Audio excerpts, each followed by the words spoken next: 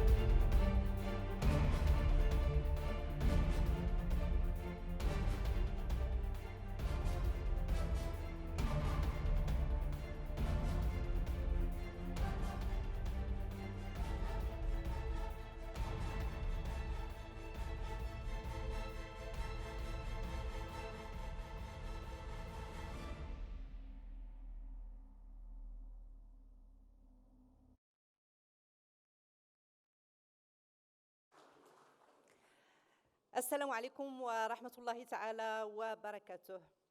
معالي وزير الاقتصاد والمالية في حكومة المملكة المغربية، معالي رئيس مجموعة البنك الإسلامي للتنمية، أصحاب المعالي والسعادة، أيها الحضور الكريم، محطة جديدة في مسيرة العمل الطويلة والناجحة لمجموعة البنك الإسلامي للتنمية تدشن هذا اليوم.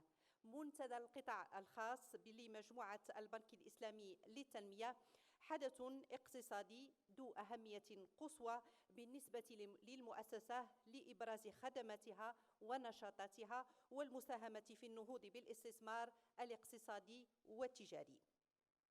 هذا المنتدى تنظمه مؤسسات مجموعة البنك الإسلامي للتنمية بالتعاون مع منتدى الأعمال لمجموعة البنك الإسلامي للتنمية ثقة، والشركاء المحليين من مؤسسات حكومية وخاصة بالمملكة المغربية وبجميع الدول الأعضاء، وذلك على هامش الاجتماع السنوي 44 لمجموعة البنك الإسلامي للتنمية. الهدف الرئيسي لهذا المنتدى تسليط الضوء على أنشطة مجموعة البنك الإسلامي للتنمية وخدماتها ومبادراتها في البلدان الأعضاء بما في ذلك المملكة المغربية، والهدف أيضا عرض الفرص والتحديات التي تواجه ممارسة الأعمال التجارية والاستثمارية في الدول الأعضاء. وفي البداية أتشرف بدعوة معالي الدكتور بندر حجار رئيس مجموعة البنك الإسلامي للتنمية في كلمة ترحيبية بالحضور.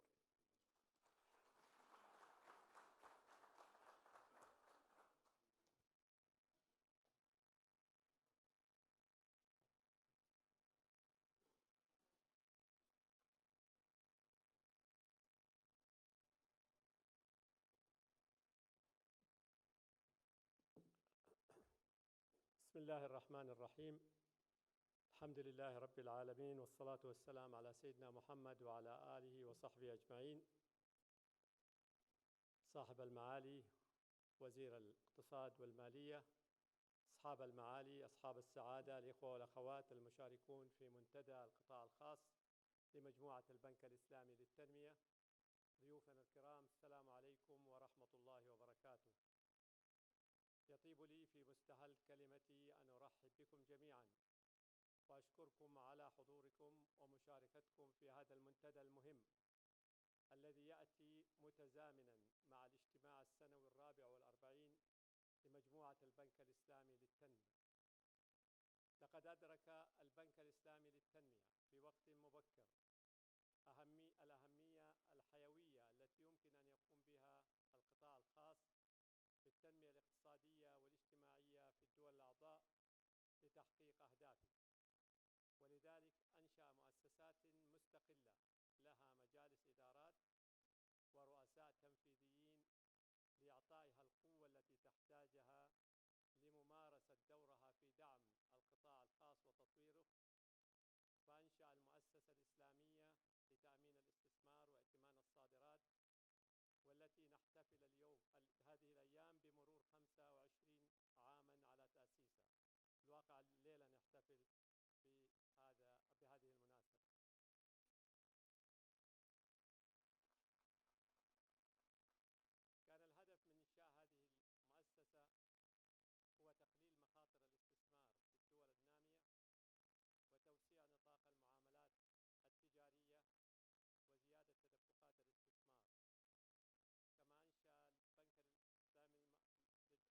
كما أنشأ البنك الإسلامي للتنمية المؤسسة الإسلامية لتنمية القطاع الخاص في عام 1999 لتطوير القطاع الخاص في الدول الأعضاء، مع التركيز على المؤسسات الصغيرة والمتوسطة وتوفير منتجات وخدمات مالية متوافقة مع الشريعة الإسلامية وخدمات استشارية، وكذلك مساعدة الدول الأعضاء في تحقيق أهداف التنمية المستدامة. وأنشأ أيضاً المؤسسة الدولية الإسلامية لتمويل التجارة، باعتبار أن تمويل الصادرات حلقة مهمة جداً في سلاسل القيمة التنموية ومكمل رئيس لتمويل مشاريع البنية التحتية. حضور الكرام، لقد ساهم البنك الإسلامي للتنمية أيضاً في العديد من المصارف الإسلامية والشركات المالية الاستثمارية لتنشيط صناعة الصيرفة الإسلامية في الدول الأعضاء، وأنشأ أيضاً مؤسسات للمعايير والرقابة وتنظيم القطاع مثل هيئة المحاسبة والمراجعة للمؤسسات المالية الإسلامية يوفي، وهيئة المعايير المحاسبية مجلس الخدمات المالية الإسلامية، بالإضافة إلى مساهمته في عدد من الشركات في قطاعات متنوعة. الإخوة والأخوات، إن متطلبات التمويل لتنفيذ أهداف التنمية المستدامة ارتفعت من مستوى المليارات إلى مستوى التريليونات. دولنا الأعضاء تحتاج سنوياً إلى $1 تريليون لتحقيق أهداف التنمية المستدامة، وإجمالي تمويلات جميع البنوك متعددة الأطراف $145 مليار في عام 2017، والفجوة التمويلية هائلة. ولحسن الحظ فإن الأموال المعدة للاستثمار موجودة وتبحث عن فرص استثمارية، ولذلك نرى أن سد هذه الفجوة يتطلب حلولاً غير تقليدية ونماذج عمل مختلفة من جميع الأطراف، الدول والقطاع الخاص والبنوك متعددة الأطراف. ومن هذا المنطلق تبنى البنك الإسلامي للتنمية نموذج عمل قائم على حشد الموارد من خارج الميزانية لصالح المشاريع في الدول الأعضاء، ليقوم بدور المحفز للتنمية والمسهل لتدفق الاستثمارات. ولتحقيق هذا الدور أنشأ البنك صندوقاً لتمويل الدراسات لإعداد مشاريع مجدية في القطاعات التي تتمتع الدول فيها بمزايا نسبية من خلال سلاسل القيمة. كما أنشأ البنك صندوقين للشراكة بين القطاع العام والخاص، أحدهما للقارة الأفريقية والآخر للقارة الآسيوية، هذا إلى جانب صناديق أخرى مثل صندوق البنية التحتية رقم 1 وصندوق البنية التحتية رقم 2. كما نظم البنك عدد من المؤتمرات والندوات وورش العمل بهدف إتاحة الفرصة للمستثمرين للتعرف على الفرص الاستثمارية المتاحة في الدول الأعضاء، وجهود تلك الدول في إزالة معوقات الاستثمار، ومن ذلك المؤتمر السنوي للاستثمار الذي يعقد بصفة دائمة في سراييفو البوسنة والهرسك، ويحتفل هذه السنة بعامه العاشر، ومنتدى الصناديق السيادية الذي يعقد سنوياً وهذا هو عامه الرابع. كما يعمل البنك بالتعاون مع الدول الأعضاء على تحسين البيئة الاستثمارية وتحفيز تدفق الاستثمارات المحلية والأجنبية من خلال المشاركة في تطوير القوانين والمؤسسات وبناء القدرات ونقل التجارب الناجحة في مختلف المجالات من دولة إلى أخرى. ومن ضمن تلك البرامج برنامج التكوين المهني الذي تقوده المملكة المغربية لبناء القدرات في 14 دولة أفريقية، وبرنامج نقل المعارف في مجال الطاقة المتجددة، ومختبر دعم المنتجات المالية المبتكرة بالمدرسة المحمدية للمهندسين. الإخوة والأخوات، أختم كلمتي بالتأكيد على أن مجموعة البنك الإسلامي للتنمية سوف تواصل دعمها للقطاع الخاص في الدول الأعضاء مع إيلاء اهتمام خاص للمشروعات الصغيرة والمتوسطة وتوفير الأدوات التي تؤدي إلى تخفيض المخاطر، مستفيدة في ذلك من التصنيف الائتماني العالي الذي يتمتع به البنك AAA، وأيضاً تفرد المجموعة بتقديم منتجات مالية متوافقة مع الشريعة الإسلامية. وفق الله الجميع لتحقيق الأهداف وبلوغ الغايات، والسلام عليكم ورحمة الله وبركاته.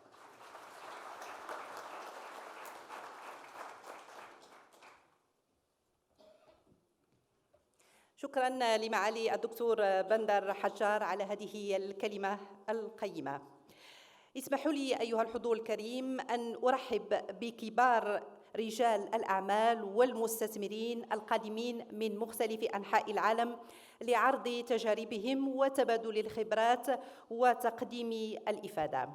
هذا المنتدى سوف يتيح المجال لربط المستثمرين المشاركين بالشركات وأصحاب المشاريع الفردية من المغرب والذين لديهم مشاريع تجارية واستثمارية قابلة للتمويل.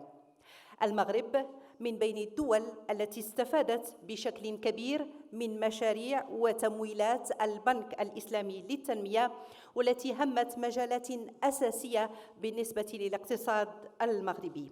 أتشرف الآن بدعوة معالي وزير الاقتصاد والمالية في حكومة المملكة المغربية السيد محمد بن شعبون لإلقاء كلمة أمامكم.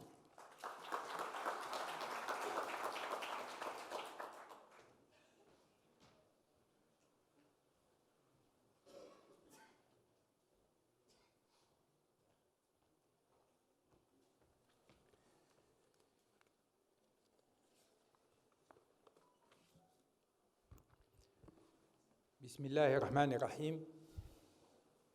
معالي الدكتور رئيس مجموعة البنك الإسلامي للتنمية الأخ الدكتور بندر بن محمد حمزة حجار، معالي السادة المحافظين، معالي الأستاذ أيمن سجيني رئيس التنفيذي للمؤسسة الإسلامية لتنمية القطاع الخاص، معالي السادة الرؤساء التنفيذيون للمؤسسات التابعة لمجموعة البنك، حضرات السيدات والسادة، السلام عليكم ورحمة الله تعالى وبركاته. يطيب لي بداية في هذه الكلمة الافتتاحية أصالة عن نفسي ونيابة عن حكومة المملكة المغربية أن أرحب بكم في بلدكم الثاني المغرب، ومتمنيا لكم مقاما طيبا في رحاب مدينة مراكش الحمراء العريقة.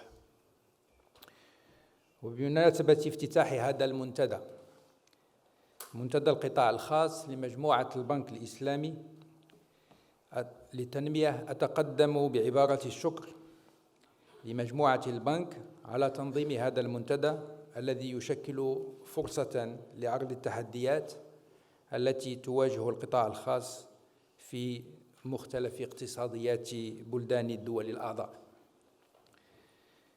كما أثمن أهمية هذا الموضوع، دور القطاع الخاص في سلاسل القيمة الإقليمية الذي تم اختياره لهذا المنتدى، والذي يندرج في صميم التوجه الاستراتيجي للبنك الذي ينص على ضرورة تركيز الجهود وتنسيقها لإحداث تحول شامل في سلاسل القيمة مع إشراك القطاع الخاص. ومما لا شك فيه فإن هذا التوجه الاستراتيجي للبنك سيمكن الدول الأعضاء من تحسين تنافسيتها في القطاعات التي تتمتع فيها بأكبر ميزة تنافسية، وذلك من خلال الارتقاء بالتكنولوجيا الصناعية وتوسيع الأسواق وبالتالي تنويع الصادرات من منتجات المواد غير الخام.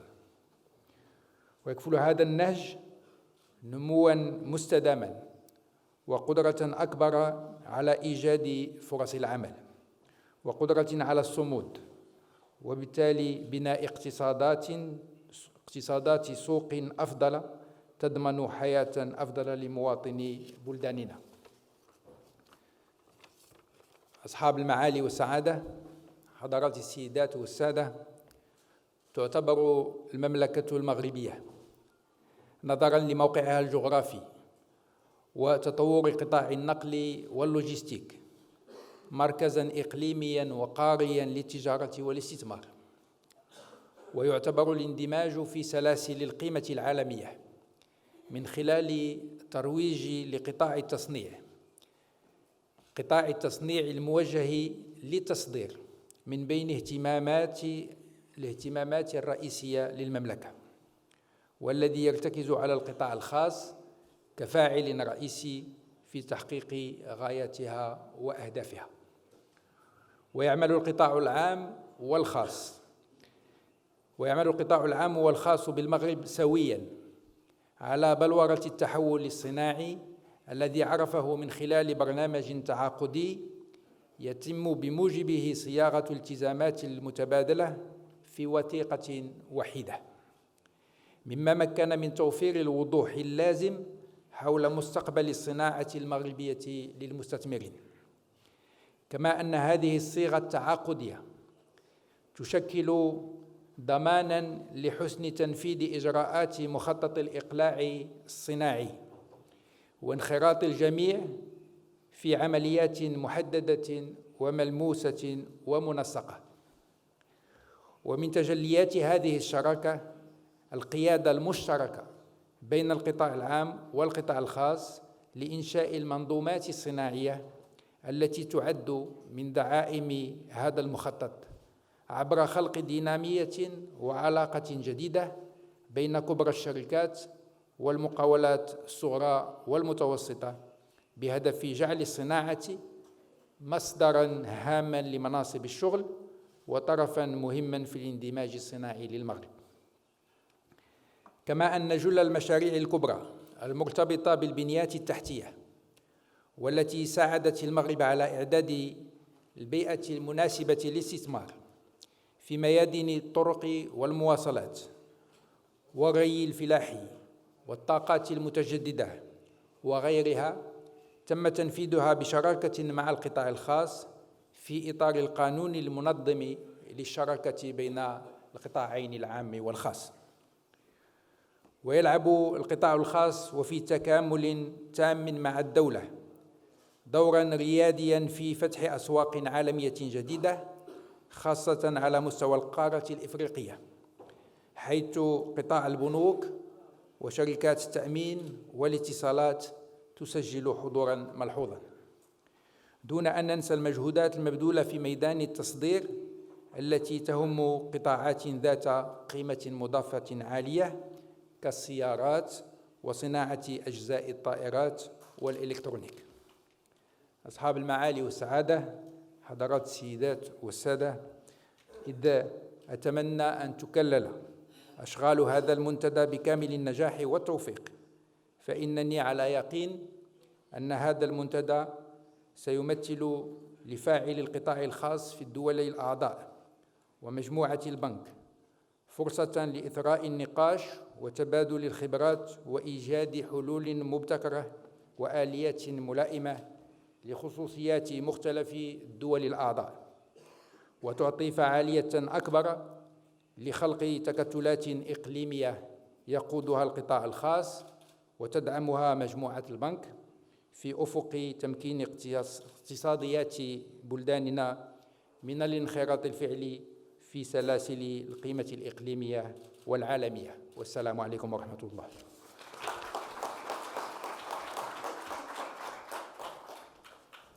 شكرا لكم معالي وزير الاقتصاد والمالية في حكومة المملكة المغربية. أود الإشارة إلى أنه سوف يتم خلال فعاليات هذا المنتدى عقد لقاءات ثنائية B2B بين رجال الأعمال من مختلف الدول الأعضاء بمجموعة البنك الإسلامي للتنمية لمناقشة مختلف القضايا التي تهم الاستثمار والنهوض باقتصاديات الدول الأعضاء وتعزيز دور القطاع الخاص. وأتمنى لكل الحضور الاستفادة من الندوات القيمة. سيداتي سادتي أيها الحضور الكريم، انطلاقا من أهمية دور القطاع الخاص في عملية التنمية المستدامة وتشجيع وترويج الاستثمار بين الدول الأعضاء، طرحت مجموعة البنك الإسلامي للتنمية مبادرة أطلقت عليها منتدى الأعمال لمجموعة البنك الإسلامي للتنمية THIQAH. هدفها دعم رواد الأعمال في القطاع الخاص وتحفيز الاستثمار المباشر والتعريف بالعديد من المنتجات والأدوات المالية والخدمات الاستشارية المتنوعة. إذن أدعوكم الآن وفي دقيقتين لمتابعة شريط قصير للتعريف بمنتدى الأعمال لمجموعة البنك الإسلامي للتنمية THIQAH.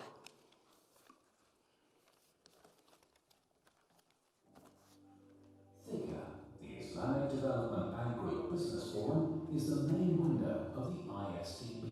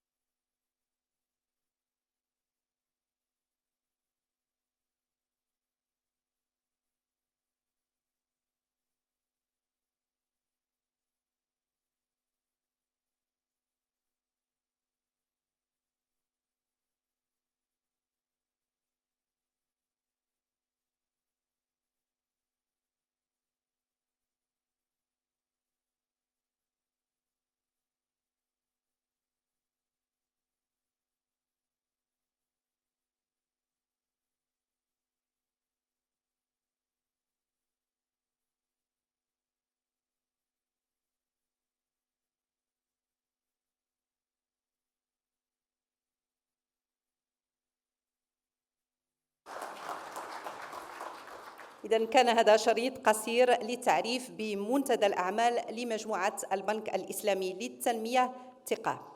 قبل أن نشرع في الجلسة الأولى ضمن صبيحة هذا المنتدى، سيستسمحكم معالي وزير الاقتصاد والمالية ومعالي رئيس مجموعة البنك الإسلامي للتنمية بمغادرة الجلسة نظراً لالتزامات مهنية.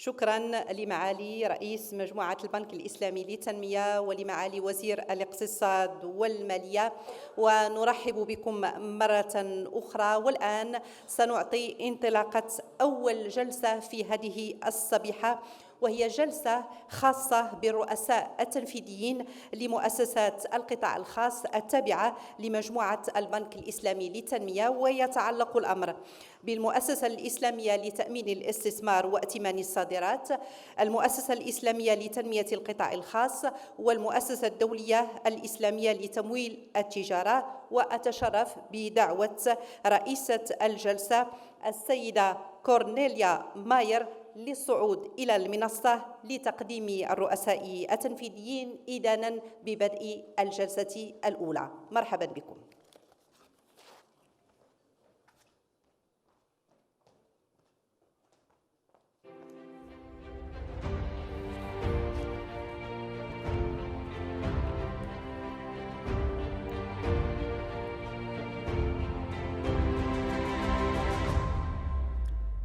Assalamu alaikum, marhaban bikum, sabah al-khair. Very warm welcome, good morning, soyez les bienvenus, bonjour. May I ask three excellent excellencies to join me here on the panel. First, Mr. Usama Kaisi, and then Mr. Ayman Sejni, and then Mr. Hani Salem Sombol.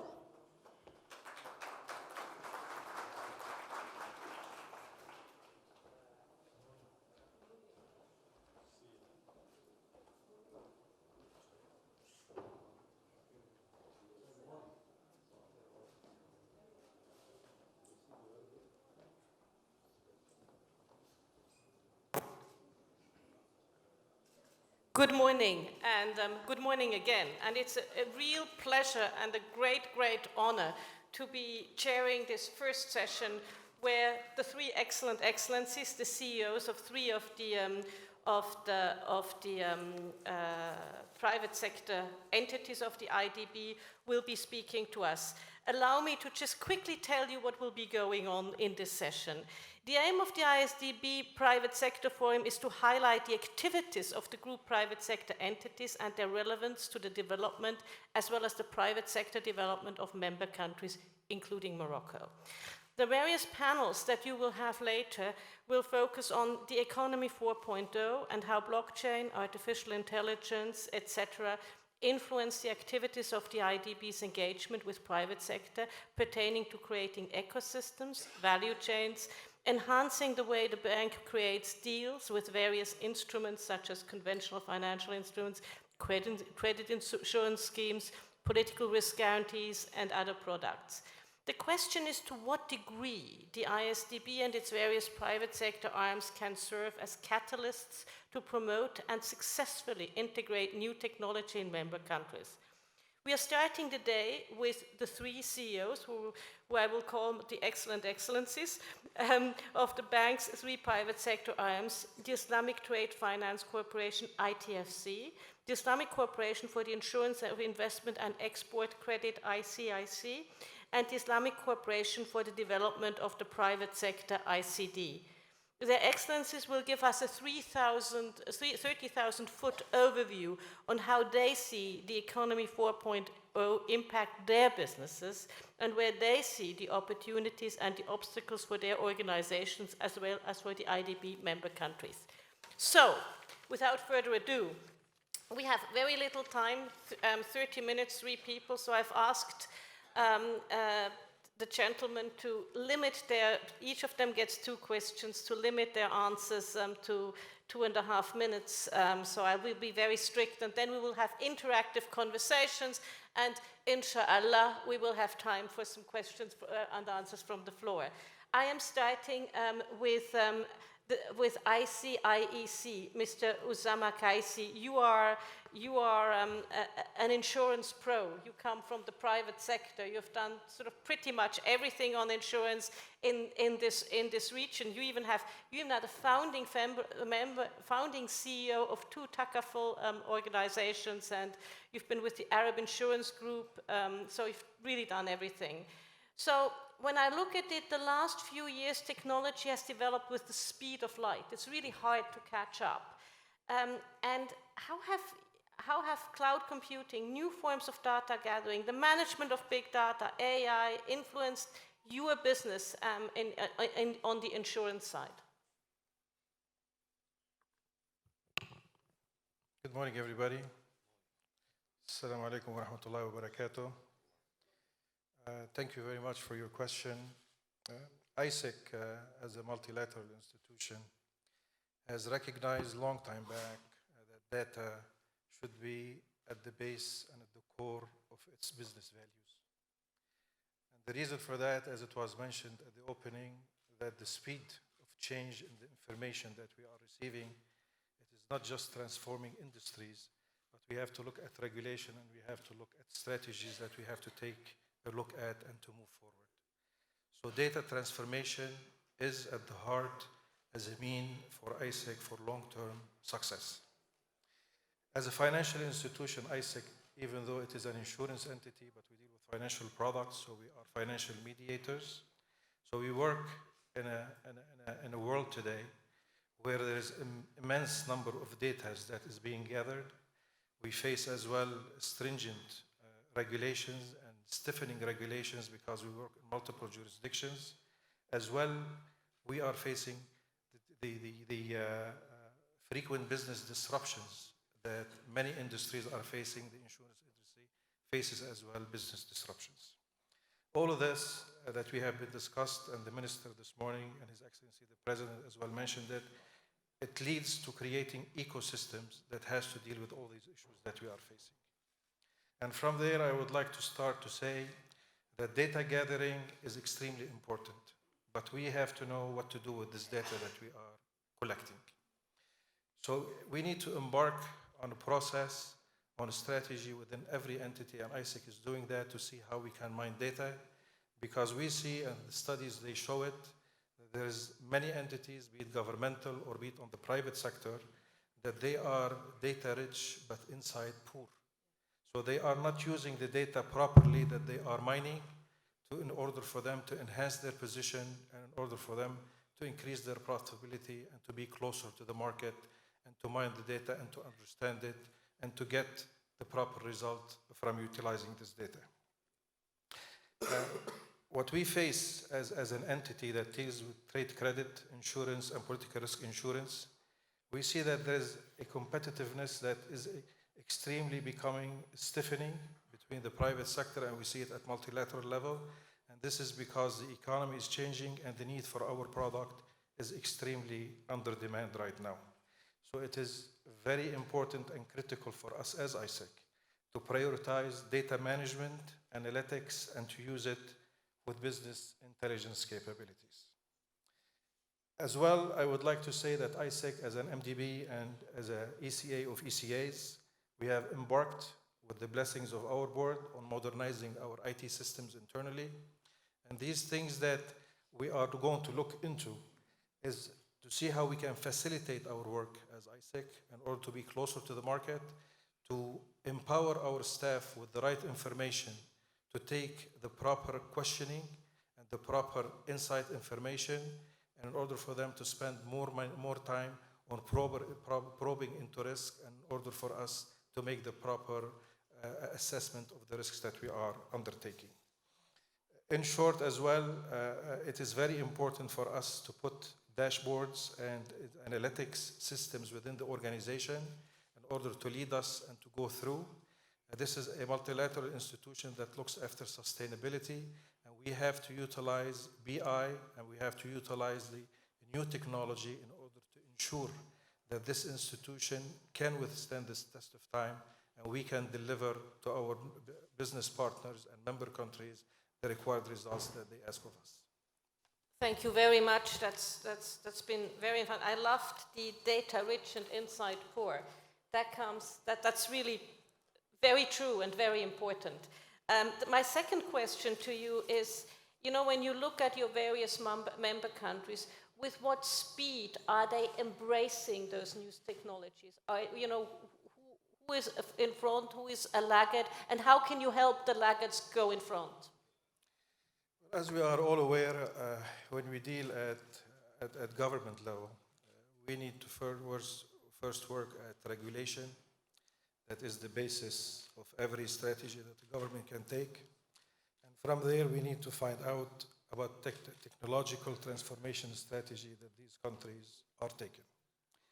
But the fact of the matter that most of the member countries that we have, that they do not have science and technology strategies in place, let alone that they have the strategies that can lead such strategies that are going to work. And they do not have such regulations that can lead such strategies for transformation. So we always say that successful technology transformation begins by setting clear parameters for values that are we are expecting to achieve. So these are the things that they are the basics, in my opinion, that government should look at regulation, and they should put as well a transformation technology policy and a strategy to go forward. At the same time, we have to translate the technology strategy into use cases. And use cases, they are actual cases that we deal with on day-to-day basis and we find solution for. So identifying these use cases and creating value for businesses is key in order for all the stakeholders, be it private sector or public sector, in order to be aligned and in order for them to be committed for such transformation. One other thing that I would like to highlight as well is the design technology architecture, and this is something that ICIEC is working on as well. And we see it in leading countries, radical modeling technology is being adopted. And this is where we believe that member states, they have to have that radical modeling technology. And we see it in the advanced economies where transformation has changed, where the technology is in the hand of the employees, in the hand of the average individual and citizen. All of these things, they have to be clear, and technology being readily available to people in order to make that technological shift. Governance is an extremely important issue. How do we govern the data that we are mining, the infrastructures that we are working on? Who owns the data? What liability does the government have, the private sector has? All of these issues, they pose challenges for the private sector and for the government as well in order to see how they can coordinate and collaborate to make these issues available to all. Last but not least, I would say we have to mobilize the country to deliver values, and this is the technology transformation that I spoke to and the use cases, and we need to promote work environments that are hospitable and acceptable to change, and we have to mobilize all the stakeholders that it has to start with the government to regularize it and for the private sector to take its role in making it to the public and wider use. Thank you very much. I think that was very comprehensive, and we've learned a lot, and especially sort of the digital strategies of countries is clearly an important point. Now, it's a great honor to introduce His Excellency Mr. Ayman Sejni. He is the CEO of ICD. He has a long banking background, and we even work for the same institution once. We're both ex-Citibankers. Citibank seems to train the best and keep the rest, or something like that. So you work for ITFC, you work for Samba, HBCC in Saudi. You also really are at the pulse of the technological side with the Open Silicon, where you're chairman of the Open Silicon Incorporated and Bahraini banks. So you really you feel the pulse of technology, and I had a very good conversation with you yesterday. So, to what extent is the ICD spearheading digital transformation and disruptive technologies, for disruptive they are, fintech, blockchain, AI, in the private sector for their member countries? Yes, thank you very much, and good morning to everybody, and thank you very much for attending.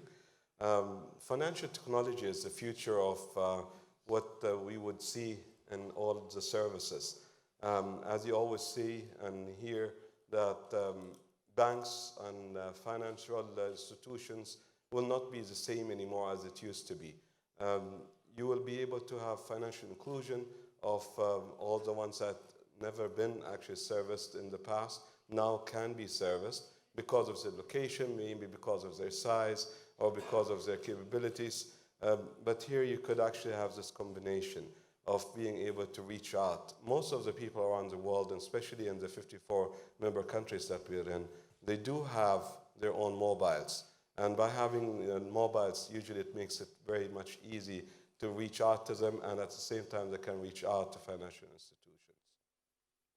Now, it's also very much important to know that with the financial technology, there is also lots of opportunities to be able to study what is needed and where it's needed and what type of services are needed.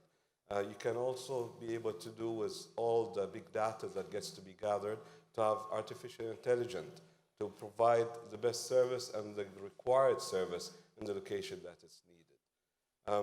On the other side, it is also very much interesting to know that the financial technology enables in so many different ways all the products that have not been able to be provided in the past in a much faster and a much more efficient way to the clientele base. And at the same time, we could always demonstrate from now on that nobody would be out of services. Yeah, thank you. That is very, very true. And I loved the fact that you see the technology as something that fosters, that helps financial inclusion. And the great example is Sub-Saharan Africa, mobile phones and payment. They're way ahead of the Western world with that. But the next question for you is, could you shed some light on the 3 strategic plans that ICD has embarked on, please? Yes. Basically, ICD has fostered and serviced in its first strategy to have ownership of financial institutions as much as possible in most of its 54 member countries. And the second stage that we are very much keen now in, which is going to be MOU signing with 100 financial institutions that we're linked in with 100% ownership and down to 20% ownership or less even. But the whole idea of having all of these institutions signing together today a memorandum of understanding is to connect them all together. Once it's connected, all of them will be able to speak with each other. They'll be able to benefit from each other, and definitely financial technology will make life much even easier for them to provide services to each other and to their clientele base. You'll be able to service actually all the 54 member countries, citizens or the residents in those countries, once they travel from one place to another place, to be provided services of financial services that they are very much need in one country and another country in a much easier way. The third stage that we're interested in is, of course, to have the capability to cross-sell all of our ISDB group capabilities to our 54 member countries through these channels of the Memorandum of Understanding, the 100 financial institutions. In this way, it becomes much more easier to reach out down to the clientele base in each country and knowing and understanding those clients on the ground. And it would probably provide even a higher service capabilities from our side. Thank you. That is really great. I would phrase it as, it's good to talk and it's good to understand. Yes. And now we're going to a very, very data-intensive business, which is ITFC. I mean, if anything depends on data, it's trade. Okay, thank you, Mr. Sombol. Your Excellency, value chains are important, and a very important part of the sort of regional integration. How do you see data? How do you see data enabling you to get value chains, to make them stronger? Because trade clearly helps the value chains. How do you take advantage of the new technology to get there? Good morning, everyone. I'm very pleased to be with you today here. I promise not to exceed my talking time anyway.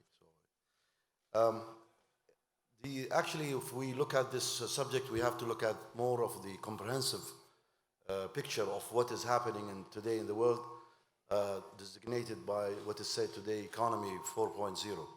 Actually, if we go historically, we know that in the early 18th century, we had the first industrial revolution. Then 100 years after that, we've had the second one. And by the 70s, actually, the 100-year ones actually when the first time the electricity was actually discovered and actually made a difference in the way we live. Then later on, we've had the third one, which is actually the third revolution, where actually we see that computers came in the 70s, and we've seen also the network started to really have an influence on us, leading us to the fourth revolution where we are today, actually what we call it the new advances in technology. In fact, ITFC is not very far from all what is happening around, because we believe that disruptive technologies has really made a big change in our life the way we do business. It made big changes in the society, and also a lot of really changes in the way the market dynamics. Even jobs has really changed. When I joined the IDB group 30 so years ago, the needs of member countries were totally different from where is it today.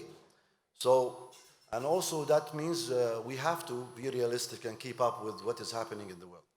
I think the very interesting, I would say, Forbes survey, indicated through the interviewing at least 2,000 executives of major companies today, and they asked them one question: are you ready today for the economy 4.0? And guess what? Only 14% of them said, yes, maybe we are ready, and that means we are in a good shape. So I think we need actually to realize that ITFC realized that and immediately started really changing, and we've adopted a totally new business model which meets actually the new needs of member countries, and also helping them to be part of the global value chain at the end. If we see that the small companies today in the world are now that through the technology and through they can grow to be big ones. The new brands now, there are new brands in the world. We used to talk in the past about Nike, Adidas, and we used to talk about so many other brands today. What are the brands actually that you see today? We are talking about Amazon, talking about Google. They are now ranking the best. So ITFC decided really to take that step forward and explore what are the best technologies so that we can help the institution, and also at the same time we help member countries. So this is where we started. And here in Morocco yesterday, the Board of Executive Directors, they have approved our ITFC digitization plan, where we are including all of these organizational part and also the core business part, where we are going to see the big change in doing business with member countries. How are you concretely, and we are here on the red, and I'm Swiss, so I'm very time-driven. How are you concretely helping your member countries adjusting? You're ready to be ready. How are you making sure the member countries are ready too? In fact, this is a very good question. As we've seen today, His Excellency, the chairman of the group, was talking about the financial gap and how now we are talking in billions and trillions. Today we have to think about another gap, which is the technological gap in member countries. I think member countries today, one of the challenges of not being able to be part of the overall, let's say, value chain or the global trading system is because their capacities are below. The new business model of ITFC, that combines the financing part and also that part which really helps member countries develop. Now, in the past, we used to extend line of financing, for example, to farmers in Indonesia, to help them, to export their products, which is coffee. Today, we found out that this is not very effective. What they need capacity building to improve their yields. The yields of their land is one of the lowest. But looking at Indonesia being the fourth largest actually exporting country, it is really important to help the farmers. So what we did is we had packaged really a new package for Indonesia, and we said we will give you financing, but before that we have to prepare you. We have to prepare the farmers to improve their yield and to prove the way they are doing business and farming, so that they can export quality products at the end of the day. We will not stop here. Actually, we are now in the process of exploring ways and means of how to really provide digital applications to them so they can access information and at the same time also know more about I would say the new ways of farming. I'm just giving you an example. We have another projects in Guinea, Conakry, and we have the value chain for the mango in the south. We have reverse linkages, where we try to exchange between the two more advanced countries and least advanced. So ITFC is very keen, through our new business model, is actually to have technology in the heart of that, and also looking at how member countries now, through our programs, can really close this technological gap at the end of the day.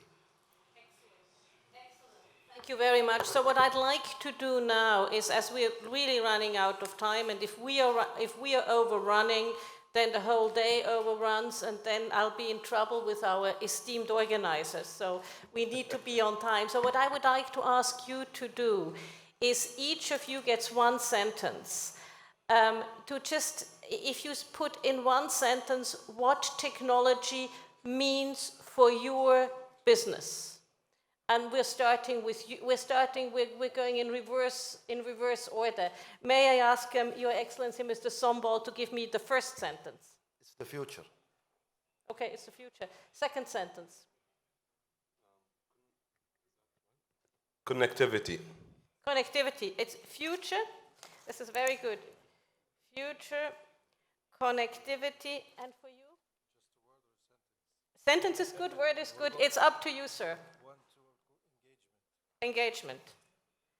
So I think we have, sadly, I don't think we have time for a question, for questions from the audience, because as I said, we need to be on time. We may even end a little bit early. It's always good to be, on budget and ahead of time in completion. I did a lot of project finance. I've learned that the hard way. So what I would like to do is just quickly sum up the sort of the key things to give with you. So what I learned from the insurance side was, it's very important to have access to data, so the new technologies help. But the danger is to be data rich and insight poor. And that's precisely where the bank can help. And I loved the ICD's view that financial inclusion is a problem in the member countries, if I may say, in our member countries. So force for financial inclusion. You use data to be a force for financial inclusion. Mobile telephones are a very big part of that. And I loved your way of connecting 100 banks, and you explained to me that you will get one deal a month from each of these banks. So that's 1,200 deals for ICD over the next year. So the other thing that I would say, it's good to talk and it's good to be connected. And then when we look at revolution, you trade is so data driven. And you very well gave us the thing that we are now, it's a fourth revolution, we are here. And the question is, are you ready for 4.0? Very few companies are. But your arm is getting ready to be ready, if I can say that. And you're really working to help bridge that technological gap. And I would like to leave it with its future, its connectivity, and its engagement. Would you please give an applause? And they were really excellent, Excellency. Thank you very much.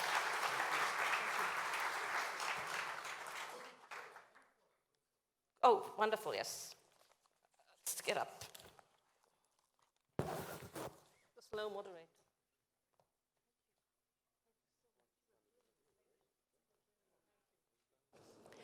شكرا للسيدة رئيسة الجلسة وشكرا للسادة المتحدثين. إذن صورة جماعية للذكرى.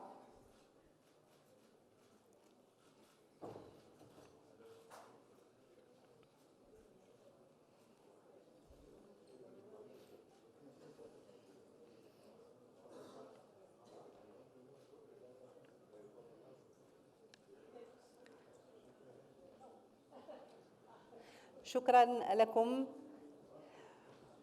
وقبل مواصلة الجلسات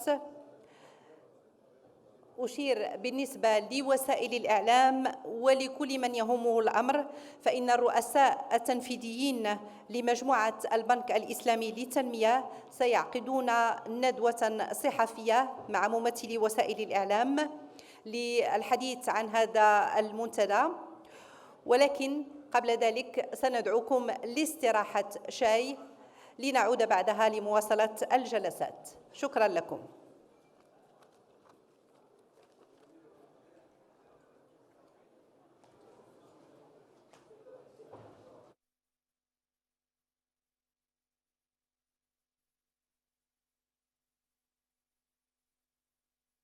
حتى نستأنف الجلسة.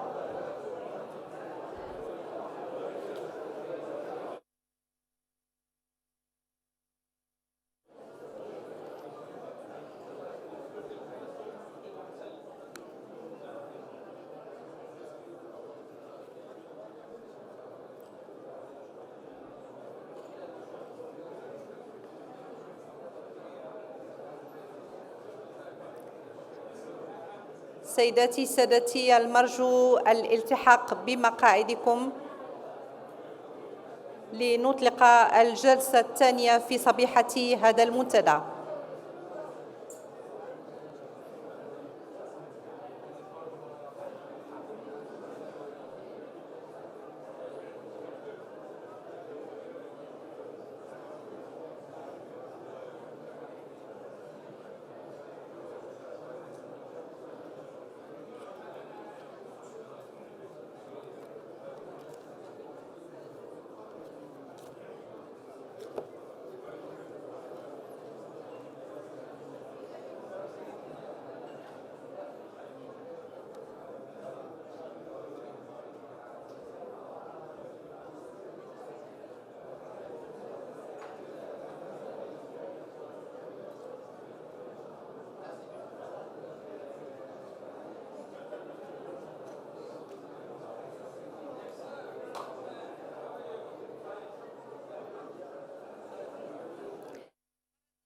أخرى سيدتي سادتي أطلب منكم الالتحاق بمقاعدكم حتى نتمكن من استئناف الجلسة.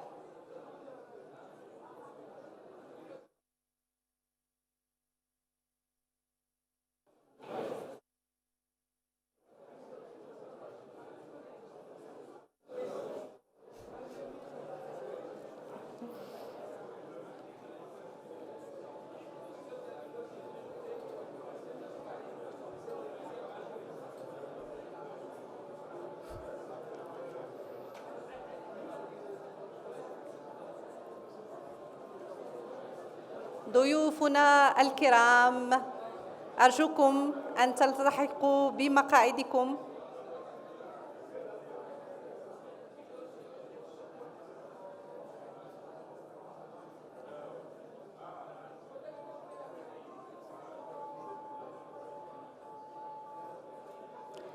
إذن سنبدأ الجلسة الثانية ضمن هذا المنتدى.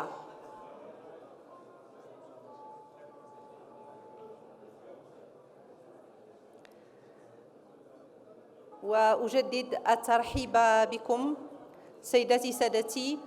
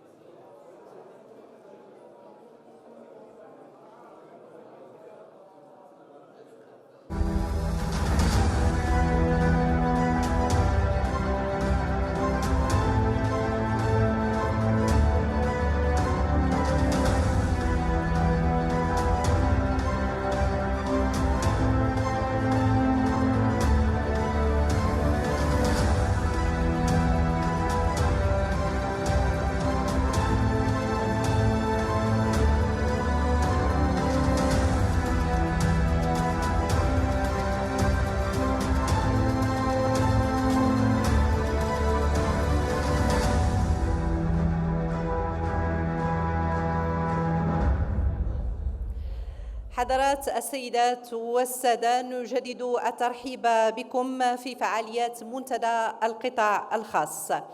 إن الدور الذي تلعبه المؤسسة الدولية الإسلامية لتمويل التجارة في القطاع الخاص دور مهم جدا ورائد بالنسبة للدول الأعضاء في إفريقيا، خاصة في سلاسل القيمة الإقليمية.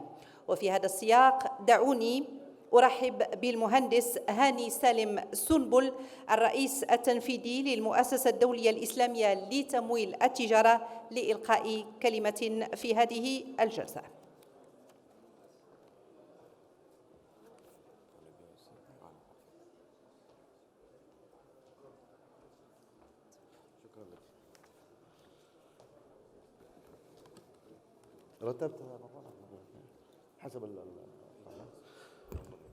الحمد لله حمد الشاكرين، والصلاة والسلام على أشرف الأنبياء والمرسلين سيدنا محمد وعلى آله وصحبه الطيبين الطاهرين. أصحاب المعالي، أصحاب السعادة, Excellencies, ladies and gentlemen, السلام من الله عليكم ورحمته وبركاته. طبعا, I'm very glad to be here in this very beautiful city of Marrakesh and honored to also address this very distinguished guest and gathering.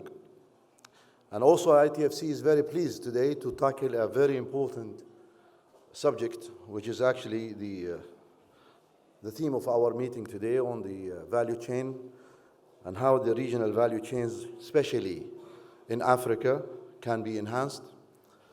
And also, we would like to reflect actually on the lights of the huge opportunities now exist in Africa, especially when we talk about this new big agreement, which is the Continental Free Trade Areas, CFTA. And by the way, this is one of the largest, if not the largest, agreements since the establishment of the WTO. As we all know that within the area of almost 30 million square kilometer, and also the population now currently is closing to 1.3 billion, which is also projected in a few years to really grow by double this figure. Nobody will deny, and I'm sure that the importance actually for also Africa today. Everyone is really going south-south, and I think Africa is the future opportunity actually for everyone. Africa as the next frontier. We have a lot of really, in ITFC, we have really given a lot of importance really to the value chain. We felt that this value chain is so important, and we know that at least 2/3 of our member countries are left behind really, or not being well integrated in this very important system. So, as you know, we cannot escape today having the value chain as really a factor for economic growth in member countries. And I'm sure that, as I mentioned, when we look at the new agreement that is now hopefully to be ratified, is to see that member countries in Africa really be well integrated in the overall trading system and well integrated in the value chain. The international trade is now also, as you all know, is driven by the intermediate goods and also manufacturing. Trade of intermediate goods drive international trade of goods more than 40% on an average. Manufacturing alone makes up for 75% of the category of products traded. So we can see now how important really to really talk about the value chain. When trade is a component to be considered, only 3 member countries actually from the group seems to be linked well, and this number is quite low. And as I said, we have in all of our strategies in ITFC, this matter is in the heart of our strategies, and we would like really to see that we provide the right products, we have the right partners to really be able to have member countries in Africa actually benefit from the huge potentials that they have in Africa. And also, as I mentioned, you need also, the gap is big, and we need also good partners. And thanks God we have partners like the Africa Exim Bank with us.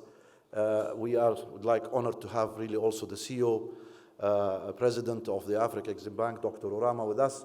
And we have really a very, very strong plans to really cover a lot of the important shortcomings actually in Africa, especially in terms of financing and also in terms of the development components that is required today.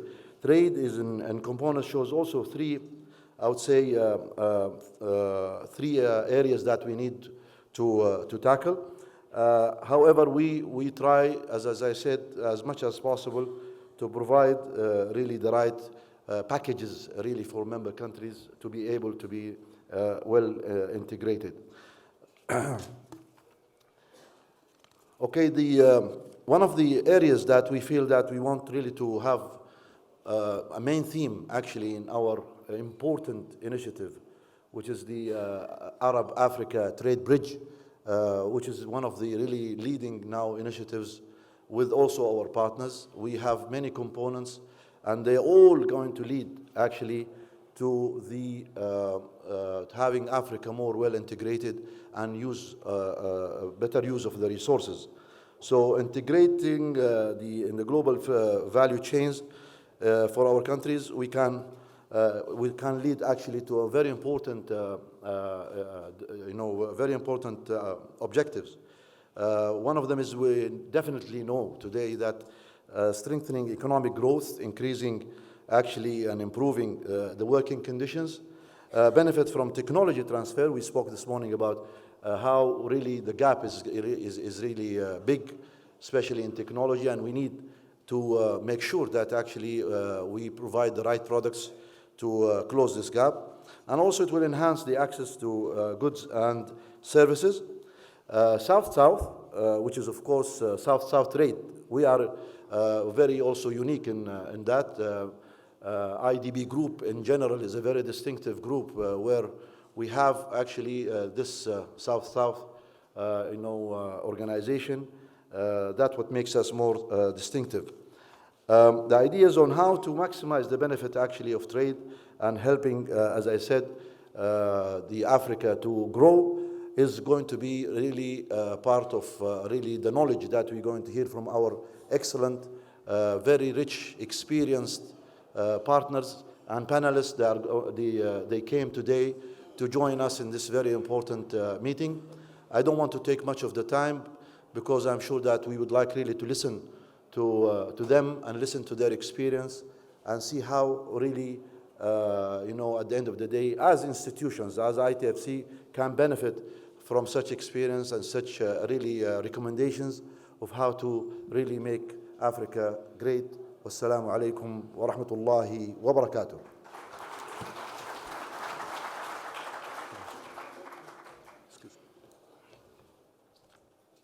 شكرا لكم سيد هاني سنبل على هذه الكلمة القيمة. والآن سنفتح جلسة نقاش وسأتشرف بدعوة السيد عبدو ديوب الشريك الإداري لشركة مازارس للتقدم إلى المنصة وسيقوم باستدعاء السادة المتحدثين في هذه الجلسة. فليتفضل.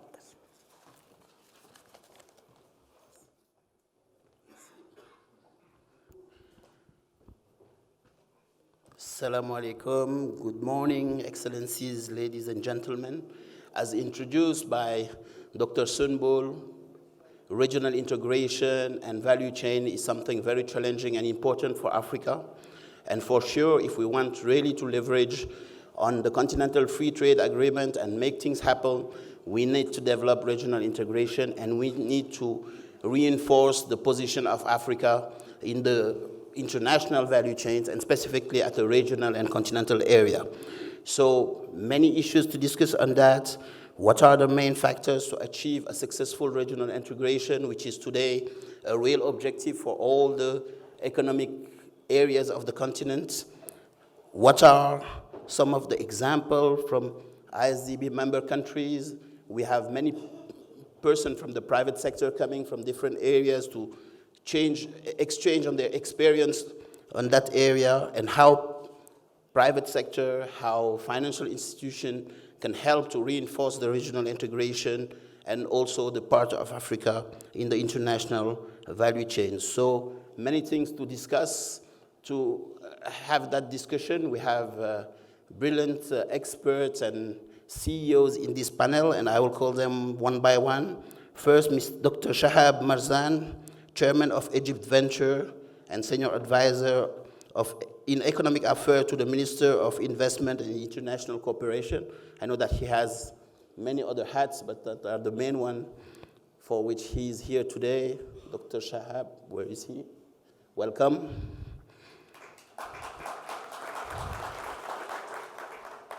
Mr. Benedict Orama, which is Chairman and President of the African Export-Import Bank, which is Afrexim Bank, which is here. We are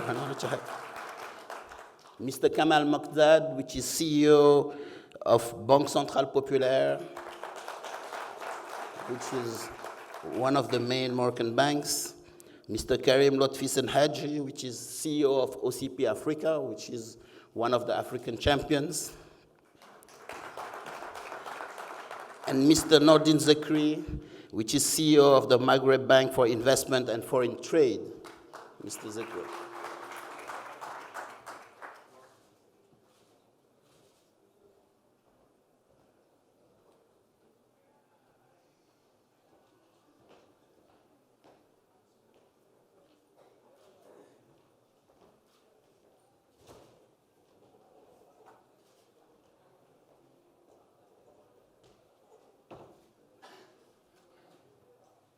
We were supposed to have Mrs. Roqeya Derham, which is Secretary of State in charge of trade, but she has a specific activity in Rabat, so she apologized and couldn't come. So perhaps to begin this panel, we know that trade is very important for regional integration. We know also that investment is very important for that. I will begin with Dr. Oroma. Today, Africa has a great issue. That's why we have signed the Continental Free Trade Agreement, which is intra-African trade. And everybody knows that we are one of the continents where trade between our countries is the lower. If we want to develop regional integration, we need really first to develop trade and also investment. But how today can we enhance trade in our continent in a moment where we are less than 20% trading between us? Thank you very much. Let me take this opportunity to thank the Islamic Development Bank Group, especially the ITFC, who are strong partners in Africa, for inviting us here to share our views. Let me also congratulate them for the performance the past year. Intra-African trade is very low. Perhaps Africa is a continent that trades the least amongst itself. Coincidentally, it's also the continent that is considered least developed. There's so many reasons or so many issues that have been identified to be at the root of the problem. But I would say that the biggest problem Africa has for not trading more amongst itself goes back to its history. It was a history when colonialism fragmented the continent. And the strategy of colonialism was to discourage integration amongst the different countries, but encourage a better economic and political relationship with the metropolitan or the colonial masters. Because of that, the infrastructure, the business relationships that were built over time were just aligned to promote trade in the north-south direction, not east-west, so to say, in the African context. Although colonialism ended 60 years ago, that has remained. it is easier for a business person in Cote d'Ivoire to find a partner in France than to find in Nigeria, for example. The biggest problem that this created was a lack of information regarding what is going on in Africa. So we regard trade information deficit as the biggest challenge that Africa has in trading amongst itself. Many people say it is infrastructure, we need to trade, but our view always is that infrastructure is a generalized problem. Africa's trade today is about $1 trillion. What it means is that the available infrastructure can carry $1 trillion of trade. The question we ask ourselves every time is, why is it that it is only about 140 billion of that is intra-African trade? Why is it not 400? Why is it not 500 billion? It is because we don't know anything about what's going on amongst ourselves. We did a study, Afrexim Bank, UNCTAD, and the Commonwealth Secretariat on leather. We found that Kenya imports rawhide from outside Africa at double the price that Burundi, just across the border, exports the same thing. You have similar examples to give. So the moment we are able to solve the trade information problem, then Africa will become a market. It will become a market. People can then start trading. And when Africa becomes a market, the private infrastructure that is required for the investments to build regional infrastructure that will support regional value chains will begin to occur. It would be naive to think that African governments will have the $1 trillion required in the next 10 years to develop our infrastructure. It's not possible. The private investments have to come in. The private investment cannot come in unless they see profit.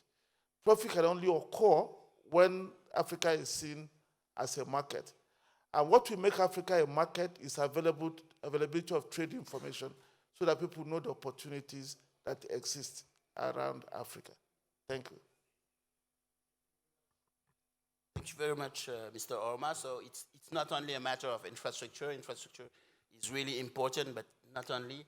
Investment will come only if Africa is a market, and the continental free trade will not be the only solution to solve all the issues. You've talked about investment, and perhaps talking about Africa is big, but before talking about Africa, we need to talk also about region. And I'll ask to Mr. Karim Lotfi Senhaji, which is the CEO of OCP Africa, investing in many countries and present in different regions of Africa.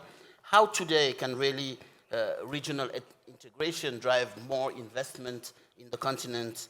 And could you share a little bit the experience you have through OCP? Thank you, Mr. Job. Maybe to start, just let me say some few words about OCP, just to make all the audience aware of what we are doing. So while you may or may not be familiar with our group, OCP has almost 1 century experience in the phosphate industry. Our group is integrated across the whole phosphate value chain, from mining to processing and marketing phosphate and its derivatives. So OCP today is one of the world's largest fertilizer company, and the only one that has home and operations on the African continent. 3 years ago, OCP decided to create OCP Africa, which I have the chance and the honor to lead. And this company is dedicated to support the transformation of the agriculture on our continent, allowing the smallholder farmers, African smallholder farmers, moving from subsistence agriculture to a commercial one. The last 2 years, we have moved more than 2 million tons fertilizer. So as you can imagine, an integrated value chain is a key component in our business. And as my co-panelists just said, indeed, the private sector needs to invest. But for me, the first requirement or the first step of an integrated zone should be and has to be a political will. If we don't have a political will, and more importantly, a political implementation of the intra-zone, we will not have that.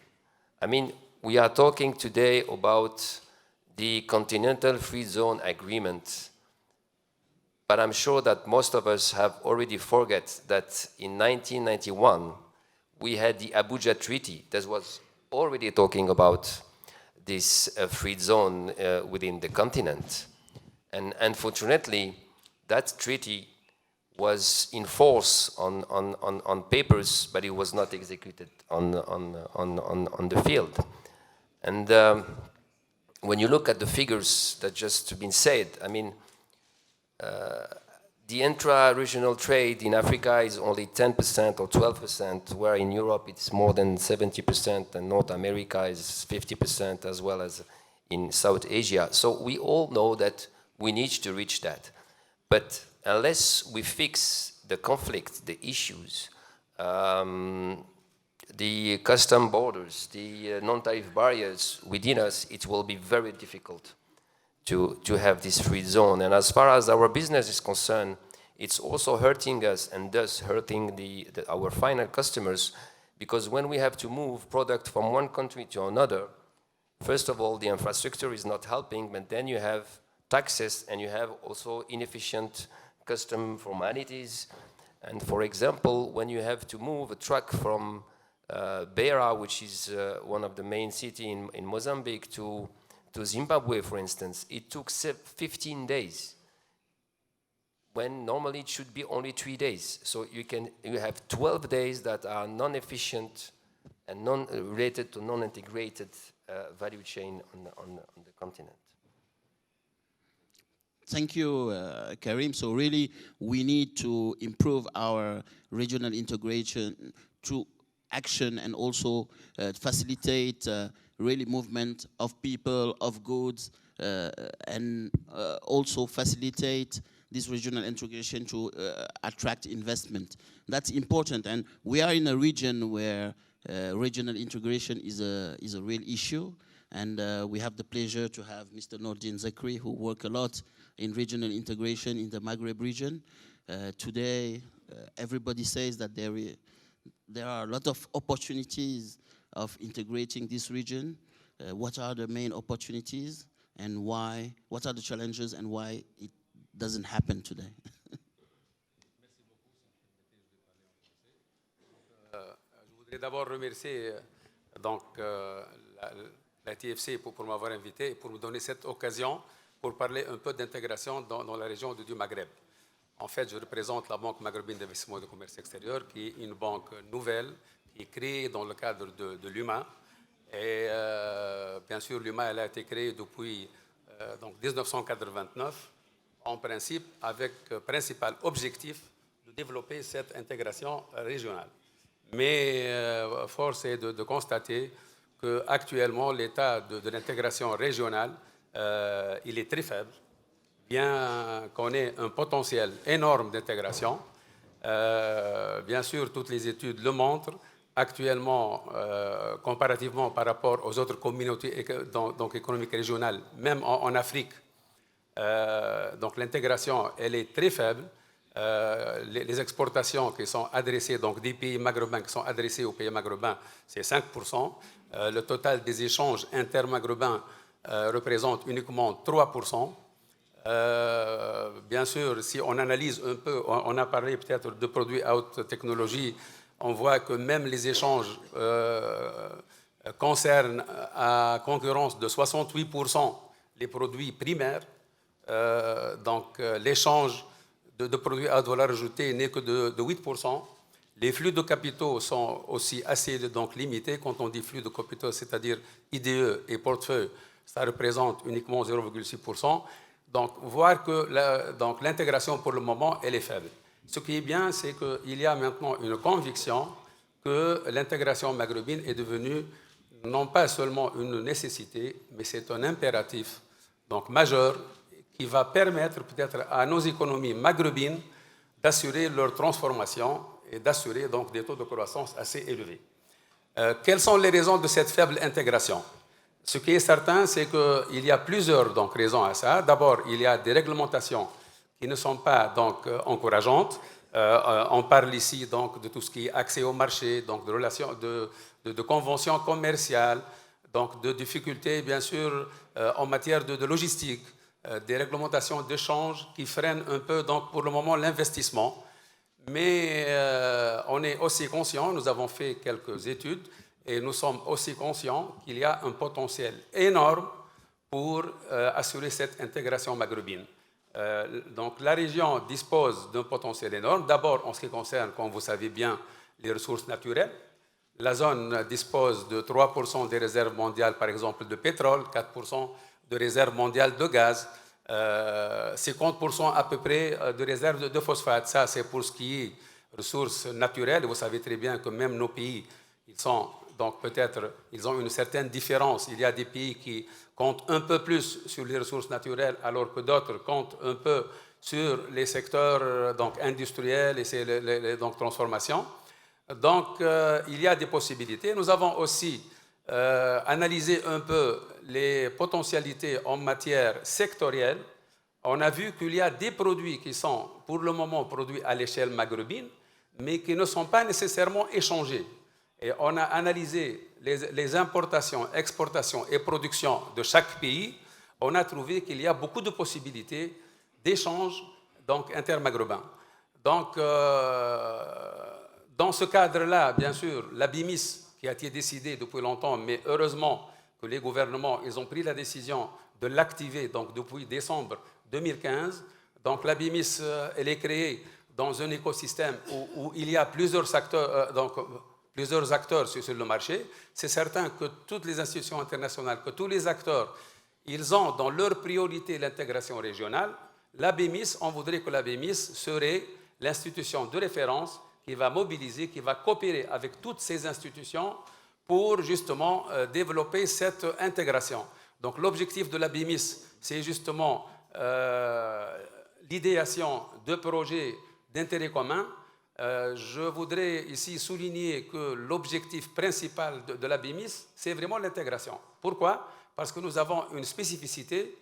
Nous ne finançons que les projets d'intérêt commun. Quand on dit intérêt commun, c'est-à-dire soit une joint venture, soit un promoteur qui vient d'un pays qui va investir dans l'autre pays, soit l'utilisation de matières premières de notre pays par un pays. Et là, donc, ça s'appelle un projet d'intérêt commun.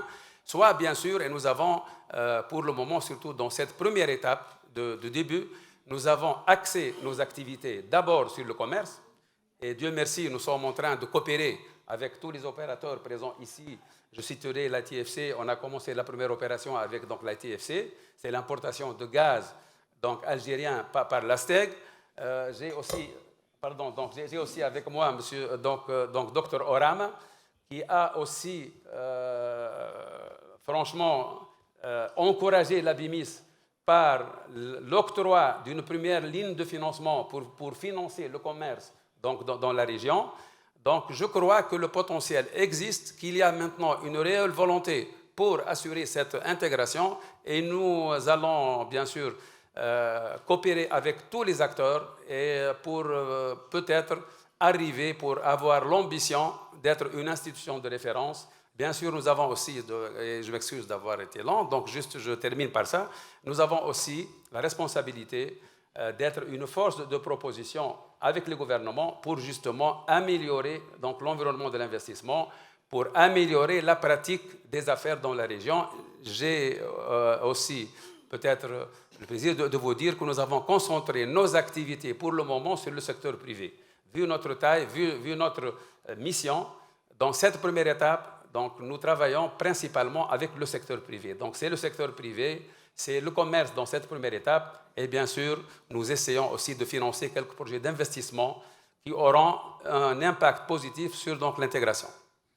Merci beaucoup, Monsieur Zekri. Effectivement, donc, il est clair que l'intégration régionale, comme on l'a dit et répété, passera beaucoup par le secteur privé et passera aussi beaucoup par l'accompagnement d'institutions régionales et continentales comme les vôtres et comme l'Afrixim qui sont engagées dans l'intégration régionale. Je sais qu'aussi il y a un certain nombre d'acteurs privés qui sont, institutions financières privées qui sont fortement engagées. J'interpellerai M. Kamal Mogdad, directeur général de la Banque centrale populaire. Je sais que vous êtes beaucoup engagé dans le financement des chaînes de valeur agricoles, notamment dans d'autres régions du continent qui aussi sont très intégrées. Donc, pouvez-vous partager cette expérience de financement des chaînes de valeur et comment vous vous engagez dans ces chaînes de valeur et qu'est-ce qu'elles apportent à la région et aussi, peut-être une petite ouverture, comment l'intégration régionale facilite cet accompagnement des chaînes de valeur agricoles? Merci, M. Diop, pour cette question. Tout d'abord, permettez-moi de dire que je suis très heureux d'être ici. Je voudrais féliciter le groupe Banque islamique de développement pour l'organisation ici à Marrakech de cet événement. Alors, c'est une question centrale, effectivement, et pour y répondre, je dirais un petit mot sur le groupe Banque Populaire aujourd'hui, qui est un groupe d'origine marocaine, mais définitivement à impact régional et continental fort, puisque d'ici la fin de l'année, le groupe serait présent dans 17 pays en Afrique. Et quand on a en fait projeté notre stratégie et compte tenu de l'organisation et du modèle juridique unique de notre groupe, qui est un groupe mutualiste, la dimension de sens était fondamentale. On voulait donner du sens à nos différentes actions qui sont menées en Afrique. Et l'agriculture s'est imposée comme un secteur prioritaire. D'abord parce que ça contribue d'une manière substantielle à la croissance économique, à la création d'emplois et à la réduction de la pauvreté. Et puis, c'est également un sujet qui tient à cœur à un certain nombre de nos partenaires bailleurs de fonds, que ce soit le groupe Banque islamique de développement, que ce soit la Banque mondiale à travers sa filiale, la SFI. Et donc, on s'est dit qu'il fallait qu'on ait une approche globale et intégrée surtout de la chaîne de valeur agricole. Et on a aussi fait un constat qui parfois fait mal au cœur, c'est que quand on regarde un petit peu les retombées du secteur agricole sur les économies africaines, on est parfois un peu frustré de voir que la création de valeur en fait échappe au continent. Je donne 2 chiffres pour illustrer ça. Si je prends le cas du cacao en Côte d'Ivoire, sur 100 milliards de dollars de recettes générées par la filière cacao, il y a à peine 5% qui profitent à la Côte d'Ivoire. Si je prends le coton au Mali, on a uniquement 2% de la production annuelle qui est transformée au Mali. Le reste, il est exporté d'une manière brute. Donc on a dit qu'il fallait qu'on ait une approche différente de la chaîne de valeur agricole et on a opté pour une approche totalement intégrée, c'est-à-dire end-to-end, de l'agriculteur final jusqu'à l'off-taker ou le trader, en passant par un certain nombre de coopératives, d'agrégateurs, d'unités de transformation qui valorisent toute la chaîne. Et en fait, on a pris un certain nombre de pays pilotes et de filières pilotes. Donc naturellement, on est parti de la Côte d'Ivoire, on a pris la filière Anarcade et le cacao, et on a pris la filière coton au Burkina et au Mali, et on a construit en fait un modèle intégré. C'est-à-dire qu'on s'est dit qu'aujourd'hui, pour pouvoir amener cette transformation et permettre une intégration régionale plus forte avec des conséquences économiques qui peuvent être visibles et lisibles sur les économies, il fallait qu'on puisse justement apporter des solutions à chaque intervenant. Donc on a pris justement à travers un partenaire la décision, donc la SFI en l'occurrence, la décision de construire en fait une vision articulée autour d'études statistiques, autour de cas concrets avec un certain nombre de planteurs, avec un certain nombre de pisteurs, de coopératives, de traders. Et on a en fait décomposé cette chaîne de valeur de sorte à accompagner une réponse adaptée à chaque intervenant. Donc, de fournisseurs d'intrants, des fournisseurs d'engrais, des fournisseurs de sacs pour pouvoir alimenter en fait les agriculteurs. Donc, ils ont des besoins de stock, de financement de stock, ils ont des besoins d'assurance sur les produits qui sont stockés. Il y a des besoins aussi d'accompagnement pour financer le matériel de transport, pour amener, on va dire, les engrais, pour amener les graines vers les exploitations. Ensuite, on a les pisteurs, les agriculteurs qui également ont besoin de produits de microfinance, parce que vous savez, aujourd'hui, le financement des campagnes aussi passe avant tout par le financement de petits agriculteurs. Et comme il se trouve que notre groupe est présent également en Afrique à travers de la microfinance, on s'est dit que c'est une réponse adaptée. Et puis on a dit, au passage, il y a aussi un certain nombre de solutions qu'on peut co-construire avec nos bailleurs de fonds. Monsieur Hadi Sounboul, ce matin, a parlé aussi de l'intérêt de la banque de ITFC pour les agriculteurs à travers le renforcement des capacités, parce que l'augmentation des rendements dans les exploitations est un élément fondamental. Donc on a travaillé sur l'augmentation des capacités, on a travaillé sur des partenariats avec les opérateurs télécoms et avec les coopératives pour réduire l'asymétrie d'information, parce que le problème, c'est qu'on ne connaît pas bien les agriculteurs. On a parlé de la data ce matin. Ne connaissant pas les agriculteurs, on part de principe que le risque est élevé, donc on ne les finance pas. Donc on a construit des modèles de scoring avec les opérateurs télécoms et avec les coopératives. Et puis après, on a mis en place des produits sur mesure pour construire des unités de transformation et pour accompagner l'exportation de la part des off-takers, de sorte à couvrir toute la chaîne. Donc en fait, ça c'est un exemple concret de mesures qu'on est en train de prendre.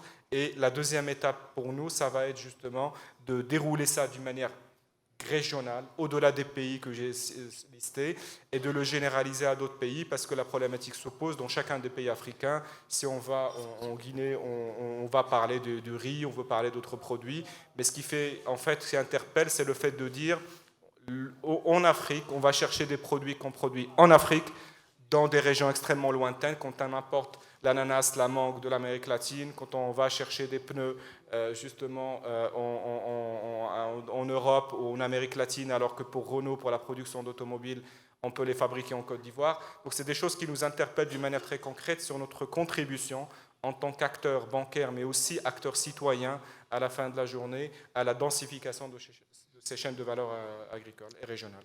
Avant d'interpeller M. Senhaji, toujours dans cette même ordre d'idée, puisqu'ils sont aussi très présents dans la chaîne de valeur agricole, je voulais juste rajouter une deuxième question en disant, dans votre présentation, vous avez beaucoup parlé de tout le partenariat avec le secteur privé, mais l'agriculture étant un secteur quand même très sensible et stratégique pour beaucoup de ces pays, quel est dans ce dispositif le rôle de l'État pour vous accompagner dans ces chaînes de valeur, dans ce développement des chaînes de valeur de l'agriculture? Alors, ce que je peux vous dire, en fait, c'est qu'à chaque fois qu'on a eu l'opportunité de présenter cette démarche qui est intégrée au gouvernement des différents pays de l'Afrique subsaharienne, il y a eu des échos extrêmement positifs, parce que ça rejoint une préoccupation concrète et parce que c'est au top de l'agenda stratégique de tous les gouvernements. Donc, effectivement, il y a un engagement très fort et très clair de la part des autorités. Cet engagement passe par d'abord une volonté, parce que je pense effectivement en l'absence de volonté politique, il n'y a pas la capacité de faire. Ensuite, il y a tout le travail qui doit être fait pour structurer les infrastructures. Aujourd'hui, quand même dans le domaine agricole, on est confronté à des problématiques de connectivité, on est confronté à des problématiques de disponibilité de l'énergie. Donc le fait de prioriser les investissements dans des sujets qui ont un impact direct sur l'agriculture et surtout les positionner au bon endroit, là où il y a l'essentiel de la capacité productive, est pour nous un élément fondamental pour pouvoir justement aller jusqu'au bout de l'exercice. Et puis après, le soutien à un certain nombre de secteurs stratégiques, parce qu'aujourd'hui, quand on parlait du cacao, par exemple, en Côte d'Ivoire, l'intervention de l'État, elle est centrale à travers le Conseil Café Cacao, et on voit qu'à défaut d'intervenir pour réglementer le secteur, pour sécuriser les revenus et pour tracer et rendre traçable toute la chaîne, on peut avoir des déperditions substantielles, comme on a pu l'avoir récemment avec le cas de SAF Cacao en Côte d'Ivoire, qui était un élément de la chaîne stratégique et qui a enrayé toute la volonté politique, parce qu'il n'y avait pas cette traçabilité, cet engagement de la part des pouvoirs publics qui était assumé. Merci. Monsieur Senhaji, justement, vous êtes très présent sur cette chaîne de valeur. Est-ce que vous pouvez aussi partager votre expérience sur ce domaine? Merci, M. Diop. Je voudrais juste réagir par rapport à ce que vient de dire M. Mortet. Je partage parfaitement son approche holistique par rapport à la chaîne de valeur agricole, à quelques exceptions près, ou en tout cas à quelques détails près. Le premier, c'est qu'il faut avoir effectivement cette approche holistique, mais il faut faire en sorte que tous ces acteurs de la chaîne de valeur ou de l'écosystème du fermier puissent à un moment ou à un autre interagir, puissent être tous autour de la même table et pour avoir quelque part une approche commune et être dans des actions qui vont apporter à tout le monde et mettre le fermier au centre de cet écosystème. Parce que tant que le fermier africain ne gagnera pas d'argent, ne sera pas en mesure de vivre de son activité, tous les acteurs de cet écosystème ne pourront pas non plus progresser. Donc il est important, c'est ce que nous essayons de faire, notamment en Côte d'Ivoire, au Nigeria, en Éthiopie, où on essaie de mettre tous ces acteurs-là autour de la table et surtout de mettre le fermier en connexion avec le marché, soit à travers ce qu'on appelle un output buyer, donc qui achète sa production à l'avance, soit en attendant qu'il ait produit et avec les outils que nous avons aujourd'hui, notamment les outils du digital, de pouvoir le connecter avec le marché. La deuxième chose sur laquelle, parce que j'ai quand même une particularité aujourd'hui, j'ai l'impression que je suis entouré que de banquiers, ce qui est normal. On est quand même dans un événement de la Banque islamique. J'ai oublié que je remerciais tout à l'heure, donc je le fais maintenant, et de dire que je suis très, très content d'être là. On a un coût du capital qui reste extrêmement élevé en Afrique. Aujourd'hui, les fermiers africains, voire même les opérateurs à petit niveau, empruntent à des taux d'intérêt qui sont juste incroyables, entre 25 et 30% de taux d'intérêt. Je voudrais bien qu'on me montre dans le monde combien il y a aujourd'hui de business qui rapportent une marge de plus de 25% d'intérêt. Donc, quand le fermier commence déjà à emprunter de l'argent, il perd. Donc ça, je pense que c'est quelque chose aussi sur lequel il faut jouer. Je comprends que ces taux d'intérêt, c'est un peu pour mitiger le risque, mais je pense qu'encore une fois, avec une approche holistique, en ayant des opérateurs d'une certaine taille, nous pouvons dérisquer l'activité.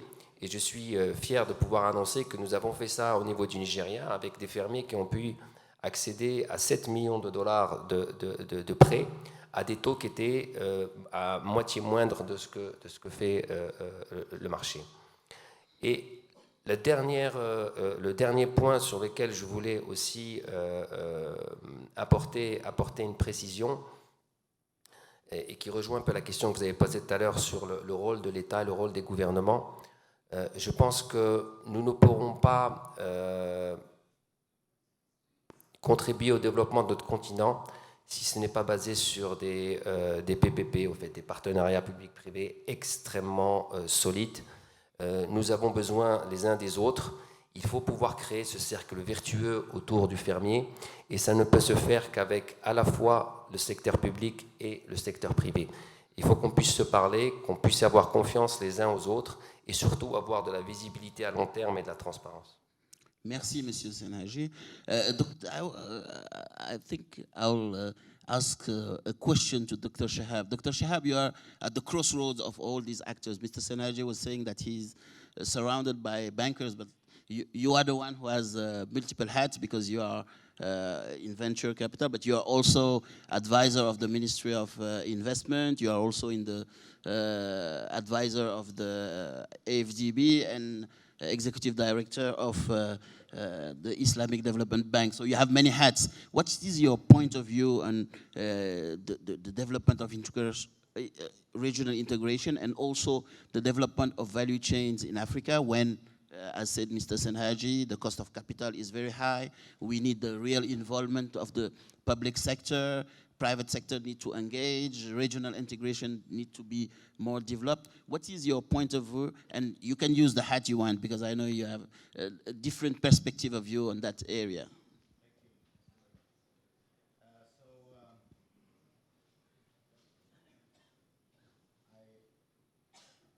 Okay, sorry. So I fully agree with a lot was mentioned by my colleagues on the panel. Capital is capital. Capital at the end is about shareholder value, it's about creating growth, and that's a core element. And to create value or growth, a very important factor is the simplicity of investment and trade. And that's a very important factor we have to consider. If we take global indicators like the doing business indicator, and we have trading across borders as one of the sub-indicators, we will see that from the top 50 countries, there is no African country in the trading across borders. From 51 to 100, we have maybe 7 countries only across Africa. Here, this is measured in terms of the number of steps and requirements needed to export or import, the cost of export and import. And that's why a core important element here, and that's from the public sector or from the government perspective here, is clear reforms needs to be defined on a national level, defining clear champions, because something like trade, we will see that ministries of trade and industries are involved, transportation, finance, and so on. So you have to have champions in that perspective. Automation, digitalization is very important, so technology plays a major role. And also looking in terms of the long-term gain rather than the long-term gain and indirect gains than the short-term elements. And that's why, in the case of Egypt, for instance, we worked heavily in terms of now having a clear reform program for this sector specifically, and focusing on special economic zones and free zones, especially also in terms of supporting a regional integration across Africa. The second core element, and that's a role two parties play, the public sector as well as the private sector, is infrastructure. Because I strongly believe infrastructure is very important to support trade, to support investments. Also, according to the last competitiveness report, in the top 60 countries, so in the first 50 you don't have anyone from Africa. In the top 60 countries you have only 2 in the top 60 in terms of infrastructure, which is Egypt and Morocco. And here this is also an indicator that infrastructure is very important. And in terms of infrastructure, we talk about energy, electricity, as my colleagues were talking in the agricultural sector, are important. Industries are important. So energy is an important factor. Connectivity. Ports are a significant factor. Airports are very important for connectivity, but also roads, because 90% of trade across the continent is based on only seas and over water. So here, roads like Cairo, Cape Town, the big vision over the last decade is an important factor. And of course, which is across all the different industries, is technology and internet. Technology is becoming very important, telecommunications and internet connectivity, because this is all what will create also the chain from growing from very small to big. And that takes me to the last factor, which is, and here, sorry, in the infrastructure part, the public sector plays a major role. The governments have to work on that, but also the private sector. And we have very successful projects which were financed through the private sector, like the Binban solar power plant, which is one of the largest in the world, which was supported by the Islamic Development Bank through ICD, was supported by IFC, EBRD, and a lot of private sector players. The last factor, which is very important, is to move from a factors economy across Africa to a headquarters and a development economy in terms of creating the real value in the continent. Because things are changing. I'm very afraid we always hear about what needs to be done, but it's a lot based on what would have worked in the 90s, what would have worked 20 years ago. Today, it's a different world. I mean, if you go now to, if you visit Silicon Valley and go to the production facility of Tesla, and see how much humans are utilized in the manufacturing process, it's almost going to zero. So automation is becoming more and more a factor. So we have to start to be more the headquarters. The businesses have to origin out of Africa. To do that, automation and efficiency is important, but investing in our human capital is very important, education. And here the core element is in our startups. We have a human capital, a young population, which is able to create value, is able to create core products, digital as well as physical products, but they don't have access to markets. We don't see them, we don't know them. And that's a very important fact. Last year we had in the Africa 2018 conference in Egypt, we invited jointly with the World Bank and with partners from the Islamic Development Bank, actually the African Development Bank as well, 100 startups across Africa. And we were shocked what kind of products, what kind of services exist across the continent, and no one was aware of. So this exchange and this digital trade, this is becoming important. Where is the Alibaba of the region? We see Jumia going public on New York Stock Exchange, but we see we need more B2B players, bigger players to support this perspective. Access to markets is important, and here institutions like ITFC, I have to say, are very important, because here creating the platforms, the digital platforms and the outreach platforms across the continent where we can exchange information, knowledge, insights, and trade is an important factor. And that takes me to the last thing, access to finance. Access to finance is a very tricky component, because at the end, it depends where the origin of the money is coming from. Some is focusing on necessity-based entrepreneurs, what we say. And what we see, everyone's saying we have to invest in micro businesses, in SMEs, and so on. But do we measure how many graduated from M to S, from S to M, from micro to small, from small to medium? How many companies went public in Africa? How many public companies created that value? And that's a core element we put in place. And that's why, for instance, we started to invest in venture capital. That's the core element. Thank you very much, Dr. Shahab. You tackled many issues, and I'll highlight innovation and technology, which is quite important, and where Africa is perhaps doing well, but we need to really tackle that issue and leverage on it. Education, which is key for the continent, but you have also tackled some points on the cost of financing, the trade procedures, and also the availability of financing. We have the chairman of Afrexim Bank, which is the champion of trade in the continent. So, Dr. Omar, here, Mr. Shahab talked about these cost issues of financing trade, the trade procedures. How Afrexim Bank address those challenges in the continent? How do you try to create less cost financing? How do you help to facilitate trade in the continent? Thank you very much. Under our Intra-African Trade Initiative, we have a division called the Intra-African Trade Initiative. That division has two lines of business. We have the trade finance line and, of course, the trade facilitation. Overall, one of the things we saw was that, unlike extra-African trade, financing intra-African trade has always been difficult for many commercial banks because of the so-called perceived high country risk.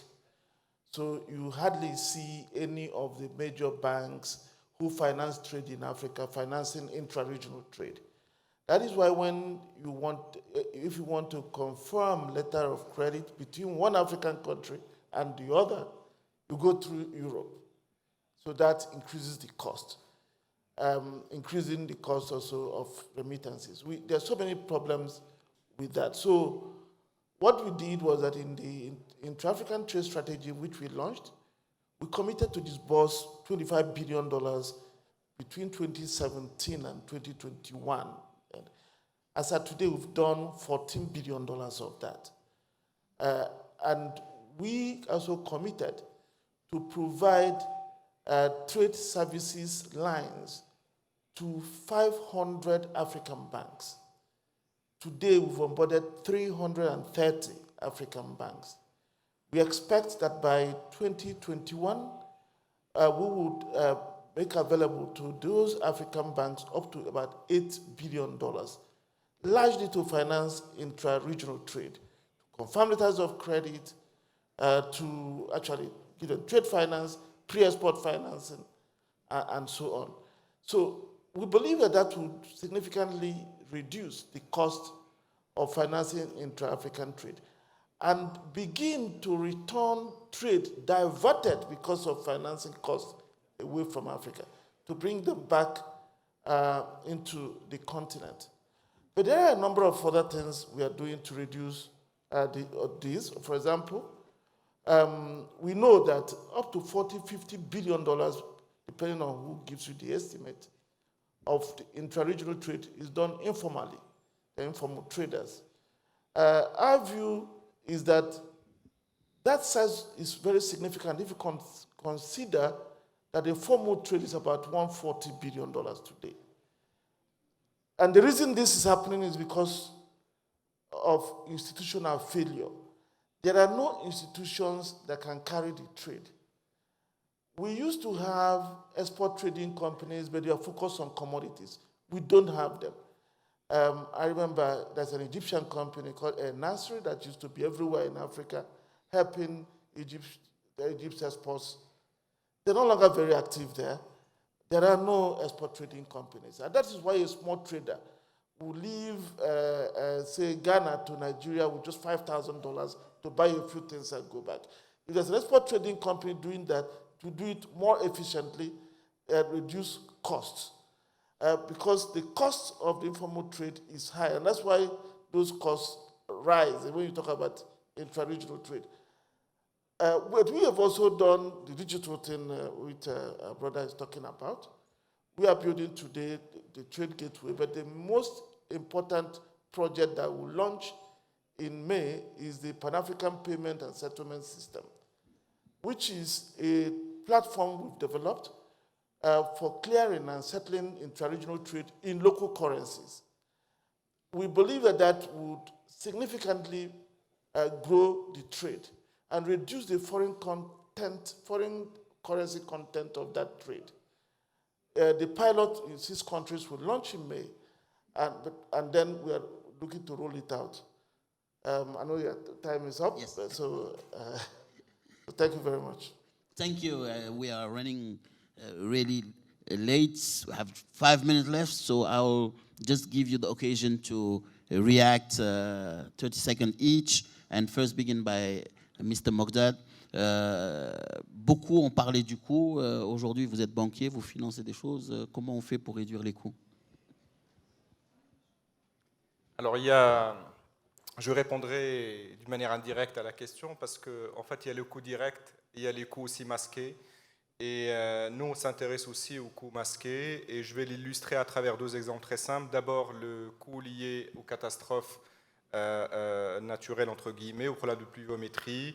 Et donc, on vient d'avoir et on a négocié, par exemple, en Côte d'Ivoire, un agrément pour développer une assurance risque agricole, parce qu'au Maroc, nous avons dans notre capitale MCM Mamda, qui est le premier assureur agricole au Maroc, et donc on a voulu transposer cette expérience. Donc, en agissant de la sorte, on optimise la récolte pour les agriculteurs, donc en fait, on augmente les revenus qui sont disponibles à la fin de la journée. Donc ça, c'est le premier point. Deuxième point, c'est le coût de la corruption, parce qu'aujourd'hui, il y a énormément de transactions qui se font en cash, et entre le montant initial qu'on donne à un agriculteur, soit sous forme de subvention, soit en paiement de sa récolte, et le montant qu'il reçoit réellement, il y a un gap qui est important. Donc on est en train d'intervenir à travers la digitalisation de toute la chaîne de valeur, et on a trouvé des solutions à travers le FinTech Challenge qu'on a lancé récemment au niveau du groupe, plus à travers des startups qu'on a acquis en Afrique pour les besoins des agriculteurs africains, justement, pour pouvoir digitaliser le paiement des récoltes et le paiement, la distribution des subventions d'une manière massive aux agriculteurs. Donc en fait, il faut réduire essentiellement les autres coûts, pas forcément le coût direct du financement. C'est-à-dire qu'en fait, on négocie des garanties de portefeuille, mais à la fin de la journée, on ne peut donner que ce qu'on a. Et si le risque final il est là, il faudrait bien qu'on arrive à le couvrir. Ça fait cher pour l'agriculteur, mais je pense que c'est là où les pouvoirs publics effectivement doivent également intervenir pour subventionner un certain nombre de secteurs stratégiques. Mr. Senhaji, a last word. Yeah. I mean, I'm partially agree with my co-panelist because what he said, it's totally true, of course. But still, I think we should have more events like this one between all the actors of the farmer ecosystem or the agricultural ecosystem to really point out what is not good or what we have to develop or enhance. Because, I mean, we had some great examples where we have reduced the financial cost, which, by the way, represent between 15 and 20% of the cost of the product. We have also reduced by 50% the logistic cost only by having people talking to each other and try to find a common solution. So if I have an advice to give today, it's more about let's sit all together and try to find the collective solution. We do believe that OCP Group in the collective intelligence, and this is what makes, let's say, our action on the field successful. Thank you. Monsieur Zekri, un dernier mot.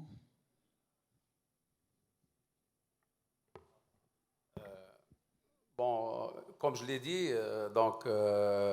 on est tous conscients que la tâche, moi je parle de la tâche de notre banque, n'est pas facile. Donc c'est un challenge, mais elle est très très passionnante parce que, comme je vous ai dit, il y a un potentiel énorme en matière d'intégration.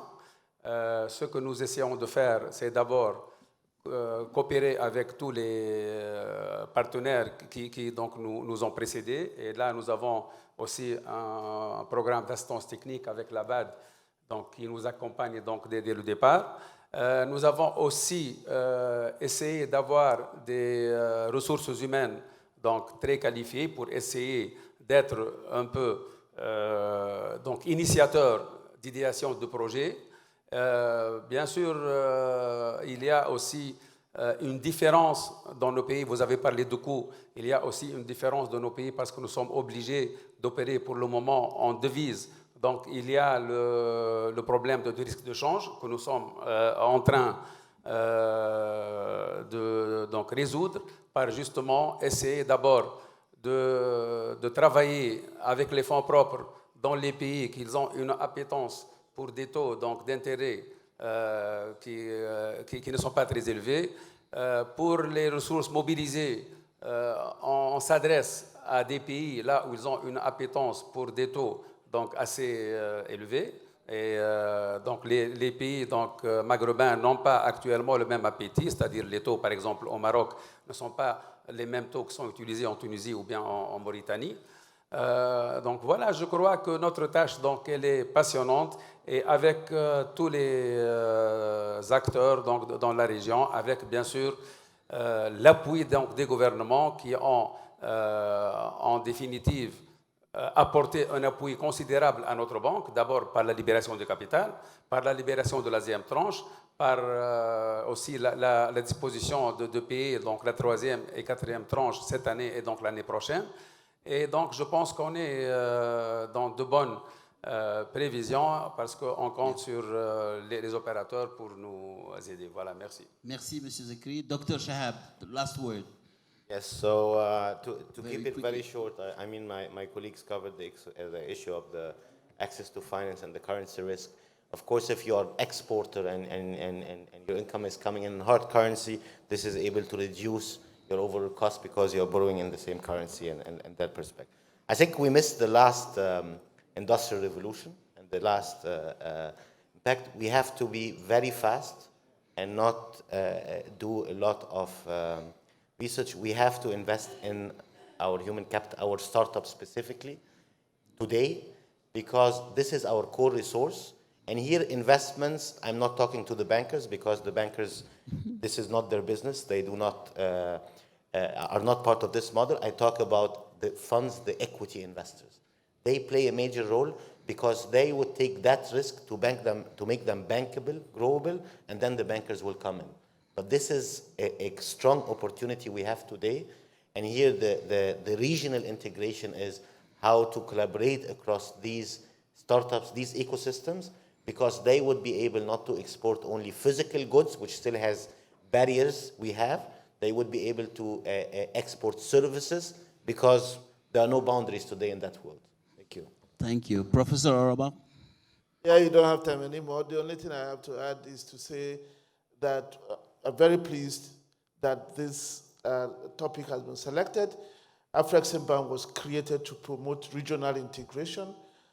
So that is what we do every day.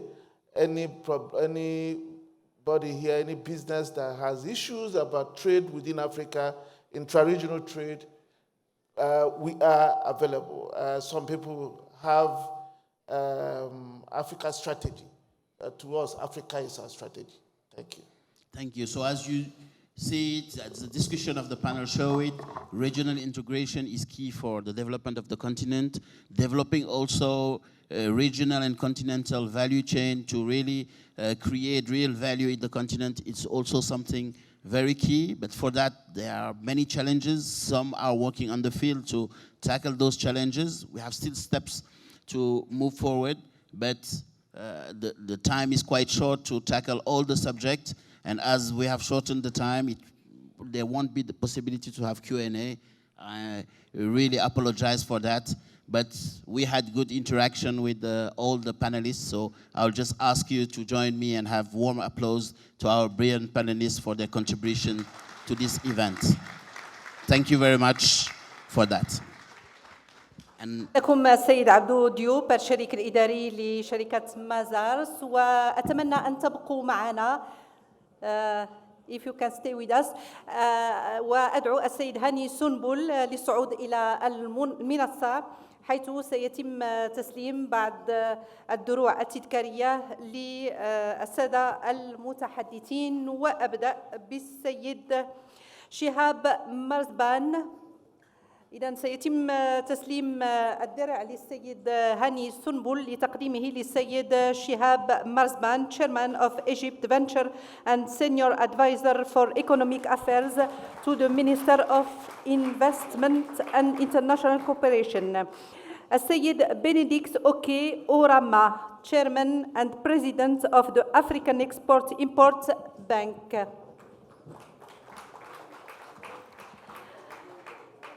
السيد مصطفى الوفي, Managing Director at OCP. نعم. كريم صنهاجي. Excuse me. تفضل.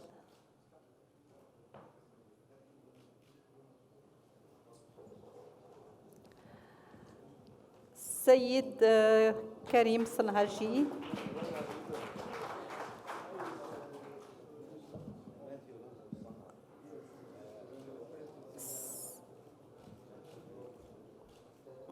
السيد كمال مقداد, la Banque Centrale Populaire, السيد كمال مقداد. سيتم أيضاً تسليم درع المؤسسة الإسلامية الدولية لتمويل التجارة للسيد نور الدين زكري, Maghreb Bank of Investment and Foreign Trade.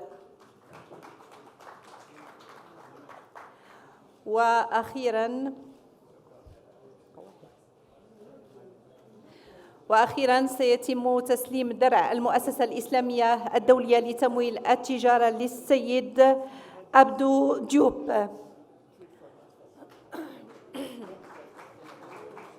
سيد عبدو ديوب, Managing Partner مازارس.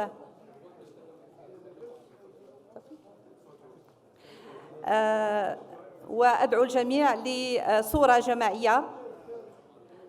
السيد الرئيس, السيد المدير العام, السيد رئيس المؤسسة الإسلامية والسادة المتحدثون في صورة جماعية في ختام هذه الجلسة.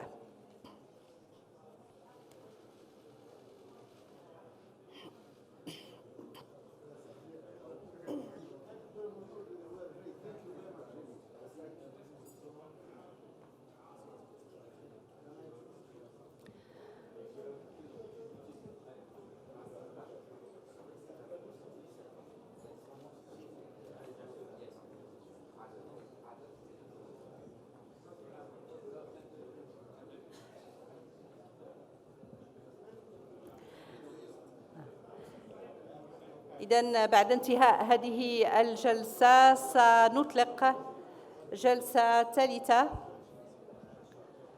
ضمن هذه الصبيحة من فعاليات منتدى القطاع الخاص. إذن سنشرع بإذن الله في الجلسة الثالثة.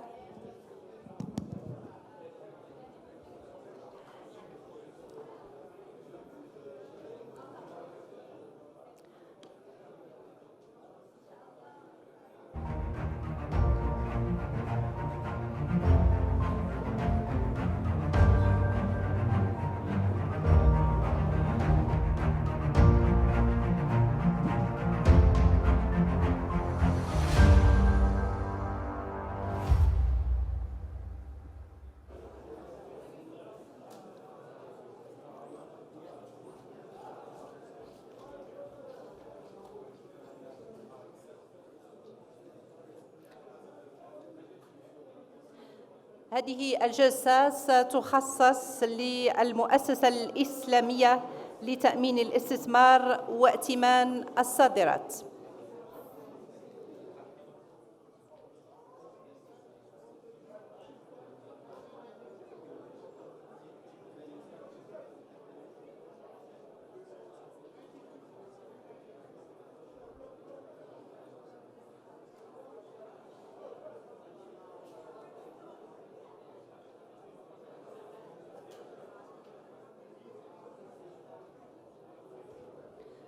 وأرجو من السادة الحضور الالتحاق بمقاعدكم لنستأنف الجلسة.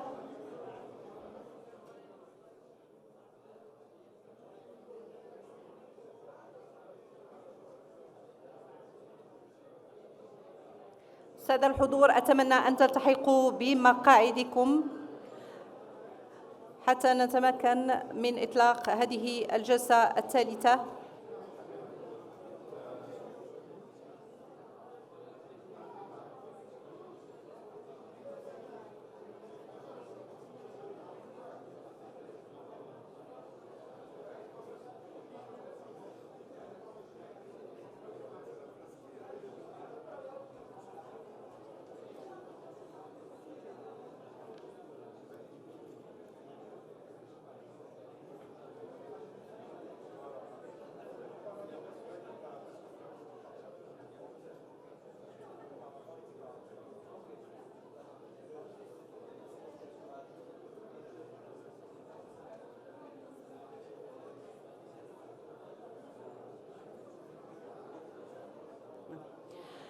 إذن سيدتي سادتي أيها الحضور الكريم، سنستأنف هذه الحلقة، حلقة النقاش الثالثة ضمن هذه الصبيحة.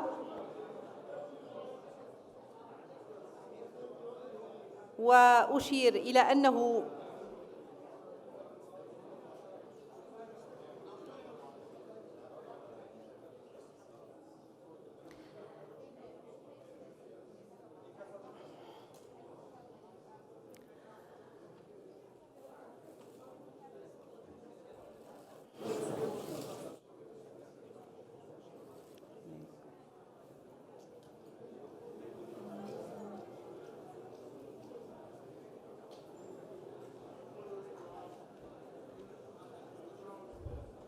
جينجل.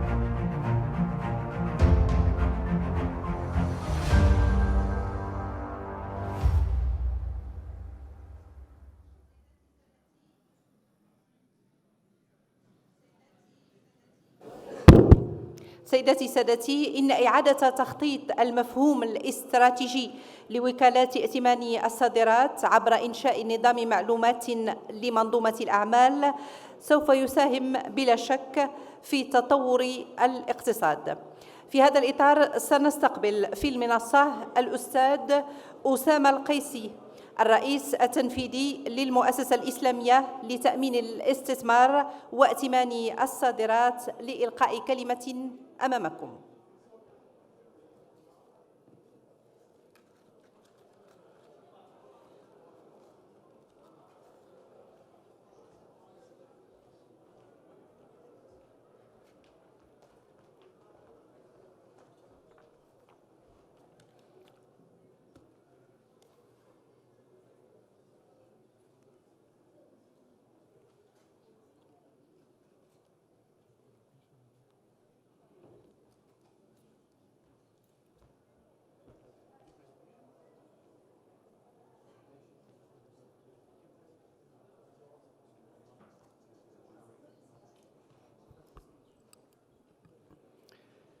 بسم الله الرحمن الرحيم. الصلاة والسلام على سيدنا محمد وعلى آل بيته الطيبين الطاهرين. Ladies and gentlemen, welcome to this second session of the Private Sector Day for the IDB Group. Okay, the presentation is here. I believe that we have a very exciting and interesting subject that we are discussing today, and it is a global issue that we are addressing here. And I would like to recognize here on the floor many practitioners in the insurance and finance industry, be it at multilateral level, at MDBs, and the private sector that I can see here. I'm forever grateful for them to come and to take their time and to come and to be with us here today. So thank you very much, and we are honored to have all of you with us here. The topic that we are talking about here is to remap the ECA strategies and to use a strategic mindset through establishment of the business intelligence or ecosystem. This has been highlighted this morning during the sessions for the CEOs, where many issues that we have touched about, it will be at the core of this presentation. And at the end, I would like to share with you as an initiative that ICIEC is working on and leading on behalf of the IDB Group and in collaboration with the Organization of Islamic Cooperation, the OIC 56 member groups. So go to the second slide, please. It always helps for us when we would like to discuss any topic is to look at global trends. And we look about global trends here on big data.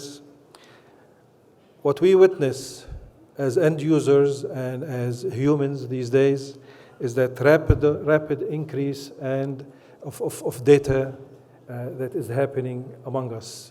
The rapid use by us of technology, and at the same time for us being hungry for data and for us to know more and more through the use of technologies that are available.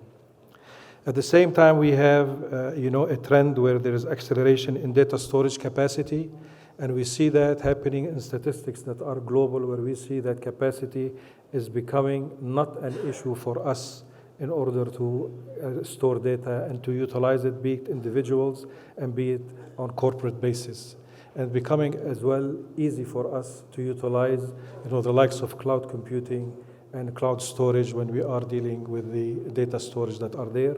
And the cost, as I said, is becoming marginal compared to previous years. Number three, I believe, is a topic that a lot of people can contest and can discuss. And some people think it is unethical. Some people think about it as a mean for us to sustain profitability and to continue the growth as governments and as private sector entities. And this is the evolution of machines. A lot of people, like I said, they believe that machines are taking over the role of the human beings. A lot of people, they believe that machines can help and can support the prosperity and the advancements of humanity. So we are looking now and we are witnessing that accessibility to AI and that technology is increasingly becoming more and more available to everybody. And predictive analyses, and this is something that I believe my colleagues, they will be discussing it. I will talk about predictive analysis and the use of it in the insurance industry, and as well the pros and cons of using this predictive analysis. Next, we talk about the data revolution architecture in the world. Data mining, now it is extremely important for us to mine data, and I have mentioned in this morning how important it is becoming for us to collect data. But that data, while it is mined, it has to be used, put to the proper use, and not for us to get data that we cannot utilize in order for us to enhance our position as private sector and to advance our developments as mandate as MDBs. There is statistical modeling for the BI that is happening and going there. Us at ICIEC, we have procured IT systems where it is integrated within the statistical BI modeling, where we can probe into the risk right now in order for us to give our underwriters and risk manager an insight about the risk that we are having. and will give them as well more time to look where they are supposed to look, and not in order for them to waste their time fishing for information that might be readily available for them, but it's not highlighted. Machine learning, we have discussed that. It is predictive, it's becoming, where it can highlight today for us as users issues that we would like to see, and they can be flagged, be it as something that is positive, or it can be flagged as something that is being negative, that an organization or a country that has to look over it and to discuss it in a separate way. All of this intelligence that we are discussing is leading to a revolution, and that revolution that we are discussing today, it has to stem out of the need for humanity to advance and to utilize that intelligence that we are gathering from data to enhance our positions, our humanity, and to advance our cause for the future generation, to make the world more sustainable economically and more sustainable environmentally. The data revolution, there I can characterize quickly 5 items there. First, it is digitally generated. So data is digitally created and it is not digitized manually. And we can see that it is happening on daily basis, where we can extract that information out of the websites and out of data generated by MDBs and by private sector and by NGOs. So all this information is readily available to us today. And that, for the beauty of these data that are digitized and can be mined, is that they can be manipulated by computers in order for us to get the proper information that we use, that we need to use, and this is through the BI tools that are available to users that are there. They are passively produced as data, okay? Passively meaning that there's least intervention nowadays with the solutions that we have. Digital services, the simplest form of that can become a website or a digital service where we can mine the data from. So it's becoming passively produced and very cheap.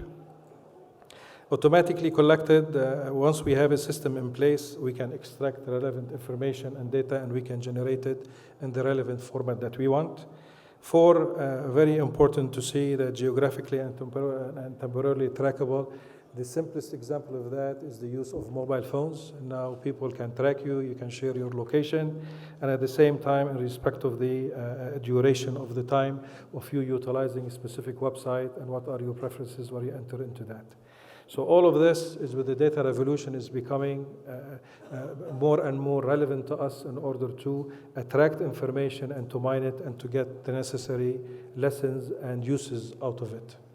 5, continuously analyzed, and I think this is the most important thing out about data, that now with BI, that information does not need continuous analysis from humans.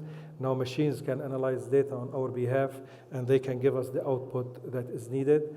And more than that, you have some technology that is self-taught, so they can grow and they can develop in order for them to enhance the delivery and the output that is required by humans that are there. The United Nations, they have put together the Sustainable Development Goals. And these Sustainable Development Goals, and I like that last sentence in blue that is there. It says that through the United Nations, a world that counts leaves nobody behind. And I believe that education is central here.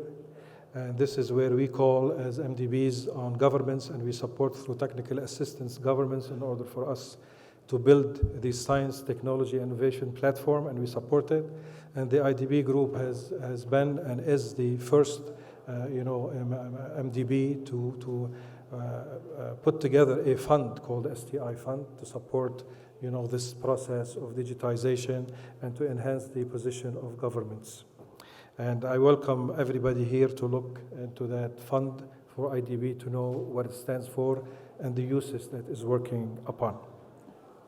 Very shortly, I don't want to go into this, but if you look into the approach from the United Nations, they talk about the building the data and the capacity and statistical theory, which we have mentioned before.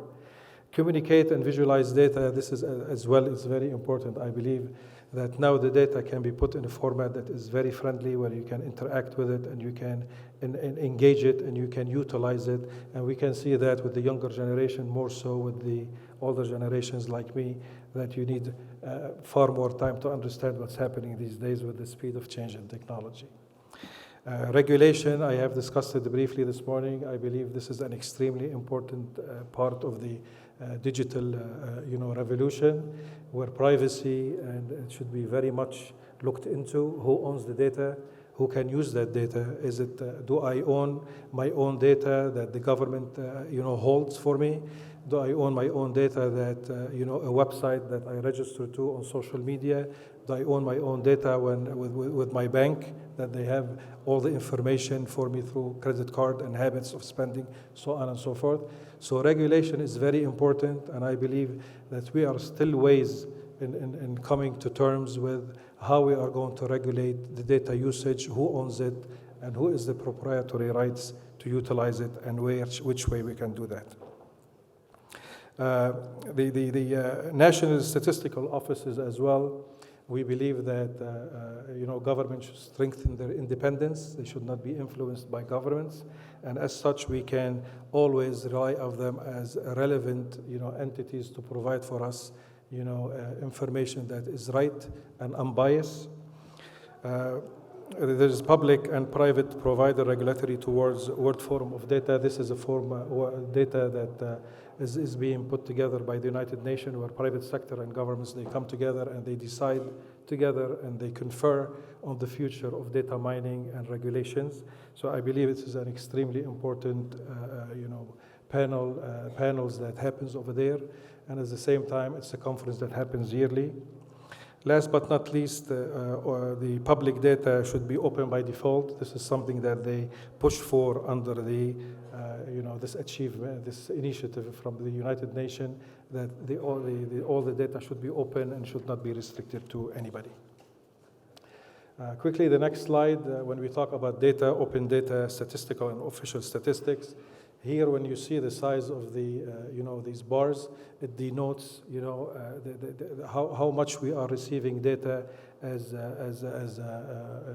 data users. Official data that comes from governments, usually it is dismal, and most of these data are not reliable, as we see and statistics can tell us. Government data, these are open government data that they are available to everybody. But most of all, we believe that non-government data, they are the one that they are now leading the stage in order for us to mine data from a private sector and from entities that are not wed, or they are very close to governments. When we talk about data, we have to have the large volumes in order to do it. And specifically in insurance, when we talk about insurance statistics, it has to be done on large volumes. And this is what characterizes big data, that there is a huge number of volumes that are being there in data, that they can be mined and they can be utilized. And at the same time, they require large storage capacity. Velocity at which they are generated, we have discussed that there's a speed of light change right now in respect of the data that is being generated. And the variability of unstructured formats needing additional processing. This is something that we believe that government and private sector should work together in order for them to harmonize, how the output of this information and utilization of it as well, while keeping, an open mind in respect of the data mining and enhancing the data that is provided and generated and given to the public. Values or meanings are not immediately apparent. This is definitely, it is there. And like I said, there is a big disputes among scholars about the value and the meanings of the data that we are receiving, how we are receiving it. And this is where I think as societies, we have to sit and we have to discuss these issues to find out how we go forward in that aspect. I will not go forward and I do not want to take much of your time, but this is, again, the data revolution for sustainable world. It is there. It talks about the equality and detailed, timely, relevant information to be provided. Openness and transparencies, we have discussed that. We have talked about minimizing inequality, and this is, I believe, extremely important. information and data utilization can be utilized to close gender gaps in societies. It can be utilized in some countries in Africa where a mobile phone given to ladies, they can run now their own businesses and they can come out of poverty and they can create opportunities for these ladies to prosper and to create healthy and prosperous families and communities. Last but not least, here we talk about better policy and decisions, and this is something that we have gone through. Value chain, we have discussed it this morning and touched about it. I believe it has to be at the core of all our dealing at private sector and MDBs. The reason for that is because we need to have financial inclusion among societies and value chain. When we talk about several industries in our member states specifically, this is very much needed in order for us to engage everybody. This is happening, and we can utilize it as well in credit reporting for institution that provides data for us, and they are considered a very important value in the value chain as pillars because it gives us more information that we can tap into, and at the same time it can help us provide more guarantees or insurance to banks to provide funding to these small entrepreneurs or exporters. Capturing and interpreting data, as it was mentioned before, but we need to utilize these data and make them instrumental in supporting economies, and this is where I will come through this, and this is why it is here. It is in preparation of the initiative that ICIEC is working on, and we need to see how much information do we have in order for the private sector and the governments in order for us to work on and to support the private sector. Next slide, please. Credit information in the Organization of Islamic Cooperation member countries. Anybody that studies the credit information that is available in our member states knows that the credit information remains generally underdeveloped, and this is very obvious from our dealings. This initiative that I'm going to present to you stems from our discussions internally at ICIEC when we wanted to enter several markets, be it to support our first mandate in expanding the economies through the provision of insurance for trade finance and credit insurance, where we looked for entering specific markets and to support banks or to support international banks that want to enter our member countries and to give loans to the local banking industry. And we were faced with the dilemma that credit information was scarce and there wasn't enough information for us to provide nor to convince our international partners in order to join hands with us. So this is where we say that credit information is underdeveloped and we need to have more access to information in order for us as MDBs and private sector on the credit insurance to support the exporters and to expand economies and the local banking industry. There is an inadequate credit reporting system that is available, and this is something that is detrimental to the business that we have. The OIC markets, they are behind. If we look at the last two bars that are there, and this is when we talk about the private registries. When you talk about the public registries, you see that they are dismal in nature and they are not reliable, like I mentioned before. But whenever we go into the private registries and here we benchmark with OECD, we would see the gap between the OIC member states and between the rest of the world. So the penetration there, it is for the population, adult population, is almost about 11% compared to 66%. So we see that this is hindering our entrance into markets in order for us to support them. We have worked on a study that was bestowed upon us by the COMSAC in order for us to find solutions how we can integrate markets and how we can find solutions to that deficiency in the provision of credit information bureaus and information that we are receiving. And the study that we have done where we have segmented the markets, and this is all the 56 member states of the OIC, and we have segmented them into 4 tiers. The very first tier it shows that there's 50% or more of the population they're covered by public registries at level of the countries. Number two, it is tier B representing 10 to 50%, tier C representing 1 to 9%, and tier D represent 0%.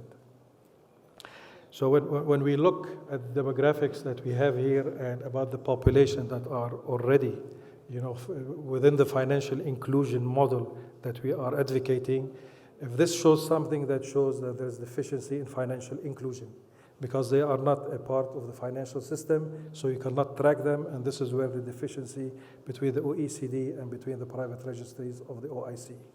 There's a lot of people transacting financials outside the system, or these people, they are not within the financial inclusion scheme that we are all advocating for.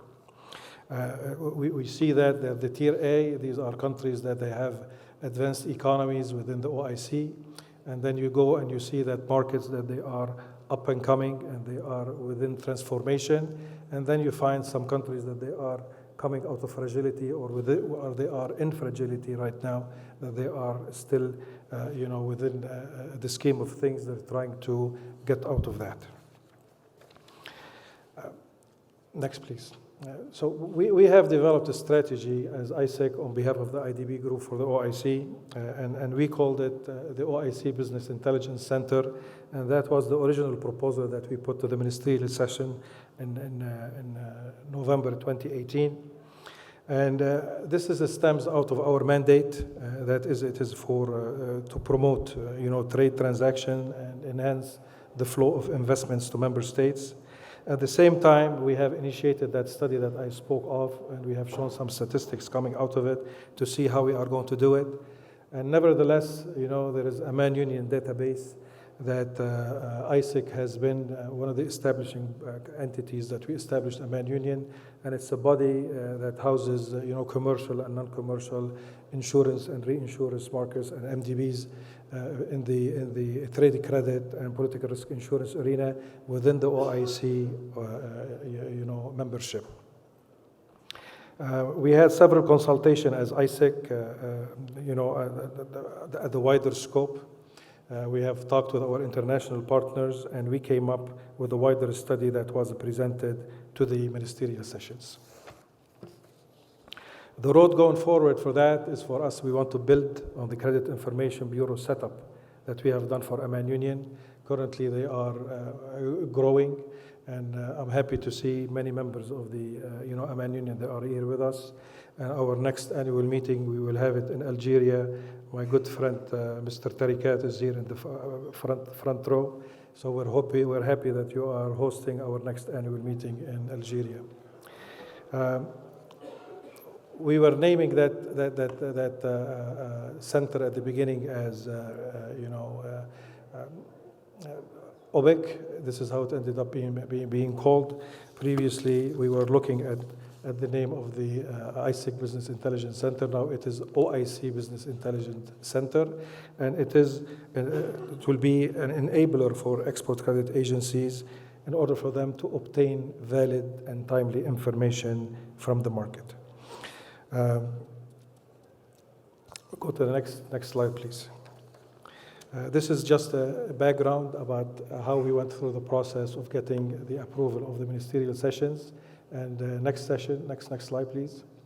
And this is when we talk about the impact that is anticipated out of the OBEC once it starts going. The study, it is shocking, to tell you the truth, after we have seen it.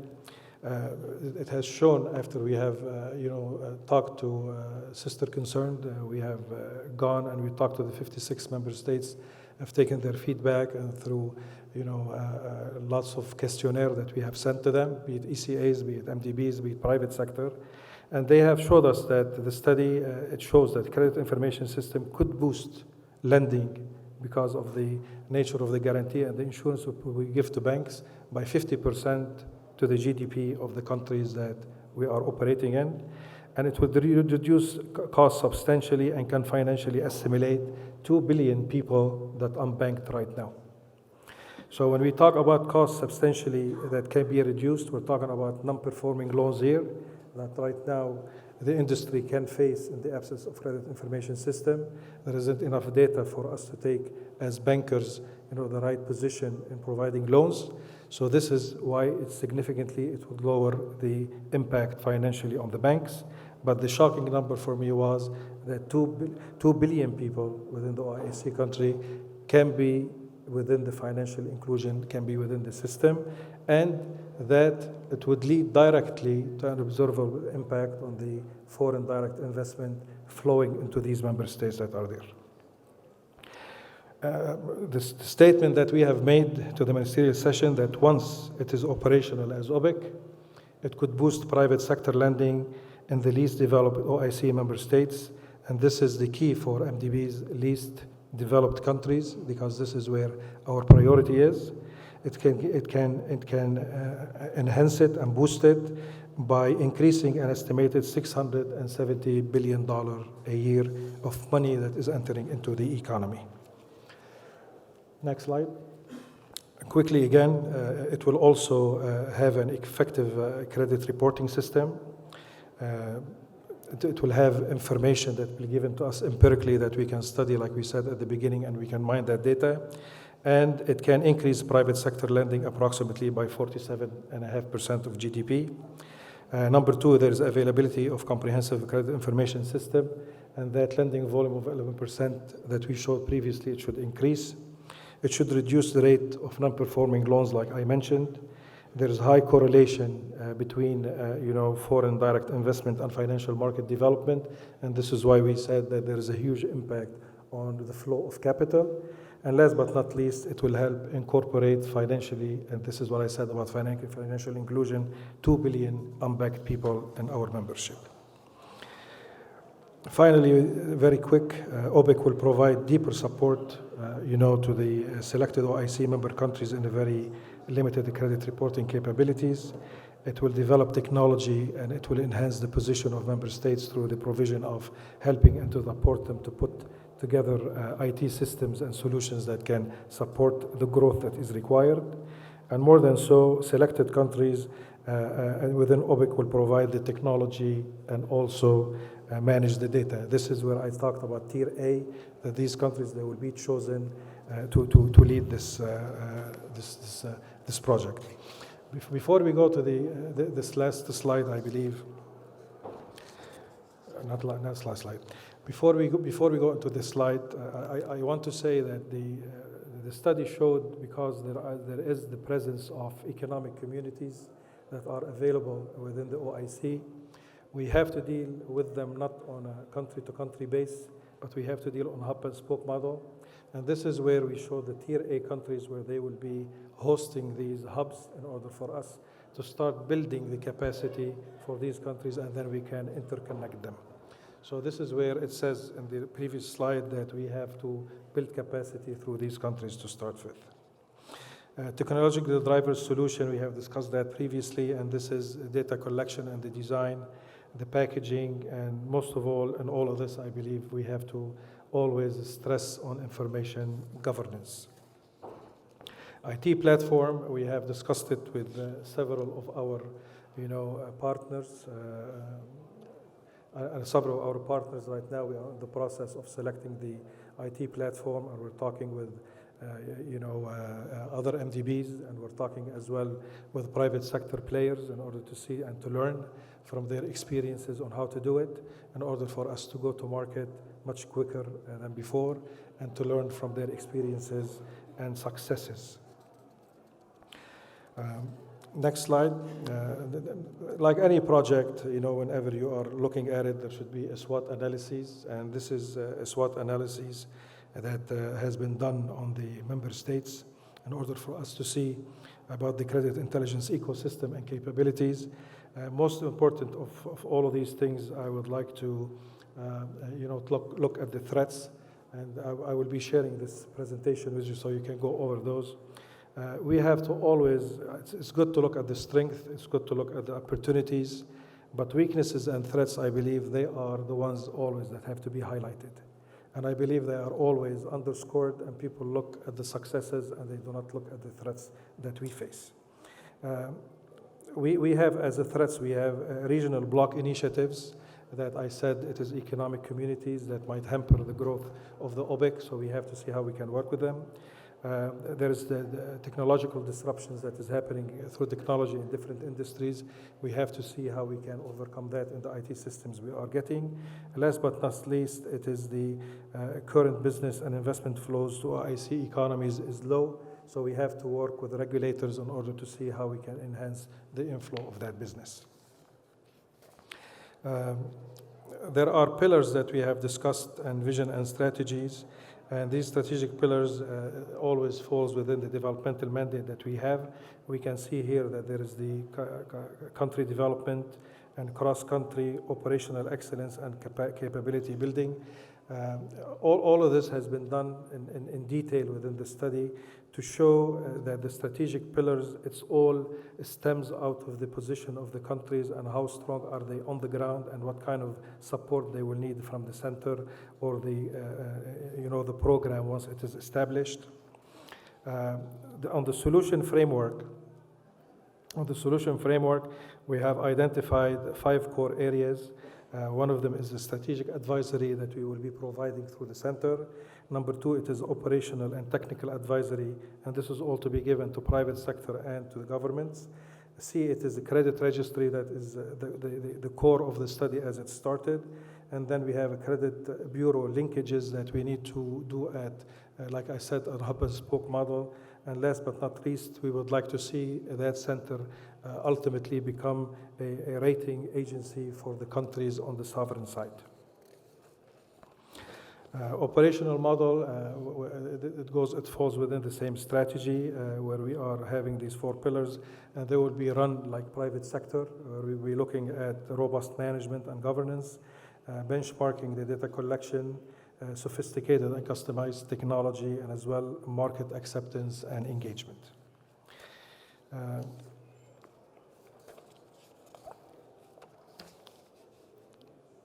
Before I finish this, I do encourage everybody from the OIC and from the other part of the world to engage with ICIEC and with the group and understanding more this initiative. This is an initiative, I think, that will definitely require the support of everybody. It's a partnership that we are always calling for. It's a job that can be done only while we are working as one hand, and we have one focus going forward, which is the development of economies and the human being, because I believe at the end, whether we talk about our mandate as development agencies, as MDBs, I think as well the social aspect of the private sector and what they do in the market can go hand by hand with our mandate. So I thank you very much, and I wish you a pleasant day today.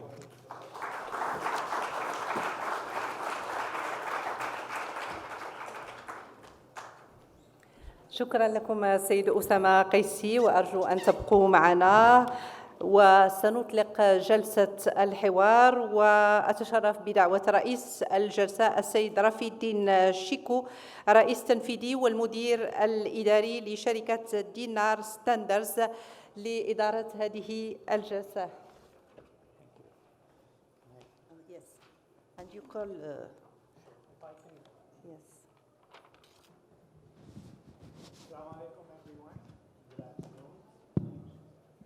If I can invite the rest of the panelists to please join us so we can have the wider perspective. As Your Excellency Osama, you shared this exciting initiative and the vision. I'd like to invite Ms. Kaiko Honda, the EVP and CEO of MIGA, Ms. Aksinia Sorokina from IFC Advisory Services, as well as Mr. Abdullah Mohammed Al-Alawar, CEO of Dubai Islamic Economy Development Center, to join us on the stage, please.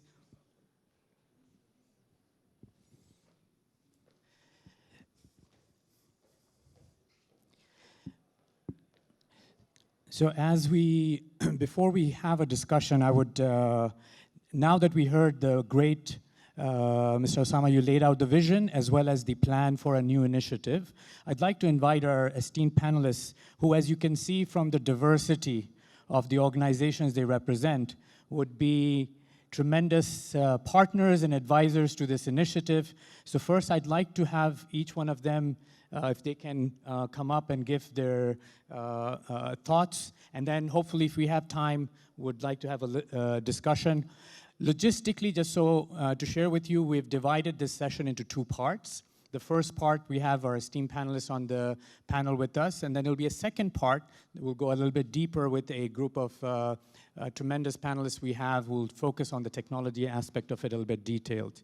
So if I can first ask Ms. Kiko, if she could come up and share your thoughts as the CEO and EVP of the Multilateral Investment Guarantee Bank, and have your perspective, please.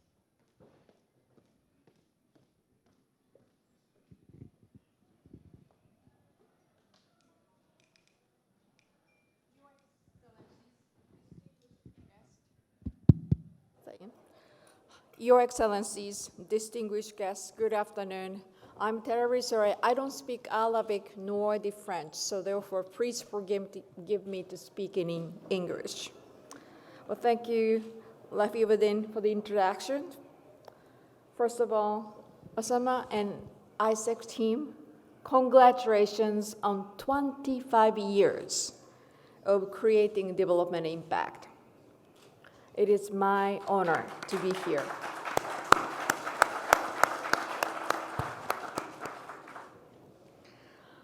MIGA and ICIEC have a long history of collaboration dating back almost 20 years.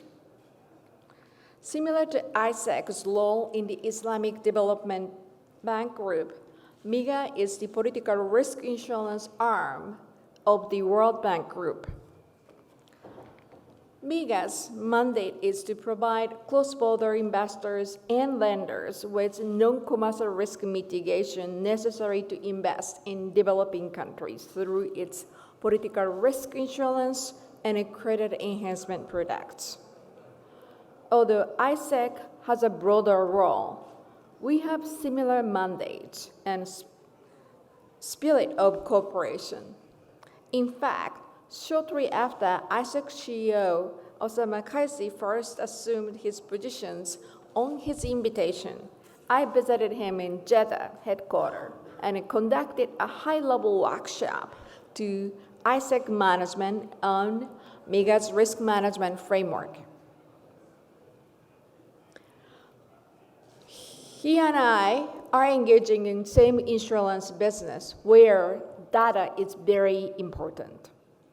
So therefore, both of us have a common approach to managing our respective organizations. Like me, Osama recognized the value of data.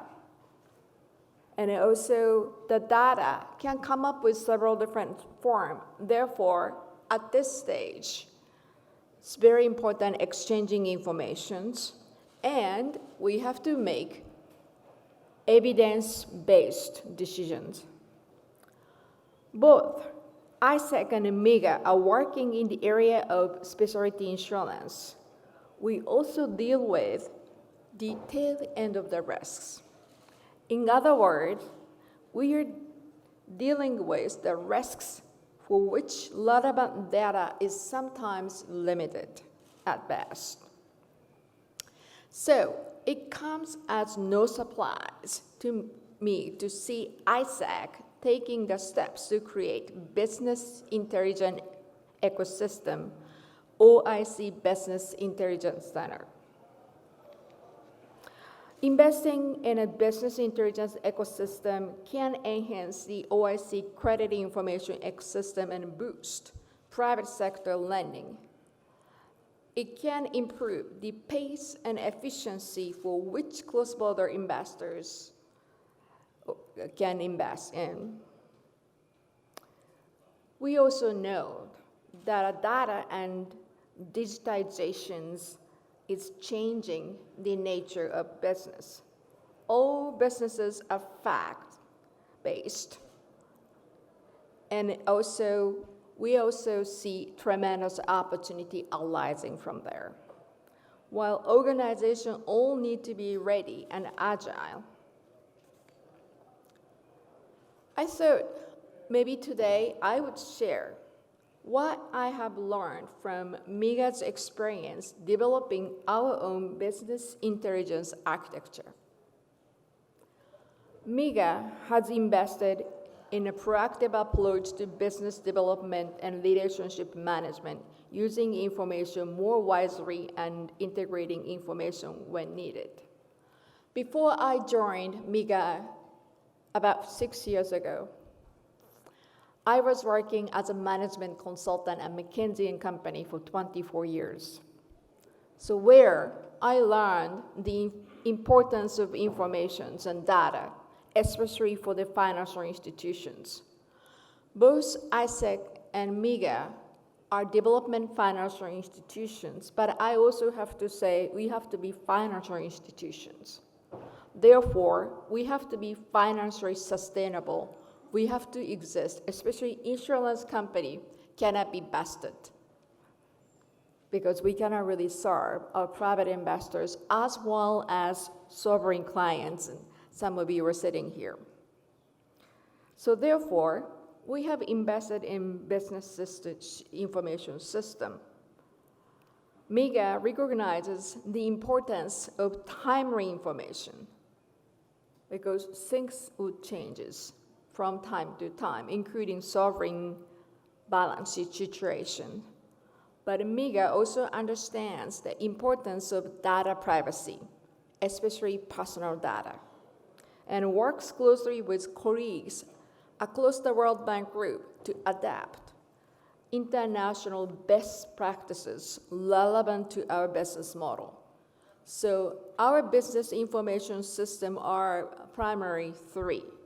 Number one, a client relationship management or CLM system to monitor MIGA's, we call it business, but I probably have to say operation, development activities, and to help the management team to focus on items that are important for working toward development impact and overall volume targets. Second, user-friendly operation intelligence portals that generate reports showing the most current operational data which we can access on the go. This is internally known as MIGA dashboard. 3, integrated accounting and business development system. For example, integration of pipeline data and client relationship management data, which allows us more comprehensive reporting. This system, although we took time to develop and also we had to invest, but now has become an asset for MIGA across many different units. They have allowed us to identify new opportunities and cultivate closer relationship with our partners, which allow us to respond better to client needs. These remains much potential to yield more project opportunity from these process. I also, from my previous experience working as a management consultant, I see the value of credit information. Consumer, yes. Check the time and then look forward to having a conversation. Okay, sure. Okay, all right, then I think I'll skip this part, but we are constantly working to find ways to improve the way we operate within MIGA. So therefore, I look forward to having more opportunity to closely working with ICIEC and also people in this room. Thank you. Thank you.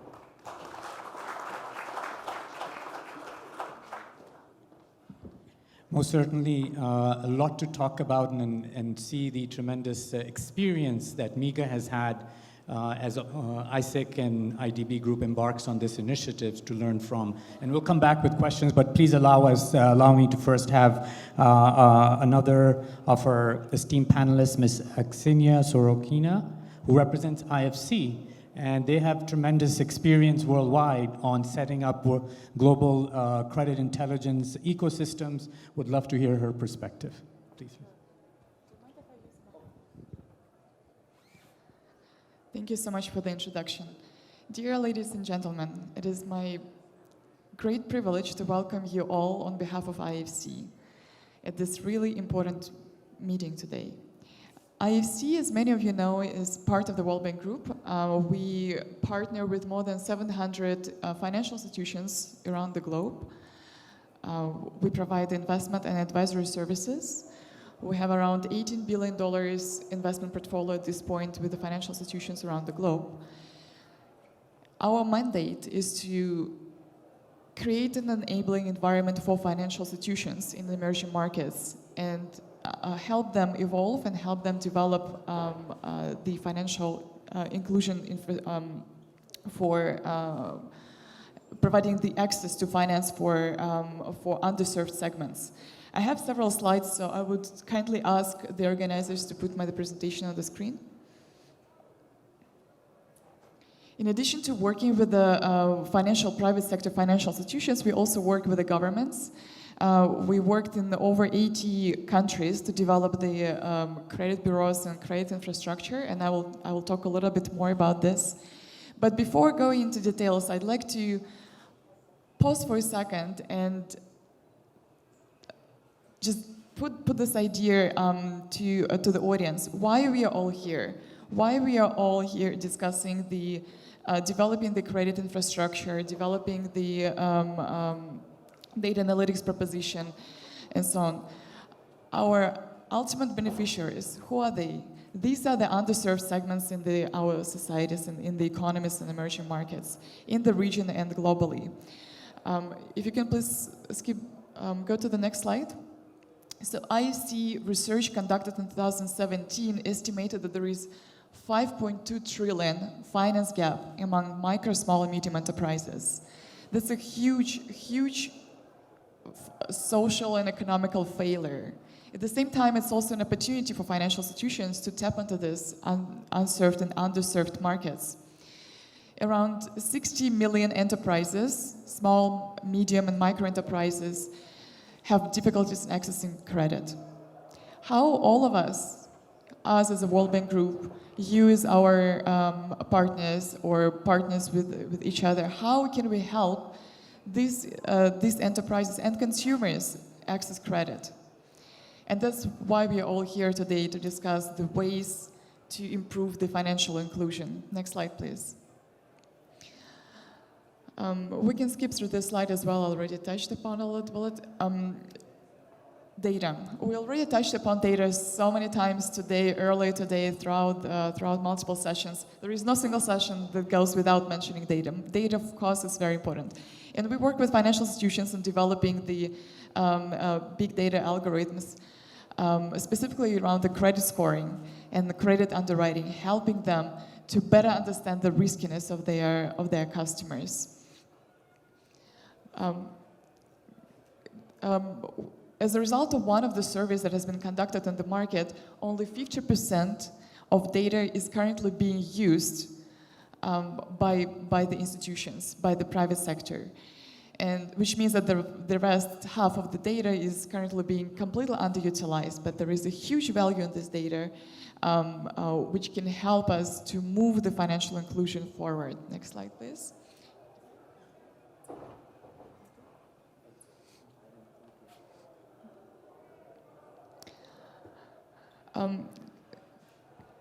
So we're discussing the development, the digital evolution of the market, and as you can see, we are currently just entering the fourth industrial revolution.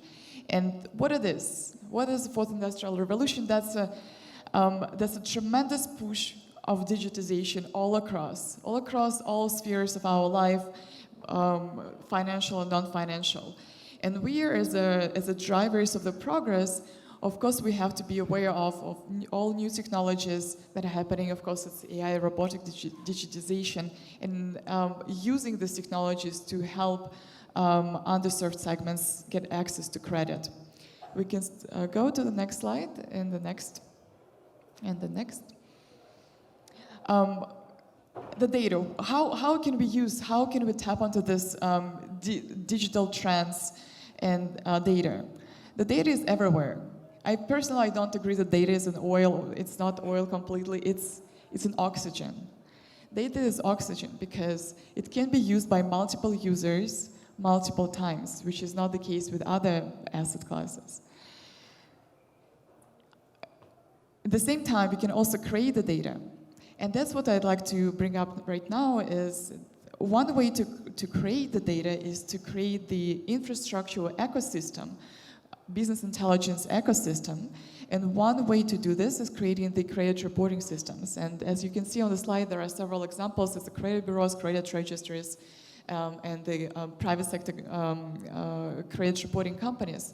And of course, there are multiple benefits of having this infrastructure in place. It creates a better access to the information. It reduces the NPLs that we saw in the previous presentation. It reduces the collateral needs for micro, small, and medium enterprises. We can move to the next. And the data that is required right now on the market is, of course, it's identity. You know, KYC is one of the most difficult issues that I see currently that the banks are facing. Payment ability, which is the financial statements of enterprises not existent for the smaller micro businesses. Repayment willingness is a credit history of the enterprises, which is also very scarce at this point. So we are coming up with the new ideas how to substitute this. That's why we are looking at the transactional data. We are looking at the geospatial data, we are looking at the mobile network operators data in order to come up with the proxies for those crucial data points that are currently not in existence. We can move to the next, please. And next.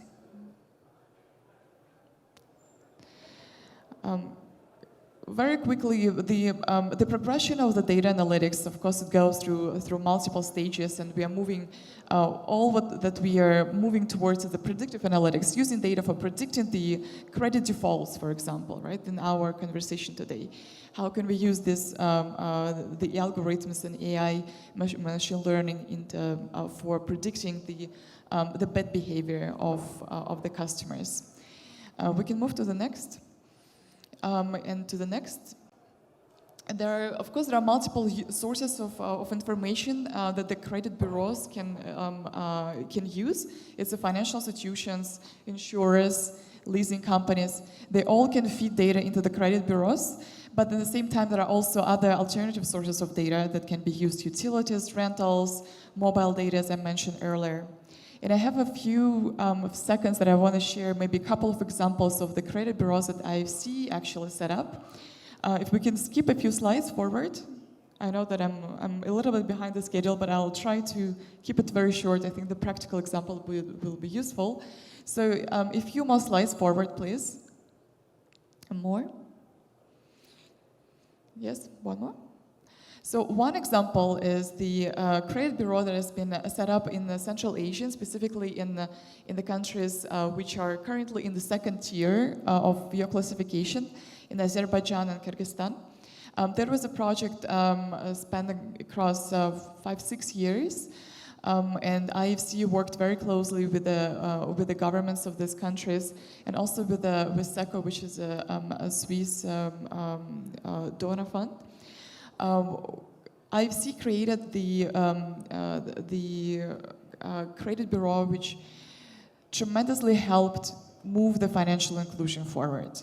And as you can see from some of the statistics here, it enabled more than 600,000 consumers and small and medium customers access credit.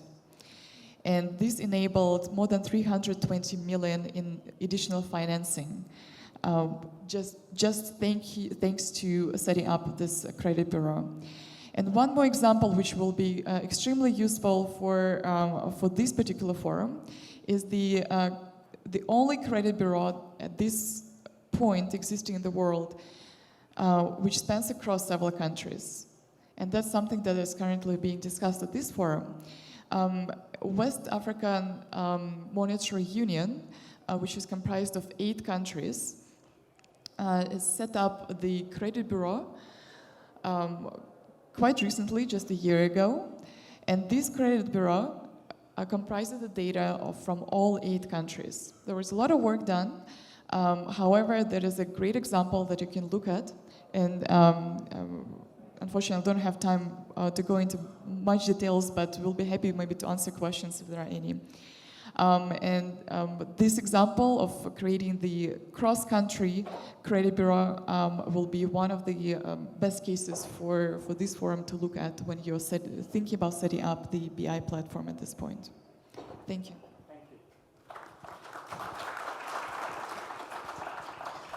Lots to digest there, as well as, I'm sure, a tremendous resource as we embark on this initiative with the OBIC.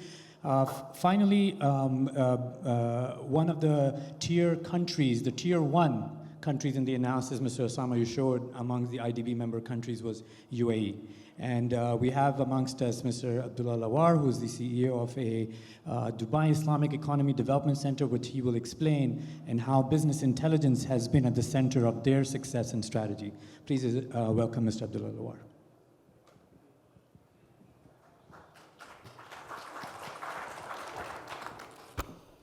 Assalamu alaikum wa rahmatullah wa barakatuh.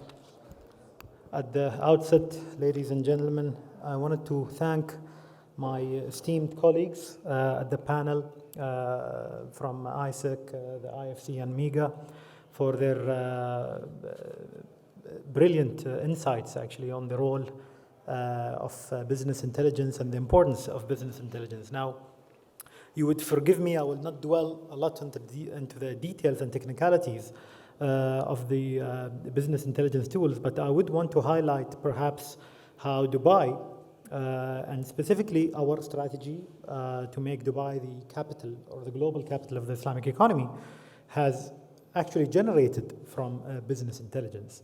As a matter of fact, in 2013, when His Highness Sheikh Mohammed bin Rashid Al Maktoum, the UAE Vice President, Prime Minister, and ruler of Dubai, announced his vision to make Dubai, and the UAE for that matter, the global capital of the Islamic economy. It came from a series of studies that were happening before then around the potential of the Islamic economy, the opportunities that the Islamic economy presents. So the data that his office has seen was sufficient enough to make a decision, an ambitious decision to announce a vision to make Dubai at the helm of that industry. And we obviously did not stop there. That's the genesis of the center. That's how the center was created, the Dubai Islamic Economy Development Center, that was mandated to centralize efforts by the government and private sector stakeholders to work together towards launching a series of initiatives that position Dubai and the UAE at that level. So, distinguished ladies and gentlemen, as you can see, data was the origin or the genesis, the potential size of the Islamic economy. We used a lot of the market information within the UAE for that matter, but also globally to assess what the size of this industry was, what are the main key players in this industry, what are the untapped opportunities of these sectors. And that, to be very honest with you, drives a lot of our strategy forward. Which is why we at the DIDC are very happy when we see announcements such as the one made by my colleague Mr. Osama early on about the initiative regarding creating a central business intelligence center at the OIC level, because this I believe will prove very beneficial to support the businesses across the OIC to make informed strategic decisions about their growth as well. I wanted to draw that comparison, and as a matter of fact, within the key strategy of the Dubai Islamic Economy Development Center, we have one particular pillar that is focused on the Islamic digital infrastructure. And we feel the role of not only, of course, the importance of the business intelligence tools, but the whole practice of using data, analyzing data, and forming decisions out of that data is quite crucial. This is not only relevant, in my opinion, for the private sector institutions, but in our case, as you can see, the government sector as well. Now, because of the utilization, I would say, of such information and such data, the introduction of Islamic economy sectors, those which were not maybe readily apparent in the UAE and Dubai specifically, happened over the course of the past 4 years. We, in the Dubai Islamic Economy Development Center, became custodians of that strategy, but we, on an ongoing basis, we monitored the progress as well. And today, we have enough statistics to show that truly these Islamic economy sectors have contributed to the GDP of Dubai significantly and created economic value add to the economy of Dubai. Last year, the Dubai, in partnership with the Dubai Statistics Center, we have analyzed that the development of the various Islamic economy sectors within the Emirate itself generated close to $9 billion of contribution to the national income of the Emirate of Dubai. And we are sure that this number will continue to grow going forward. As a result as well, the UAE today ranks as one of the leading jurisdictions or markets for the Islamic economy companies or sectors. Globally, it's ranked second in the Global Islamic Economy Index that has been set up by Thomson Reuters in collaboration as well with Dinar Standard. The relevant sectors that have been progressed positively over the past 3 and 4 years were actually feeding the birth of the new companies.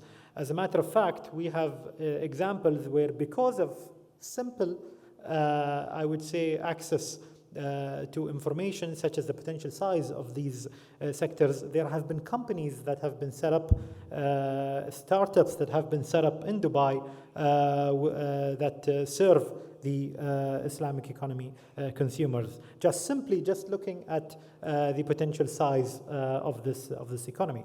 So we can never underestimate the power of data and business intelligence. And I think initiatives, as I mentioned, such as the one by ComSec and ICIEC is quite crucial. Of course, there's always the challenge of onboarding, I believe, stakeholders. And I believe an initiative as such definitely has to have a lot of stakeholders involved across the OIC countries, but also in some cases non-OIC countries. So the more stakeholders are involved, the more business intelligence tools are onboarded on this platform, I am sure that the overall goal will be achieved. I think I'll stop there to enable a dialogue later on. Thank you. Thank you. So, ladies and gentlemen, I think I'm delighted to see a tremendous story that we've heard, both the need and the vision, starting off first of all with the fourth industrial revolution technologies that offer us a tremendous leapfrogging opportunity in terms of the gap that you, Mr. Osama, stated within IDB member countries. I believe the stat you shared was around 11% of, I know that we're talking private registry versus 66% OECD, and certainly on the business and corporate side, it's also stark with data quality issues, so forth. So our esteemed panelists, from starting with Ms. Kiko in terms of MIGA's experience in this context, IFC's obvious and very strong insights around it, and Mr. Abdullah Awar's presentation around a use case of one of the member countries that's leveraging business intelligence is tremendous. So we don't have too much time, but I'll go around and ask one question to each, starting with Mr. Osama. Now that you ended your presentation with the vision of this new initiative that has been approved. Obviously, you'll have a huge task as a multilateral body. You know, it's one thing to create a solution like this in one country, one market, or even as Ms.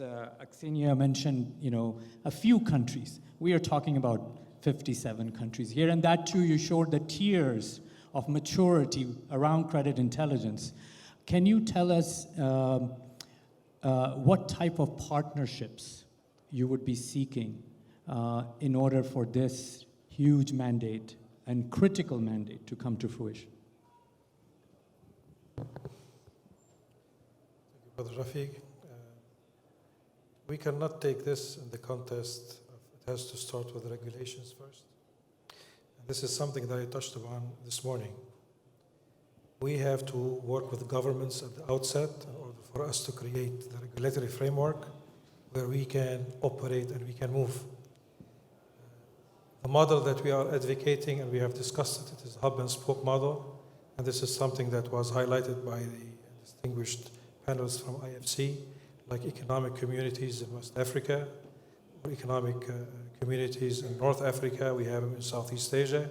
And this is where we have to start by building these hub and spoke models in partnership with the governments, and ultimately it is with the private sector. We have seen from the statistics that was shown on the screen that we have more reliance on data that is generated by the private registries, and as such we believe that we have to engage the private sector in negotiations with the government in order for us to put the platform going forward. There is no hiding from it. MDBs, they are engaging more and more, the private sector in developmental aspects of any business that we are dealing with, be it humanitarian, be it developmental, be it financial inclusion, so on and so forth. And this is another initiative by an MDB, the Islamic Development Bank Group led by ICIEC, where we will be dealing with all our partners, and definitely the panelists that we have here, the esteemed panelists, and then coming to the next session where we have the private sector involvement. All of them, they are, they're going to be our natural partner in order for us to go ahead and roll out a plan and a strategy to succeed. It is a challenge, but I do believe that hard work and commitment and that close coordination between private and public sector will be beneficial to our membership and to the human being at the end as we advocated.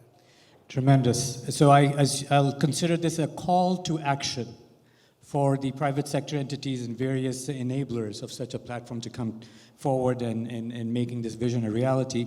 This topic is a personal passion for us as an organization, Dinar Standard. I didn't have an opportunity to introduce briefly, but consider us the aspiring McKinsey of the Islamic economy space as a research-driven market intelligence and strategy consultancy firm. And one of the things, the challenges when we embarked on mapping the corporate landscape, I'd say in 2005, we launched a ranking called Top 100 Companies Domiciled from OIC member countries. And there was tremendous interest. The Economist covered, all major media covered, because one of the challenges we will have in OIC member countries is a lot of business is not publicly listed.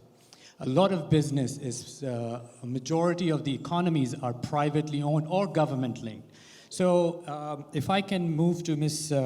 Kaiko, with MIGA's tremendous experience as a similar risk mitigating global institution, how is your experience specifically in context of IDB member countries?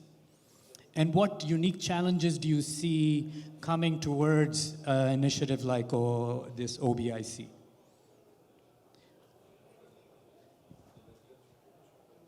I think if you press, yeah. Thank you.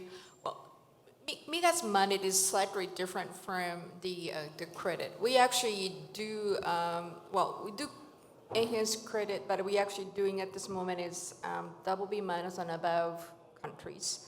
So, but in a sense, about 70% of our business is political risk insurance. So we actually rate the 4 types of political risk for each country, which is our currency incompatibility, transfer restriction, breach of contract by the government, expropriations, and warrant civil disturbance. We have in-house economists working very closely with the sovereign as well as IMF and the World Bank. A lot of information at this moment is public. At the same time, a lot of informations are also not public. What we're really talking about? A lot of information's typically old, 18 months, sometimes 2 or 3 years old. We cannot really wait for it.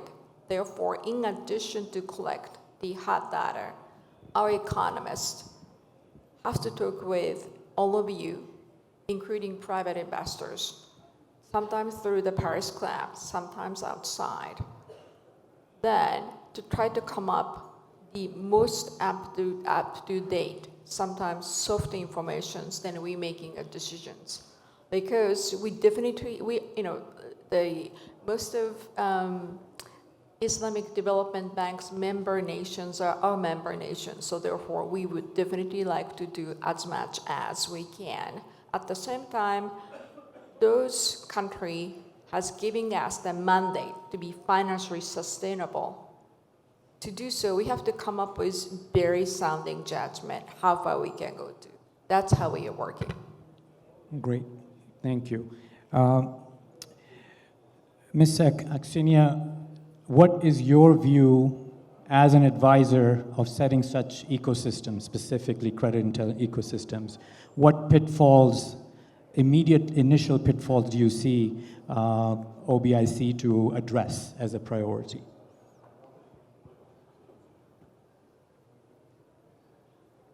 I would say that there are 3 key directions that that the team here would probably think through the potential issues, potential problems that can come up. First of all is setting up the organizational processes around setting up this BI platform. What I mean under this is, first of all, having clear strategy, medium-term, long-term strategy, in terms of the countries onboarding, setting up the technology, understanding what kind of data is going to be flowing into that. Involving the right stakeholders. In each and single country, there might be different right stakeholders. So there needs to be a certain level of flexibility. The single framework might not work for all member countries. That's the example of the Central Asia project that I was referring earlier. The project, the approach that worked for Azerbaijan, for example, did not work well for Kyrgyzstan. So there needs to be some level of flexibility when you're setting up the frameworks. The second important pillar that I would talk about is the education and increasing awareness and financial literacy among the users of this platform, of the BI platform, which will be among the regulatory field, as well as the private sector institutions. So what proved to be very efficient is organizing various seminars, educational sessions, bringing together stakeholders from different industries, from the private and public sectors together in a single room and providing the educational services to them. And the third big pillar, which was briefly mentioned earlier, is the regulation, of course. And regulation cutting across multiple areas. And the one important piece of the regulation that we did not talk yet about is about the data regulation, specifically 2 pieces. One is the data privacy, how the data privacy is going to be handled in all the countries onboarded on the platform. And second, the hosting of the data. Coming back to the example of the Western African Union, there was a big debate internally and with the country members whether to host these data centers and servers inside one of those countries or outside. And the consideration was to keep the servers and the data centers in Europe. But eventually, after considering all pros and cons, it was decided to keep the server in one of the countries internally. So I think the three pillars, organizational process, education, and the regulation, these are the 3 areas to keep an eye on. Great. All right, Mr. Osama, we have a next roadmap strategy for you already drafted. Mr. Abdullah, if we can have your views on how do you see this center in context of its success, and we know you already are focused very much on business intelligence yourself. Thank you, Rafi. And as Mr. Osama alluded earlier, I think there are certainly countries or there are companies in areas which probably are considered underprivileged when it comes to access to this type of information. I think ideally and logically the center would have to, the proposed center would have to prioritize, on that basis. With regards to the DIDC's own strategy, also it's twofold. One, which is to develop the Islamic economy sectors and therefore create an enabling environment for the business sector or the private sector within the jurisdiction of the UAE. But the other half of the strategy is global. And I think it's in that other half where we could collaborate with centers such as the one being proposed by ICIEC in terms of disseminating information around these potential areas of growth, data or information that these startups or let's say SMEs can use to drive their business forward. At the same time, we have also launched, as you know already, a series of initiatives that are catered towards enabling those types of startups or SMEs, no matter where they're located. From that context, I think there is synergy between the vision of the proposed center and the DIDC. Great, thank you. With that, I'll set up the next session where we will right away talk more on the technology aspects with our esteemed panelists. But first, if I can have everyone, please give a round of applause for our panelists for this first part. And if I can have our next panelist, Mr. Andre from IFFG. Oh, sorry. Okay, yes, we have... إذن شكرا لكم السيد أسامة القيسي وشكرا لكم السيد رفي الدين شيكو. سنشرع في تقديم بعض الهدايا التذكارية من المؤسسة الإسلامية لتأمين الاستثمار وائتمان الصادرات التي يرأسها السيد أسامة قيسي للسادة المتحدثين. لو تتفضلوا السيد أسامة قيسي. والدرع الأول، الدرع التذكاري الأول سيسلم للسيدة كيكو هوندا عن الوكالة الدولية لضمان الاستثمار.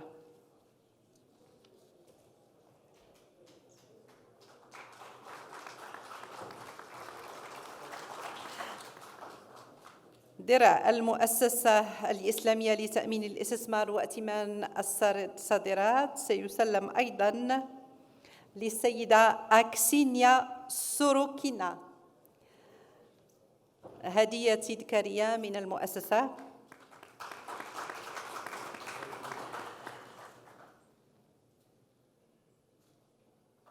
صورة تذكارية. والمتحدث الثالث السيد عبد الله محمد الأوار يتقدم لتسلم الهدية التذكارية. والهدية الرابعة للسيد رافع الدين الشيكو رئيس هذه الجلسة.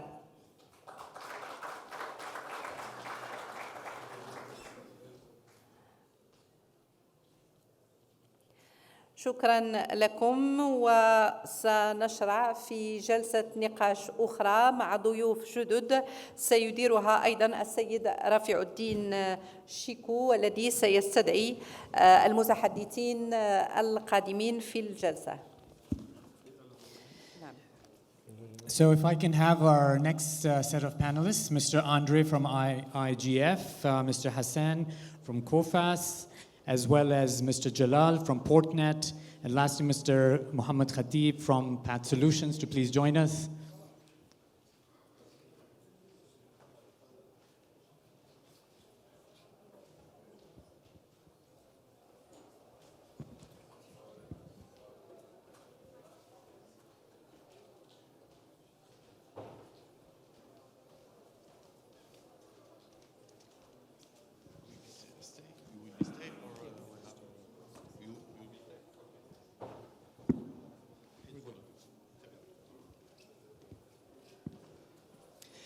So ladies and gentlemen, now we're going to get into the very interesting aspect of how do we make it happen and hear from those who are making it happen. I'd like to first have our esteemed panelists do a short presentation, and we'll, if we can keep it short, we'll have more of a chance to speak, and then we can get into hopefully a good discussion. So first, if I can have Mr. Andre Permana from IIGF to share his thoughts.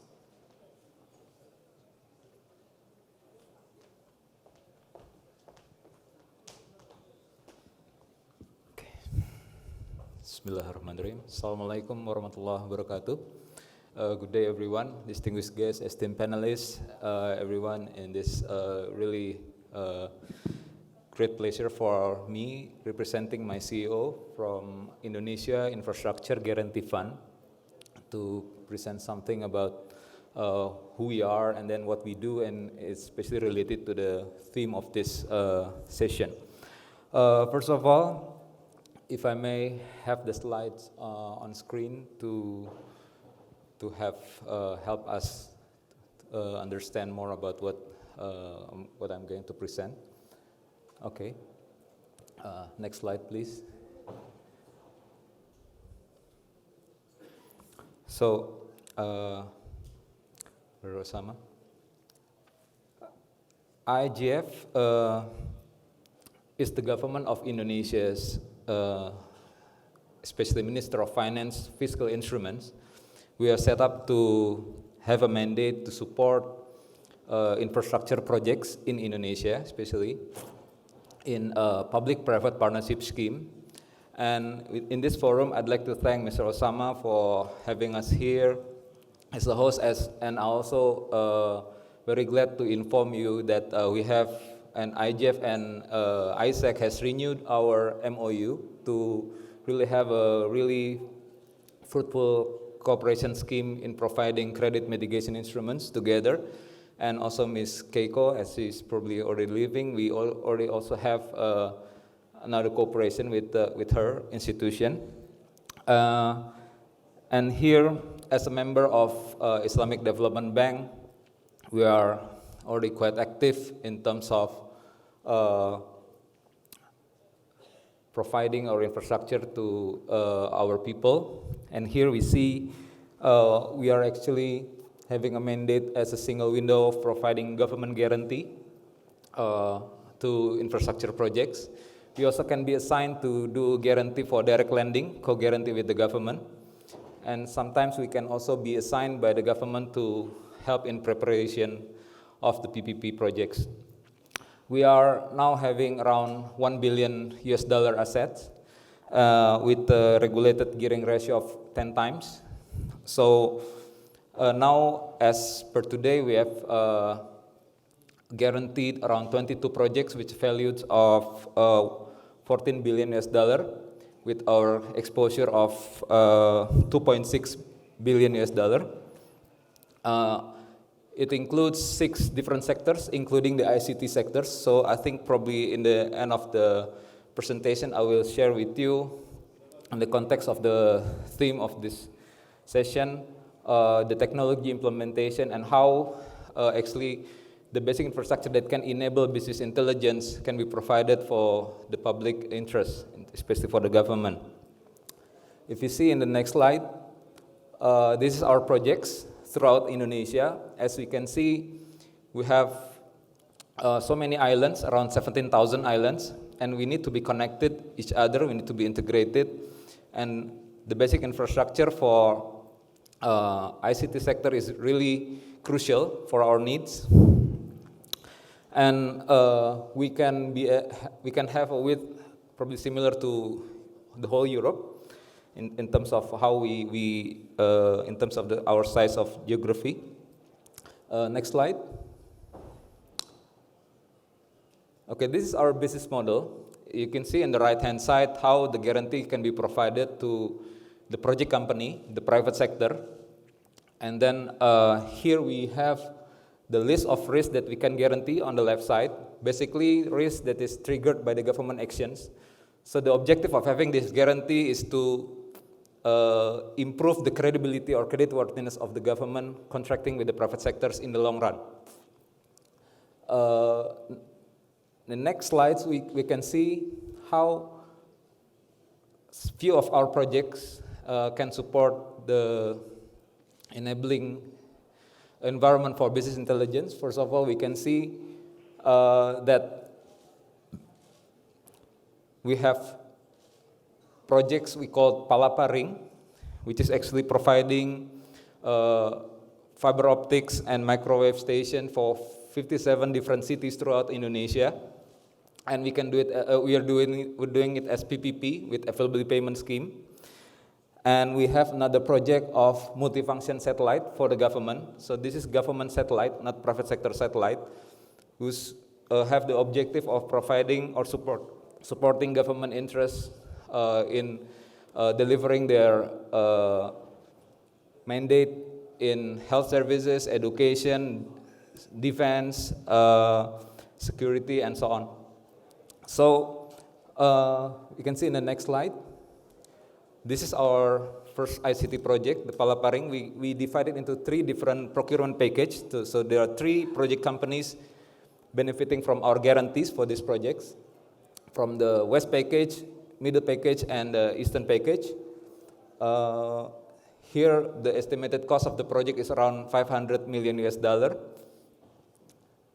Next slide, we can see how this project is aimed to benefit all the people, especially here we can see how it can mitigate or reduce digital gaps between regions in our country, between capital cities and rural areas or outer islands. It aims to reduce cost of business, cost of logistics, and so on. It helps to enhance our health, education, and government service. And even for the next project, we have the government satellite project. In the next slide, please. Yeah, for this project, we actually have our initial cooperation with ICIEC, basically, and MIGA, for them to provide the non-binding indication to support this project in addition to our guarantee.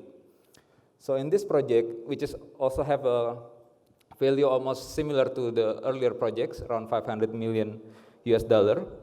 It also aims to help the government reducing the impact for environment, and also to support international and national trades between all the players related to the government, and to mitigate the geographic connectivity between regions.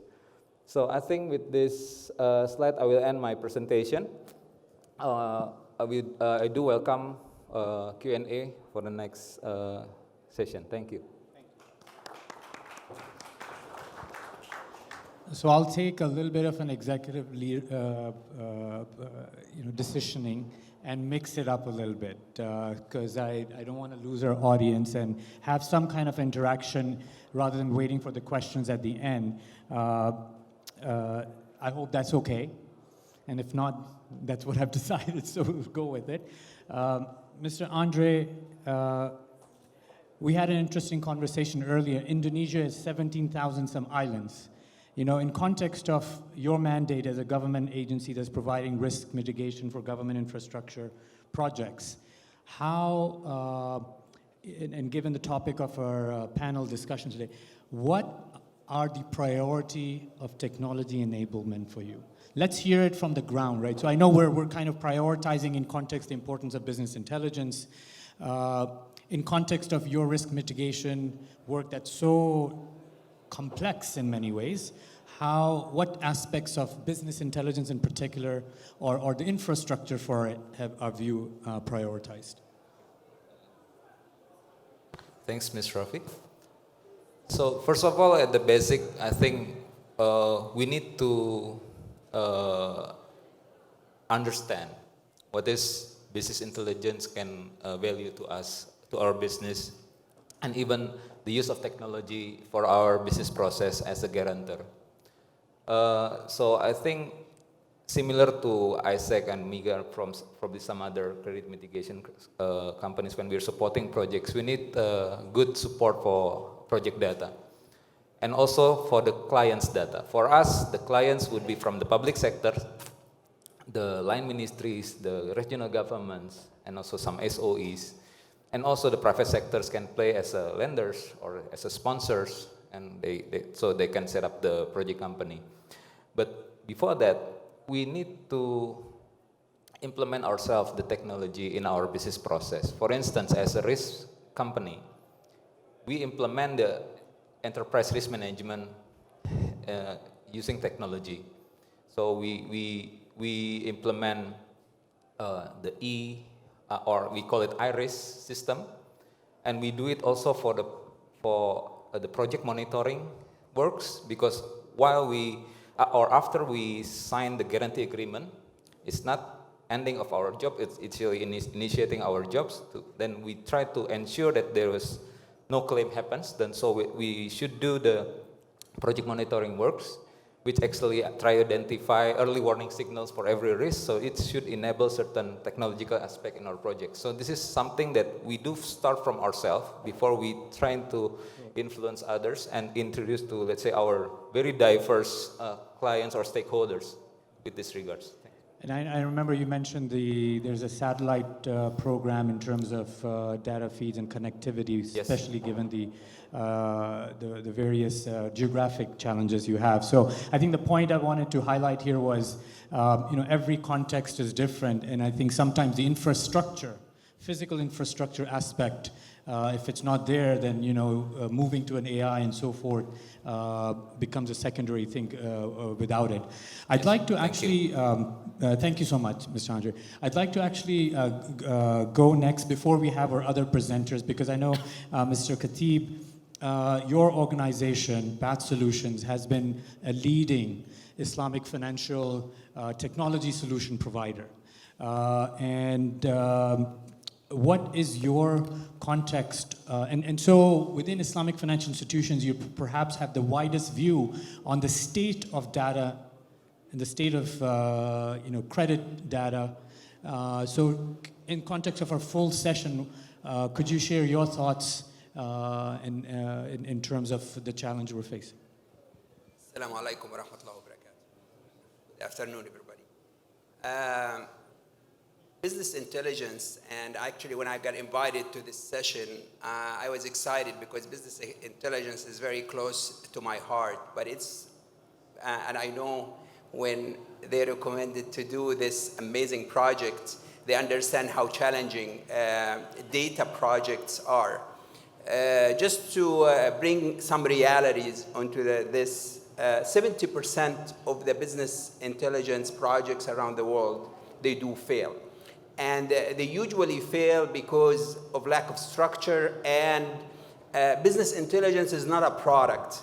If you are buying any system, you can go and buy a system that's specific to your business.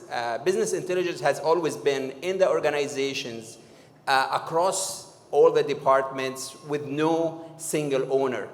And this caused a lot of problems when you come to the implementation of business intelligence. So the quality of data is very important. That's why the fourth industrial revolution technologies are very important, because they are automating the collection of this data.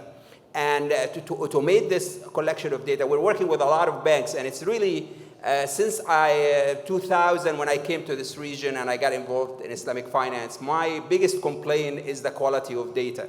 And you really, if you go to any of our markets, it's very hard for you to find good data. The great thing, what's happening today, is in the last 2 years, most of the financial institutions are getting into projects to the core, they're digitalizing their systems. And if you are digitalizing your system, part of this digitalization is collection of data, even to the social medias and to the different e-channels. We have been working with a bank in Kuwait, where basically they did full digitalization with the help of McKinsey. And they did it right, because they went back to the core and started there by automating their processes and digitalizing, and then bringing it forward to present through the e-channels. In addition, they actually collected all this data through the e-channels and dump it into a staging area where it get populated into business intelligence. Very important stages that has to happen before you get the quality of data to do analytics and to do actually decision making. And this kind of project needs 4 parties in it. They need the business team, the team that understands the frameworks and understands what you really want from this business intelligence.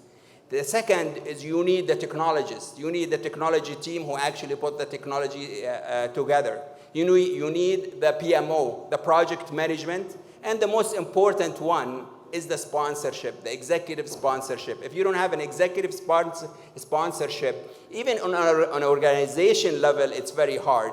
Imagine what happens on a country level and across multiple countries. So I believe it is very important project, and I definitely think it's badly needed, and I hope it is very successful across all our Islamic countries.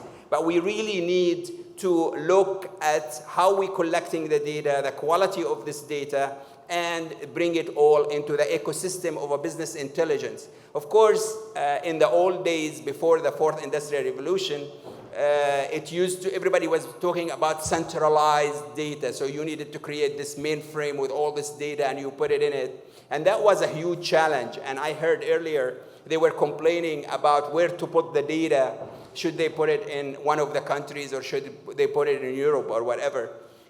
One of the most important technologies of the 4th Industrial Revolution is actually the blockchain. And the blockchain is based on a distributed database model. And the blockchain is actually the reverse of everything that you think about in the past when you used to think about centralized data, because you can actually have the data fragmented across different databases and different countries, and through a very defined framework, you can actually share that data. So everybody can own their piece of data, but then when you actually ask for the data is available. This is why we're saying the blockchain is actually changing the whole different model, because I remember a few years back, Oracle submitted a proposal to the US government to create those huge databases for the US government and set them in California, managed by Oracle. I believe that's the old world. Today, the new world is, no, you can own your data. You can actually put all your regulation and everything on this data, but through an open API and through a very well-defined interfaces, we can access these data across the countries. This also brings us to the international trade finance and how international countries talk together to each other in trade finance and other things. So business intelligence, the project I heard about is amazing. I believe it's the right time because the 4th Industrial Revolution technologies are here and they can actually help us create that business intelligence. It automates the collection of data, which ensure the quality of the data, and I think that will help the success rate of the business intelligence project. That's my thoughts on that. Thank you so much, and I'll come back and we'll take questions from the audience, because I think we talk a lot about, we've heard a lot about blockchain, obviously the role of artificial intelligence, and we think it's all relevant, but I think I'll come back and we'll take some questions from the audience about the reality of how that could and would work. But next, I'd like to invite and get a perspective from Mr. Hassan Banoor, who represents a global organization, COFAS, many of you would know, in terms of profiling and analyzing risk around the world. Please, if you'd like to share your thoughts first.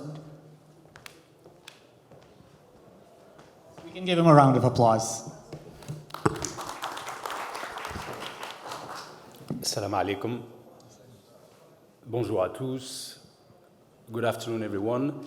I would like first to thank the Islamic Development Bank and ICIEC for giving me the opportunity to share a few thoughts with you, with my perspective after 1 year in the trade credit insurance industry, coming from the more general and life insurance side of the business. I will also give you a few examples of how COFAS as a group is using these new technologies, especially artificial intelligence, in order to drive innovation in our business. And lastly, I will share with you my personal thoughts on what are the challenges we are facing in the OIC member countries when it comes to creating efficient business intelligence ecosystems. So, I truly believe that trade credit insurance is a great product. If you think about it, insuring your receivables and your balance sheet as a business owner, as a top executive, is one of the key risks, most probably the top priority risks that you want to protect against, and this usually comes far ahead of any other traditional line of business that are widely spread. However, our product remains relatively unknown. If you look at the size of the B2B transactions that are covered by trade credit insurance, and if you compare it with the overall size of B2B trade around the globe, it's relatively small. At COFAS, we estimate that TCI penetration is not more than 5% worldwide. So, next slide, please. Why such a great product remains confidential? One of my belief is that we have to acknowledge the average and typical customer experience is actually average. If you think about the key touch points in selling and servicing a trade credit insurance policy, from the very beginning, it's a very complex product to sell. You need at least 5 meetings in order to sell this product, which is a lot, because our products are complex. Then we end up in arguing and debating with our customers about the limits that we grant that are always perceived as falling short of the expectation. So, one of the root causes behind this average customer experience is actually the lack of data. So, next slide, please. When you think about this need of more data, need of much more data, the trade credit insurance industry has been designed and operated on the basis of structured data. But if you think about it, structured data, stored, well-controlled, is actually a tiny fraction of the data which is available out there. So one of the questions, I think, and one of the potential game changers for the industry is how to access this much wider ocean of data which is out there. I like to quote this provocative statement from this trade tech and digital guru, Christoph Spory, who's basically saying that we are living in our own world in a relatively comfortable market, small by size, not growing, and we are outside of the digital reality. So, is there a possibility to move away from this confined world, unpenetrated market, to a much more spread market?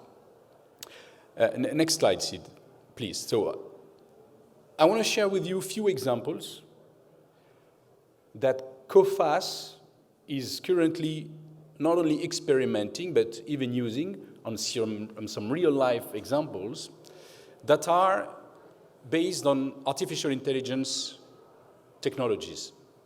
So I will develop maybe just 2 of these that are illustrated here.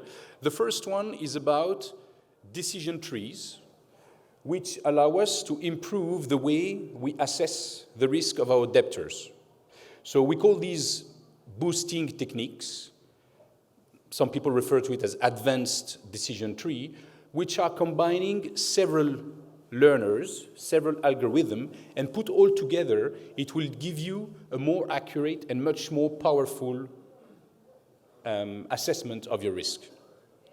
The second example, which maybe is a bit more practical and easier to grasp, is the technique of web crawling. So what is web crawling? It's basically using the power of machines in order to Google the web.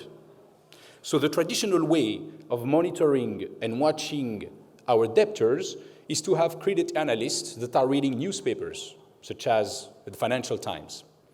What we're doing here is that by using some keywords and again some advanced techniques of artificial intelligence, we have some algorithms that are Googling and searching the entire internet in order to capture relevant and key information that we are going to use in order to fine-tune our assessment of buyers.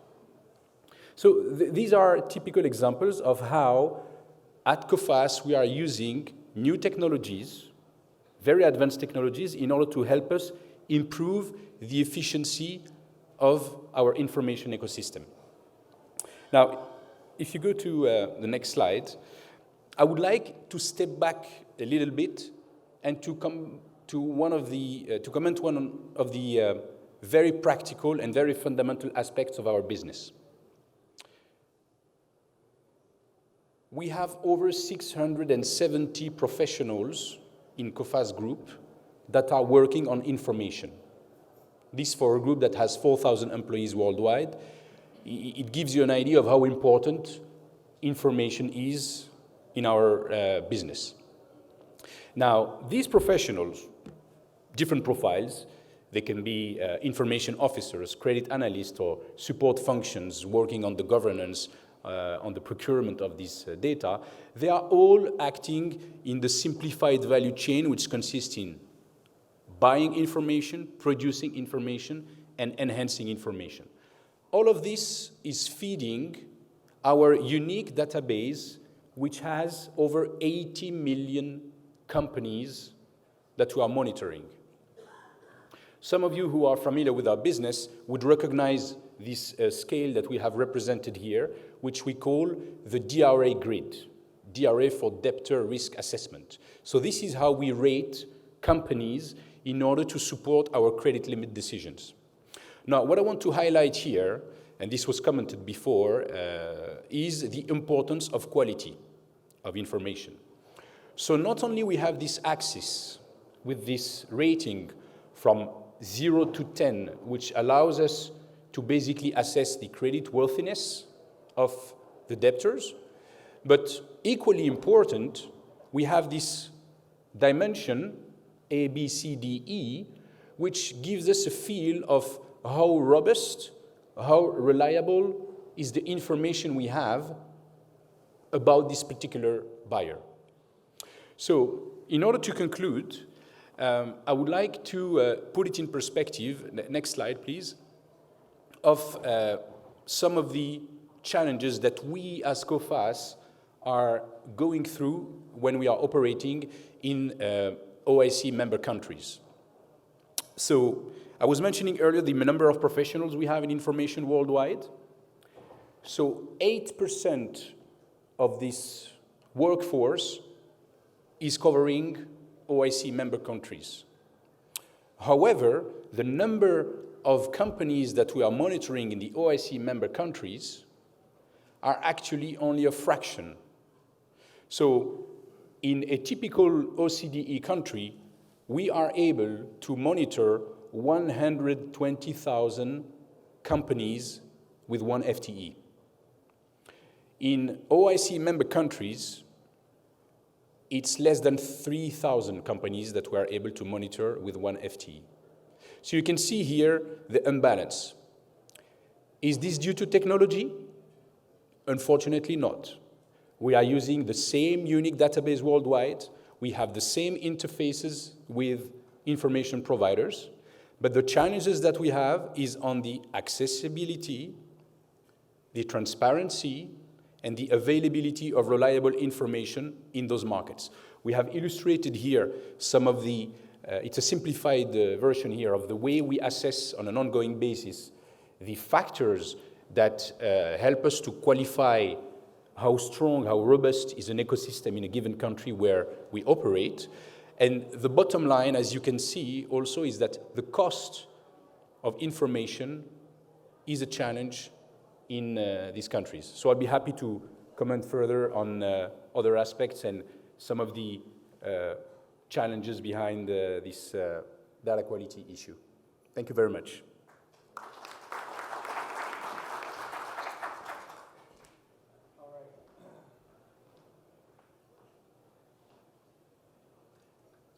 So, okay, sorry. I think that was an incredible ending, I must say. I don't know how many of you were amazed by that closing, besides the wonderful work that COFAS is doing in a very sophisticated way, and the role, utilization of AI and other tools that you're applying. So I think that's a great case study for us. But the ending, I think, tells us the similar cautionary note that Mr. Khatib, you highlighted in terms of the data quality challenges. And as we embark on an OBIC type of an initiative, I think this will be a 10x challenge to, if we were to do this in OECD countries, obviously, given the availability of the data, it seems. But before we go, and I want to be conscious of time, so I'd like to have our final presenter, present his views, and I'd like to open it directly after that to the audience. If I can have Mr. Jalal bin Yaoun to come up and share his views on Portnet's role in business intelligence.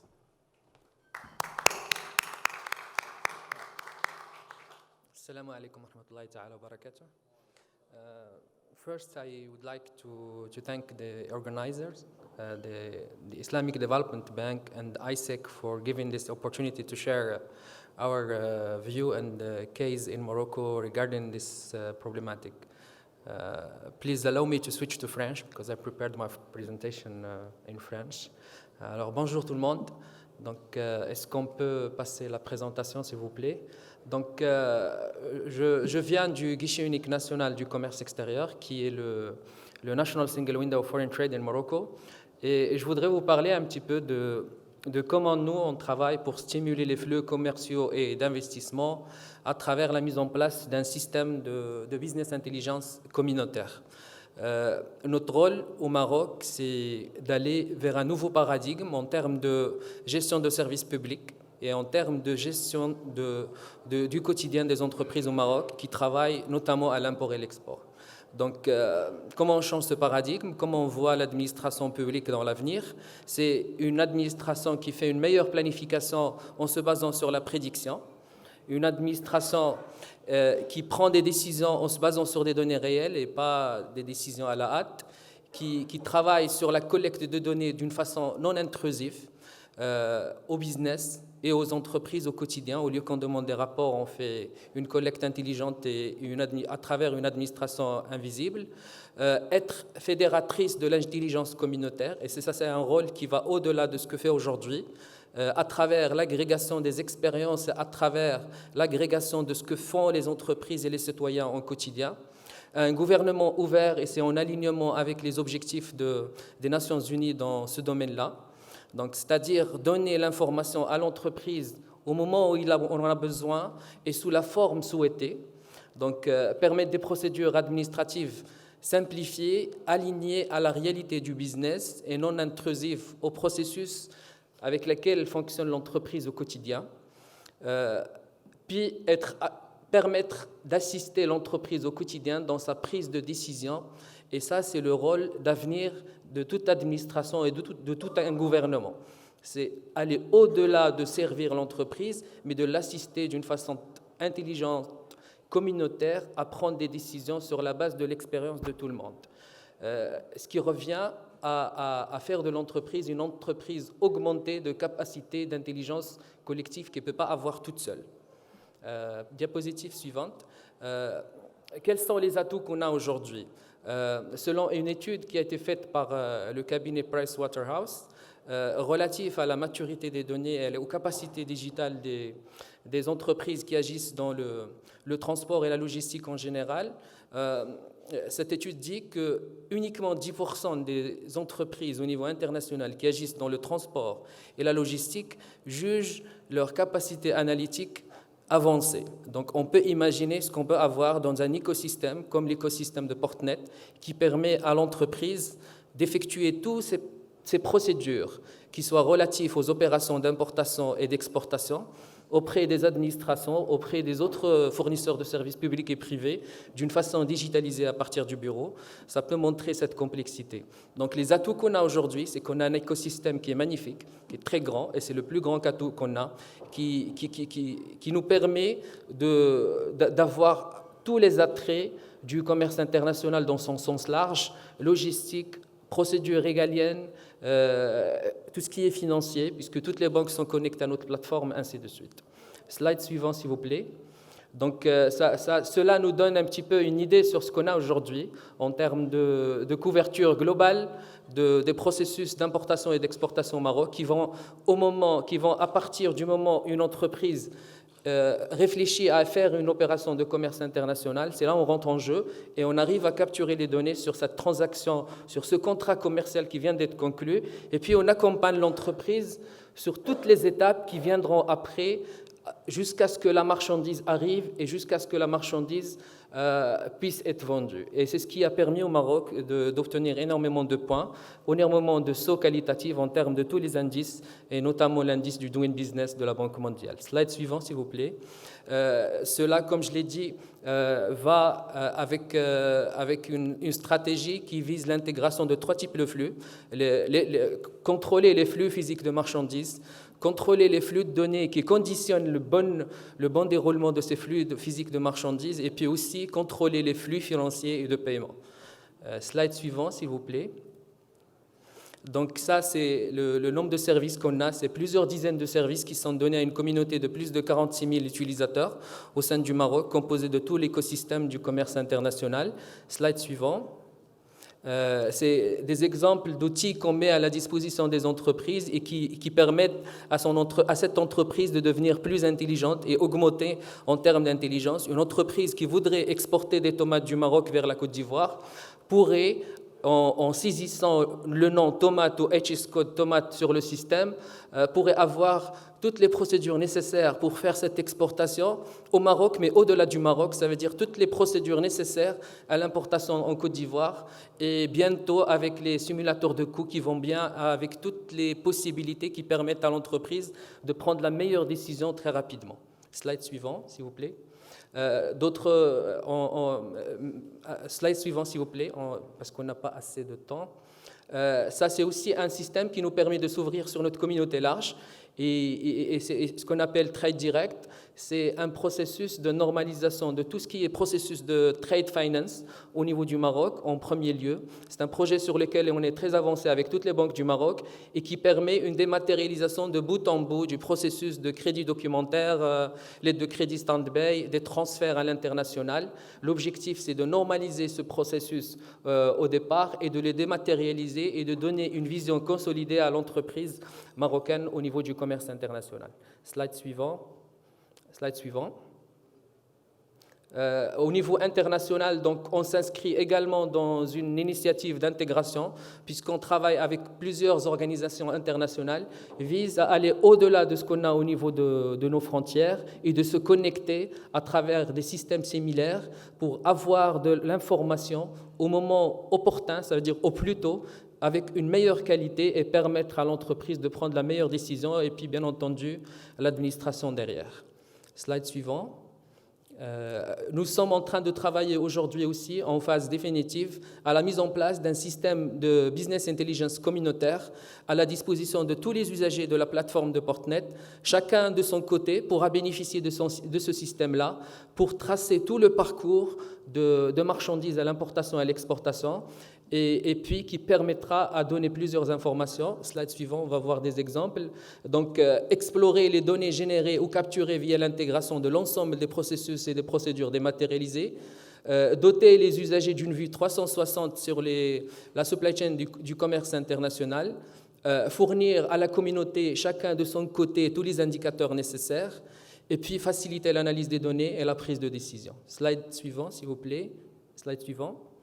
On va directement à la synthèse. Slide suivant. Slide suivant.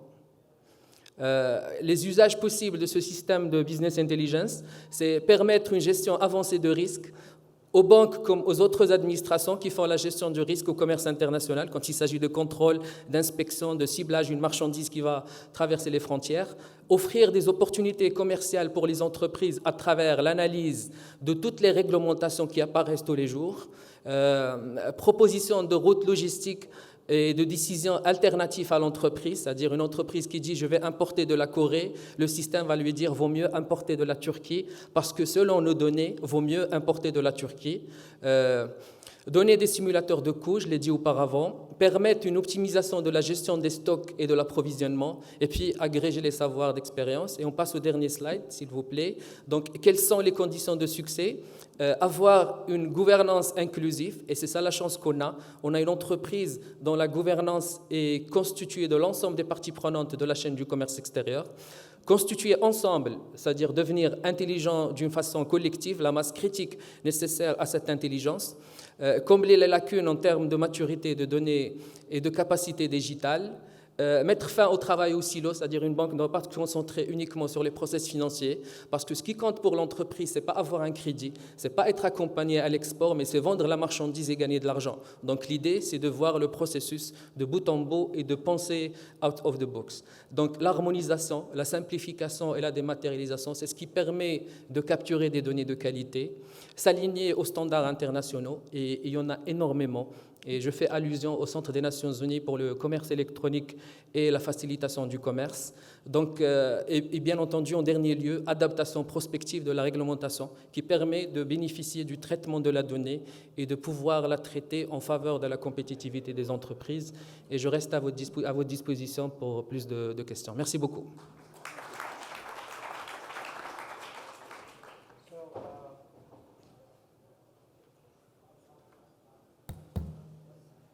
Mr. Jalal, thank you so much. I think we had interpretation issues. Was everyone able to hear the interpretation? Those who were okay. All right. I'll actually take a few questions immediately. I think I had the opportunity to speak to you, so I had a great idea about Portnet's technology and business intelligence infrastructure in helping you achieve a one-gate, one-stop center to facilitate trade from Morocco. But rather than me asking, I'll put it to the floor if there are questions. Sure, we'll start from here. And if we can limit it to, sorry, if we can just, if you could just state your name and organization and limit it as to a short question, please.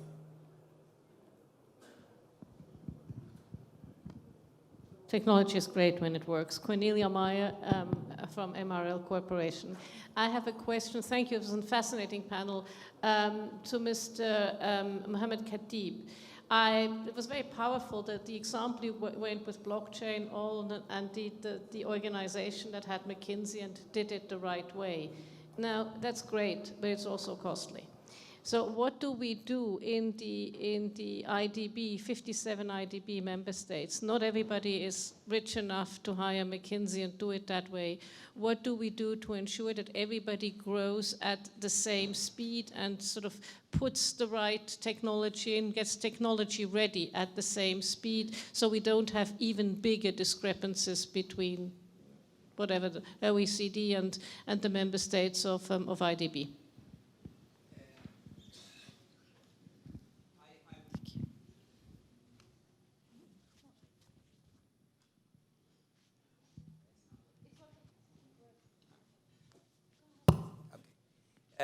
Thank you for the question. No, I'm not recommending that everybody should hire a McKinsey and do it. I believe the project that has been proposed is a great project. I think this forum and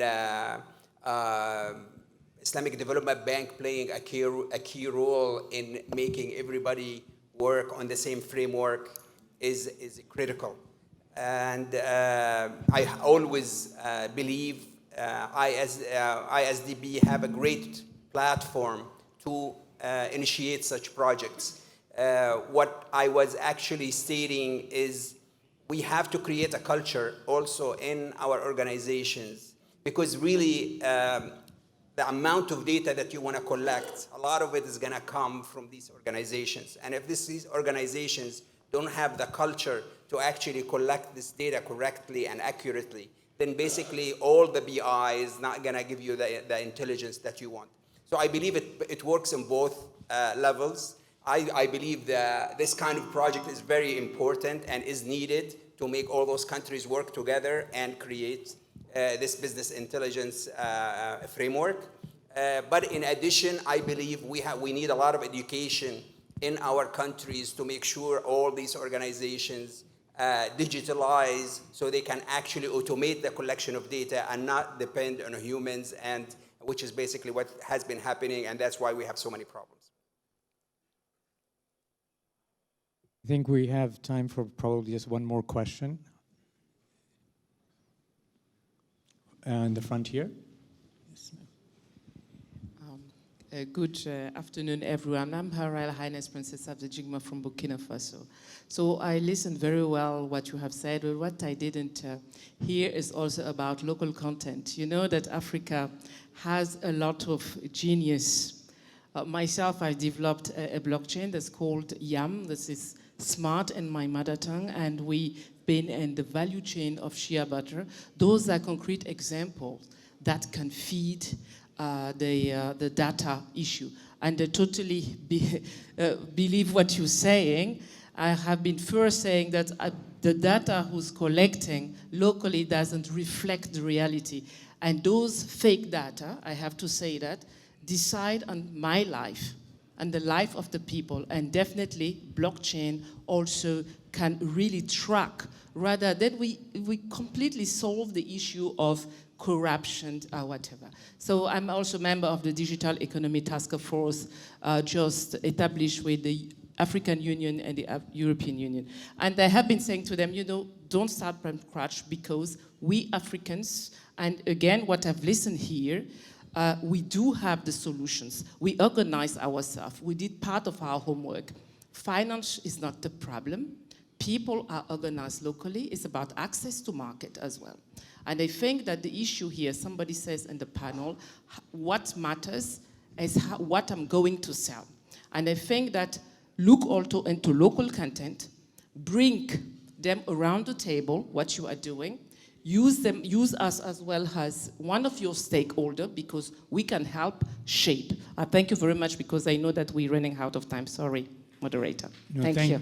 Thank you. I think that is a very good ending for us, identifying the number one practical usage of blockchain and some of the additional pitfalls and your experience in verifying, you know, within the African countries that you're experiencing. So with that, I'd like to thank the panelists. I hope this was engaging and interesting for all of you. Please give our panelists a round of applause.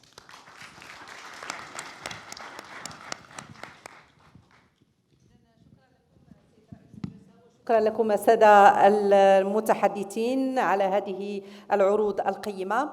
وسنشرع الآن في تقديم بعض الهدايا التذكارية للسادة المتحدثين، وأتشرف بدعوة السيد أسامة قيسي الرئيس التنفيذي للمؤسسة الإسلامية لتأمين الاستثمار وائتمان الصادرات لتقديم الدروع التذكارية من المؤسسة. وأبدأ بالسيد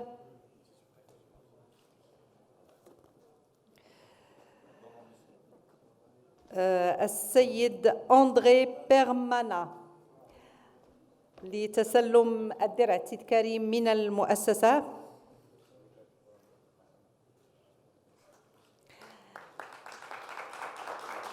الدرع الثاني سيسلم للسيد حسن بن نور. شكرا لكم على عروضكم القيمة. درع ثالث أيضا من المؤسسة الإسلامية لتأمين الاستثمار وائتمان الصادرات سيقدم للسيد جلال بن حيون.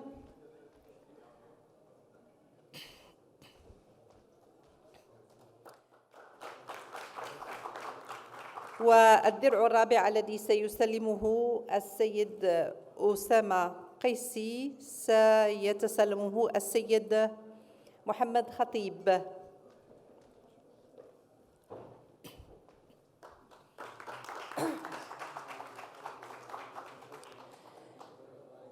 إذن شكرا لكم جميعا، شكرا لرئيس الجلسة، شكرا لرؤساء الجلسات، شكرا لكل الحضور ولكل المتحدثين، وندعوكم الآن لتناول وجبة الغداء على أن نعود بعد حوالي ساعة لمواصلة جلسات المنتدى. شكرا لحضوركم.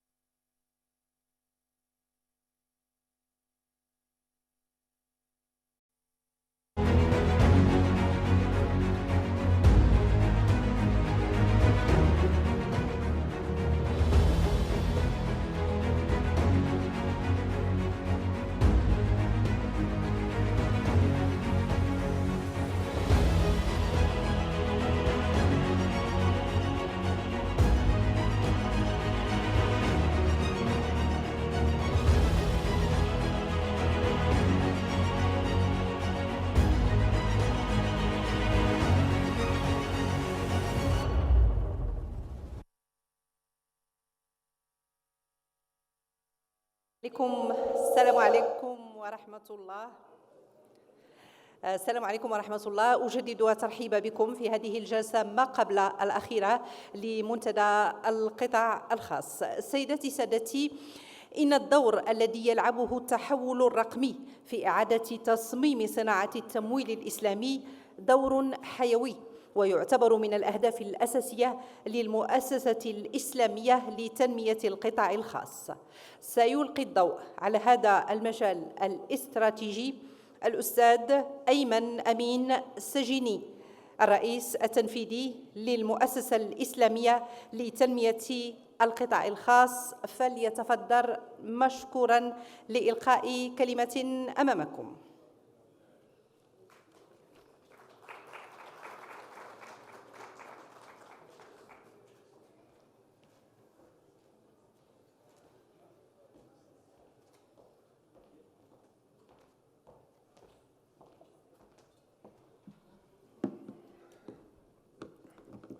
بسم الله الرحمن الرحيم. الحمد لله رب العالمين والصلاة والسلام على سيدنا محمد. First of all, I really thank you all for attending today. It's a great place to be in. Grateful that Morocco had welcomed us, and it's a great event. And having all of you attending, it tells us how serious the future of the private sector is going to be flourishing, and definitely with our future financial technology and financial inclusion would further make it a greater success for everybody. So I'm again very much thankful that you have all attended. Thank you.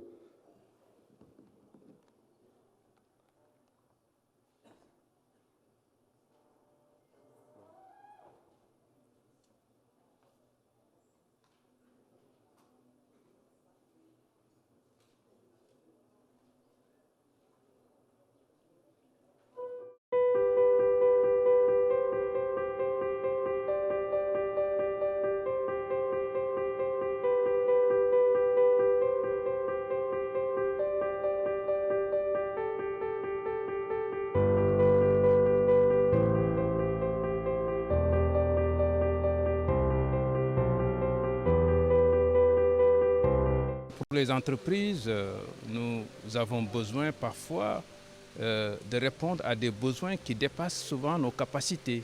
Et à ce moment-là, nous avons besoin d'avoir des partenaires qui viennent en cofinancement avec nous ou qui mettent à notre disposition les ressources qui nous permettent de satisfaire la demande de ces clientèles de grandes entreprises. Aujourd'hui, quand on agit sur le marché marocain, on a affaire à des investisseurs de différents niveaux.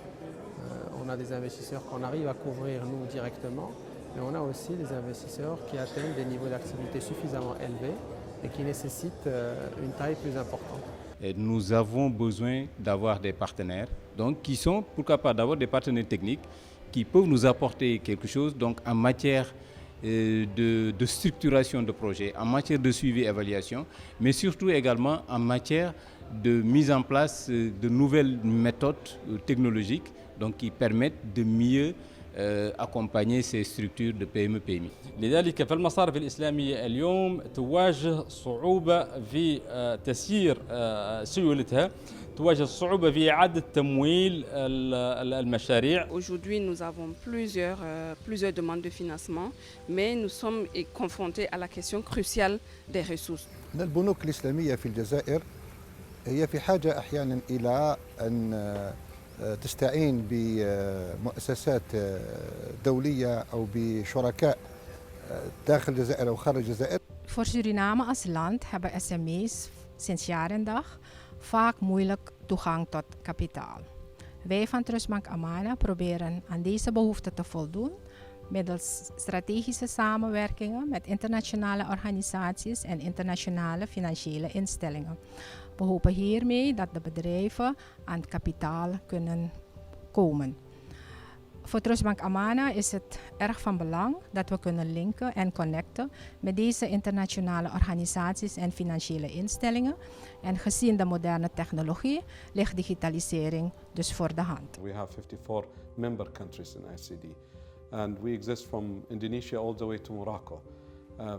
And by that, we have also established lots of financial institutions. And in those financial institutions, we are able to provide SME financing. We are able to give products, investment products, all the way to the end user or investors that would like to do so. By that, we have figured out what if we connect all of these in 100 financial institutions of which we own or provide services to, all in one platform. هذا أمر محبذ، يعني تكون هناك منصة تسمح بتبادل الخبرات، بتبادل التجارب والأفكار، وكذلك صبر مجالات وفرص التعاون والتلاقح بين مختلف هذه المؤسسات حتى يستفيد بعضها من بعض خدمة لاقتصاد مجتمعاتنا الإسلامية.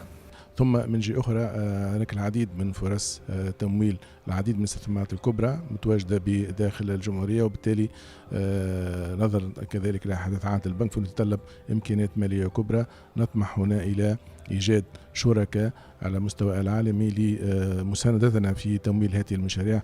Donc on peut imaginer que nous pouvons accompagner nos clients marocains par exemple pour travailler avec les clients d'une banque en Tunisie ou en Mauritanie, au Sénégal, qui fait partie du réseau d'ICD. Si il y a des plateformes nous permettant de faire ce relais, cette liaison avec ce marché international, ce serait formidable. Je pense notamment à ce que peut apporter la technologie pour animer ce genre de réseau.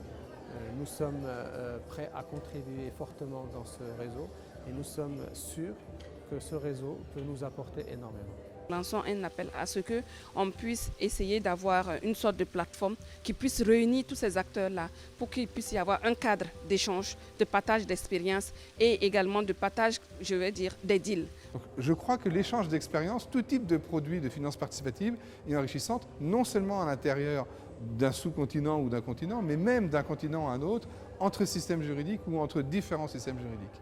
Well, the idea is that we are trying to connect 100 financial institutions that are banking and non-banking. This platform will more or less make sure that we can help in providing a cheaper source of funding. We can actually introduce these institutions to each other. They can start working with each other directly because they get to know that they have one platform. We can actually cross-sell some of our investment opportunities that we could do so. Of course, we need to abide with all the regulatory requirements in each of the countries that we are going to be transacting in. ومنصة من هذه ستكون تعطي دفعة كبيرة جدا للتنمية الاقتصادية في بلداننا.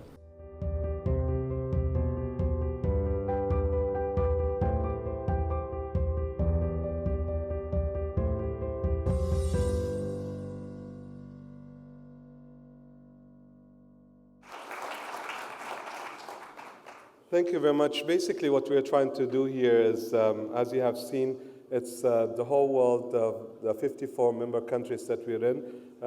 ICD has a percentage of ownership, some of it a high percentage ownership, some of it lower. But we thought, why not connect all those financial institutions to be able to speak with each other, actually be able to service each other, also making sure that some of the clients that are in one part of the world can be connected with the other part of the world, with people that know each other through ICD in so many different ways, making sure that we have financial inclusion. Also, at the same time, we could actually maybe be a platform for asset management products. So imagine if you were in Morocco and you say you'd like to invest in Saudi Arabia or invest in Indonesia or in Sri Lanka. Today, we don't have really a platform that helps you to do all of this. And we're hoping that this platform will be maybe a mechanism that connects the world together. We would actually respect all the regulatory requirements and ensure that each financial institution on the ground will cross-check with its own regulators. And we'll continue with our program.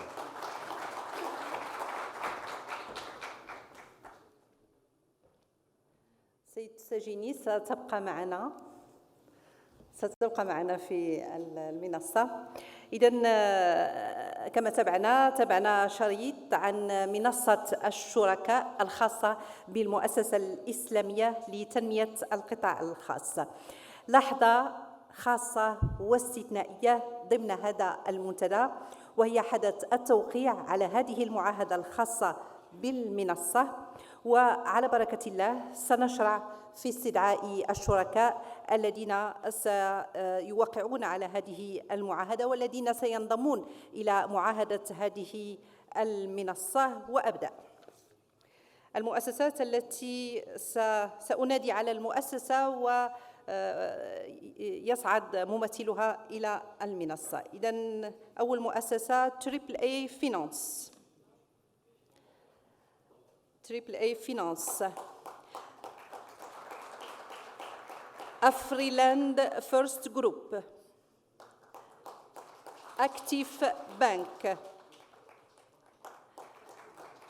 الأخبار Bank Global Platform for Private Sector. البركة ترك. البانيا ليزينج.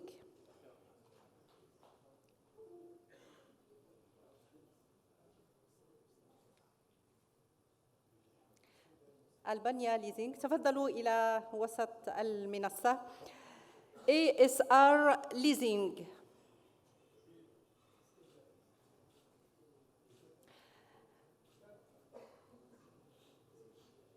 السلام بنك.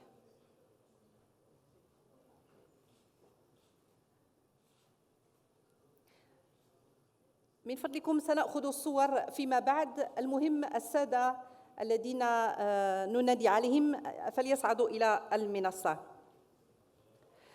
باديا بنك.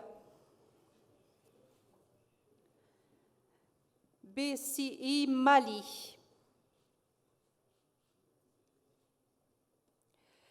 BCI موريتانيا.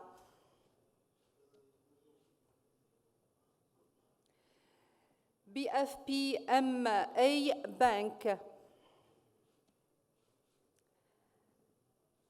BNDU بنك.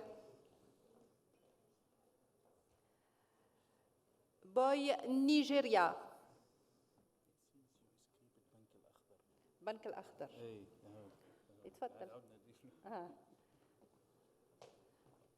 بنك السلام الأخضر. BOI نيجيريا. BSIC نيجر. كوريس بنك انترناشونال مالي.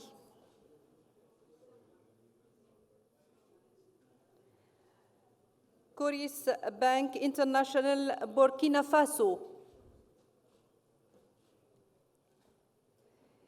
EBID.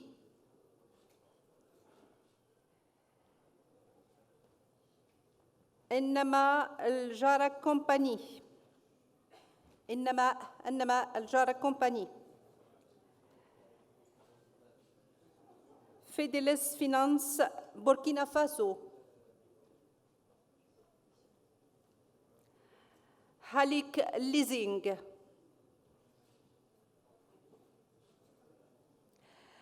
IPAC Yuli Bank Global Platform for Private Sector.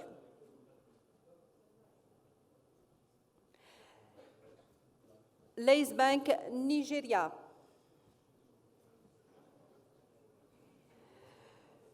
Kovri Turkey. Kovri Work Turkey. ممكن حسب لازم يكون تنظيم. اوكي. MCC مول بولاك فينانس LLC.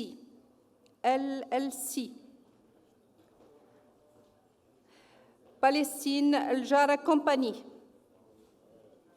تحية لفلسطين.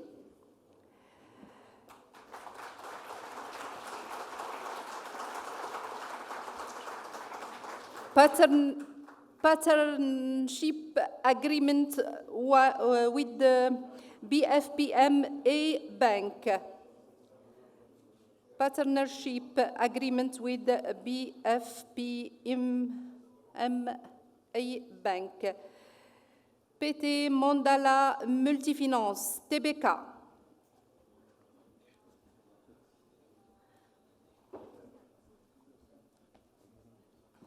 ممكن تجي ورائي. PT Mandala Multifinance, TBK. Sterling Bank Nigeria. Sterling Bank Nigeria.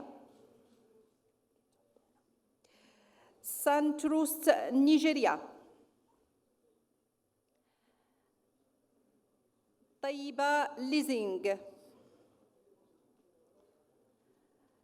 Truth Bank. Turk Exim Bank. UDBL.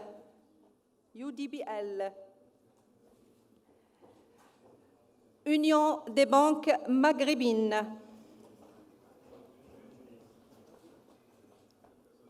UTB Sierra Leone. Warba Bank. WIFAQ International Bank Global Platform for Private Sector. زيراك كاتيليم بنكاسي. زيتونة تمكين ميكرو فينانس. إذن كل الشركاء مجتمعين على المنصة. صورة جماعية ولحظة للتلاحم ضمن منصة واحدة، منصة الشركاء الخاصة بالمؤسسة.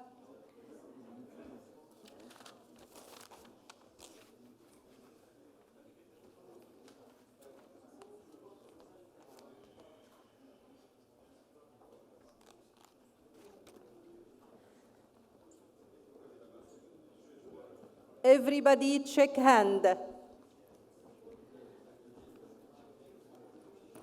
C'est bon? Finaya? Indonesia Exim Bank. He's here? He come. Okay. I tell all the bank, all this. That's why Indonesia Exim.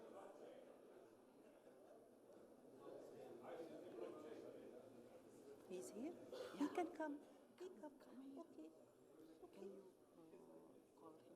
Can you call him? Indonesia Exim Bank.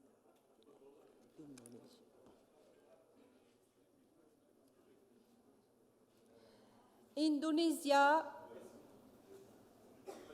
Exim Bank. Please, Indonesia Exim Bank. We have forgotten it. Okay.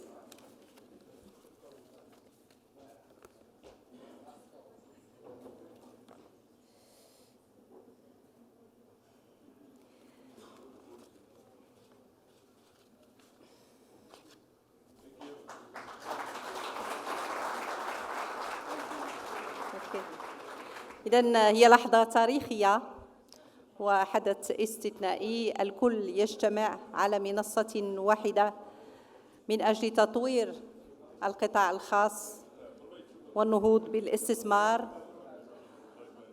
ستبقى معنا السيد سجيني، وسندعو رئيس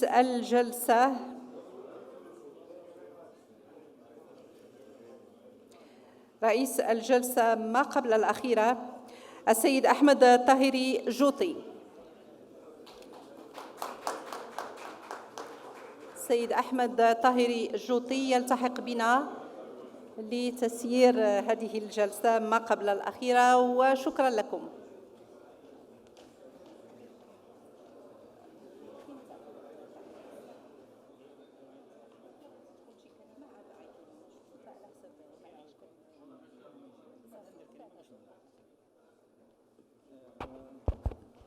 Well, Assalamu alaikum. I'm calling Ms. Maria Luisa Aldem to join the stage, Rafiuddin Shiko, and Yasmin Urich. Thank you.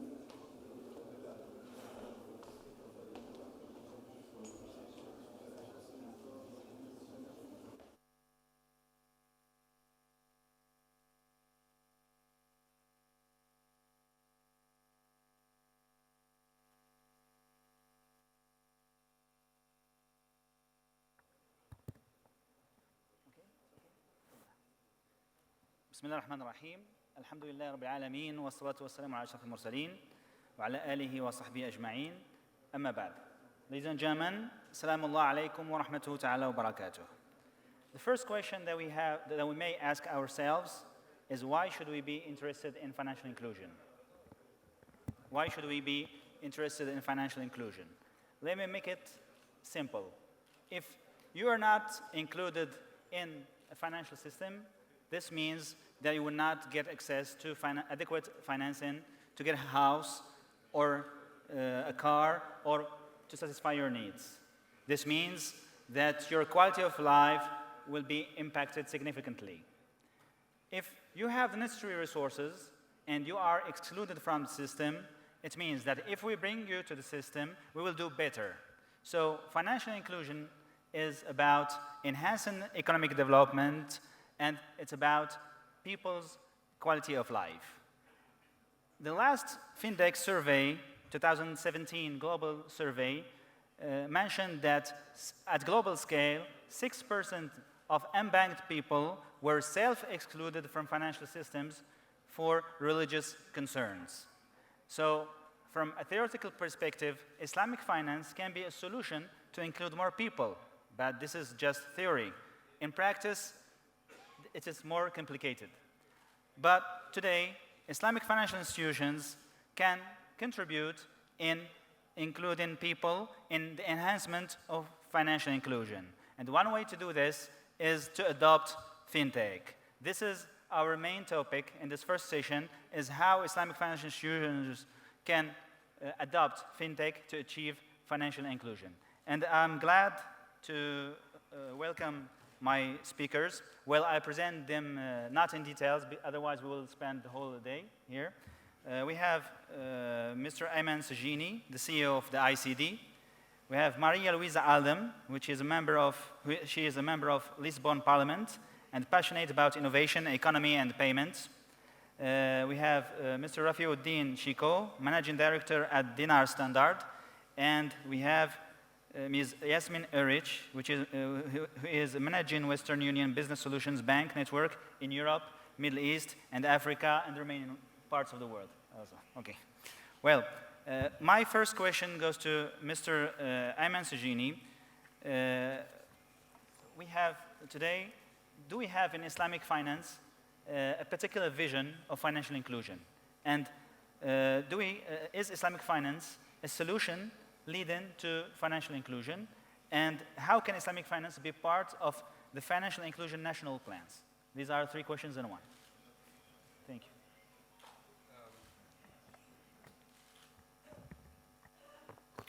Okay. So the financial inclusion that we have thought about in so many different ways, the simple financial inclusion that is known to the world now is through our phones. basically you have all of your mobile phones and everybody has an app of his bank, and from their locations they don't need to go out from their distant locations, they don't need to go to a branch. And that is one way of including or considering the inclusion of some of them. The second one is, for example, the extreme case that we have whereby a product called Brave. And in Brave, we have the financial inclusion of fragile state or states that are in war. And that usually could help them by getting 3 financial institutions supporting a same client or evaluating one client. In this way, even during wars, all the 3 financial institutions agree into how to fund an SME or even a microfinancing during difficult times. The third one, what we have done, is Brave Women, where we realize that usually women get mostly affected by fragile states or states that are in war, and by having basically financing products that specifically cater to their businesses and focuses on their business needs, because sometimes they're the mostly affected ones. Thank you. I still have a second question for you, Mr. Sajini. It's about replicating conventional modes of financial inclusion. Can we today in the Islamic finance industry replicate the conventional modes of financial inclusion? I don't see any reason why we cannot, because all the products that exist in the conventional products usually are more or less traditional, also Sharia compliant in my opinion, and always been the case. It only gets to the point where it doesn't become Sharia compliant. I always tell people that I love drinking water, I love to drink juices and everything else like normal people do. But once it gets to alcohol, that's my limit. That's exactly the same way how I see banking and finance. So traditional banking and Islamic finance is exactly the same for me in everything. We are in line together, and that's the normal human evolution throughout history, that we have the same thoughts and same ideas. But then we stop once it gets to the point where it's abusive or unethical, or it goes to the point where even the current traditional banking have actually figured out that they don't want to continue doing the same products or structures, and let's say because some of them we find out that they're unethical, and that way it became very popular globally to have what they call ethical investments and ethical banking, because it's becoming more and more be realized of the importance of having those habits and realizing how important it is for the end user and for the economy and for the social structure. Well, the advantage with Mr. Sajini is that he's very precise and concise. I advise my other speakers to be like him, please, to respect the time, because we have another panel after us. So next question is, we have the chance to have among us 2 ladies outside the industry, but they are international experts when it comes to fintech and digitization. I have one question for you, for both of you. Can you give us an overview of fintech innovation leading to financial inclusions at a global scale? Let me start with Ms. Yasmin, please. Sure, so I totally agree. I think there's...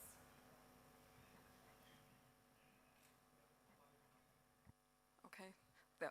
I totally agree. I think we currently experience a very strong shift from product focus to consumer focus. So innovation is not always the solution. We have to really understand the customer's requirements and the customer's needs in order to have a successful, innovative product, which can also include people who are currently excluded from those services. So I see that globally, we get to talk to the client more. It's not just about creating a product in marketing or on the product team, but also really going out and understanding the requirements here and building that particular product then to fit those needs. So globally, I would say there's definitely change, but still a lot of work to do, and we are definitely going into the right direction here.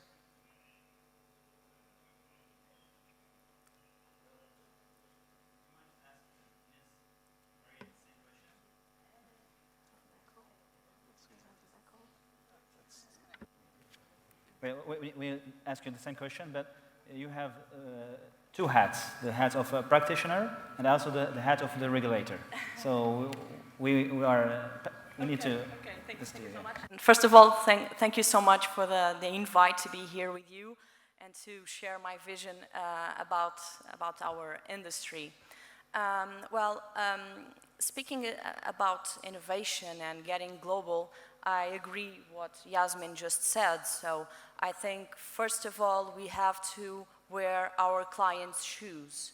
So we totally must look at the younger generations and to understand that nowadays, the younger generations, they look for something to be faster, to be something with less bureaucracy, and something to answer directly their needs without having to speak with several organizations to just deal with that one thing. Because if we look in our perspective for banking and fintechs, this is what we are doing every day. But our client, they don't care about it. They're just looking for a solution for something. So we just need to answer that for them. We have to provide them a turnkey solution so they don't have to be concerned on details about it. So that's the main thing I think our industry must think about it. About getting global, and I would like to add something on that as well, because we have to think that we are here in Marrakesh, but maybe tomorrow we can be in Europe, tomorrow we can be in South Africa. We are must be a mobility solution as well, so we can think on a global scale. So that's the main thing. On a regulatory perspective, you started to start that question as well. I think technology is always in front of regulation, although regulation can be a starting point to connect the other, the stakeholders, so to connect banks and fintechs to be more competitive, but still not breaking down the industry, so to not disconnect everything. So regulation is important, not to be too much regulation that will just, vanish everything, but just enough in order to provide some kind of organization. And that's what we've done in Europe recently. European Union just settled some standards for banking and fintechs to cooperate, just one unique regulation, that it's PSD2. And we have also GDPR, that's complementary in terms of sharing data of our customers. And this is allowing banks to connect themselves with open APIs, and regulators are also open to start sandboxes in order to fintechs and banks can cooperate and not just breaking down the market. So the future is to cooperate, for sure. Thank you for this insight. What I understand that today, when we start a digitization process, it's not only about technology. We don't have to focus on technology. We don't have to forget that, first of all, we need to satisfy the customer's needs. This is the first insight. Second insight is that, for the regulatory process, it is here to protect those consumers and to make things more sound. Thank you very much. Well, I move to Mr. Rafiuddin. I'll ask the same questions, but I'll add Islamic. What about Islamic fintech? How it is doing? Bismillah ar-Rahman ar-Rahim, and peace and greetings to all. So the perspective I bring as a research and advisory firm that's been focusing on the global Islamic economy and the Muslim consumer market, I think it's a good transition from your point about focusing on the end consumer end needs first. So I have an opportunity, I don't know if we have the chance, but to share with you our latest study on mapping the landscape of Islamic fintech worldwide today, especially that are front-end facing. And so the first and foremost thing when we put the Islamic angle is, if I put the consumer aspect of that, is to understand that consumer dynamic.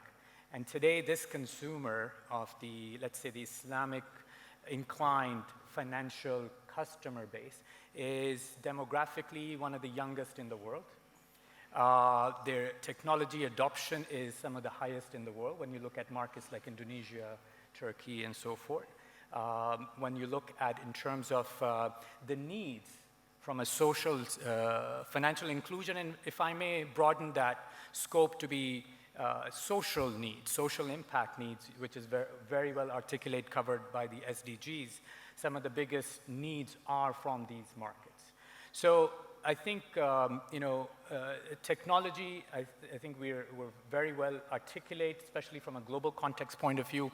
And even the technology part, we have to really identify what are those tools, but ultimately, we talk about artificial intelligence or mobility or the use of big data, but for what purpose, right? So I think the purpose is front and center.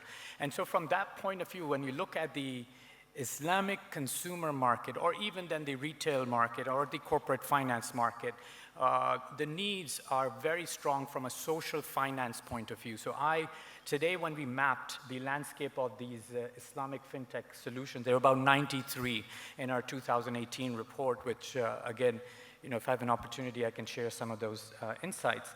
And we looked at that, and a lot of the biggest majority of them were P2P finance, about 14 of the 93 in blockchain, and about 15 in wealth management by category.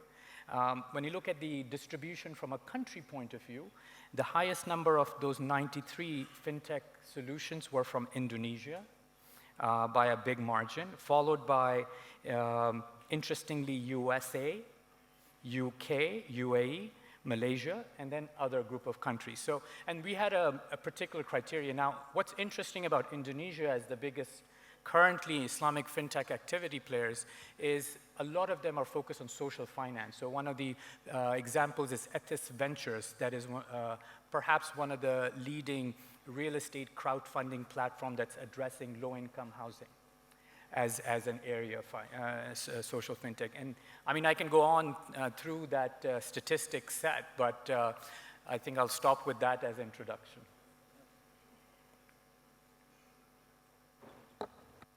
Okay, thank you, Brother Rafiuddin. The good thing is that you reassured me. It means that we're not lagging behind. We are doing our best to be, okay, good. Well, I'd like to come back to a concept that was discussed by our two ladies, which is a collaborative model. How can we bring fintechs and incumbents, existing players, to cope together? Of course, today, in all the all the financial systems today, we find that financial authorities are protecting, if not overprotecting, incumbents. So, for fintechs, they are, I would say, obliged to cope with those incumbents in order to evolve and to reform the financial services. So, in your point of view, the question is for our three panelists, and Mr. Ayman, if you have any additional comments on that, also, how can we build a collaborative model that gathers both incumbents and fintechs, and how can we create those ecosystems? Maybe Brother Rafiuddin will talk about Islamic fintech ecosystems, where we can gather all these people in one place. We'll start with maybe with Yasmin. Sure. Thank you. Sorry. Sure. So this is a very good question because unfortunately it's very relevant and a really present challenge.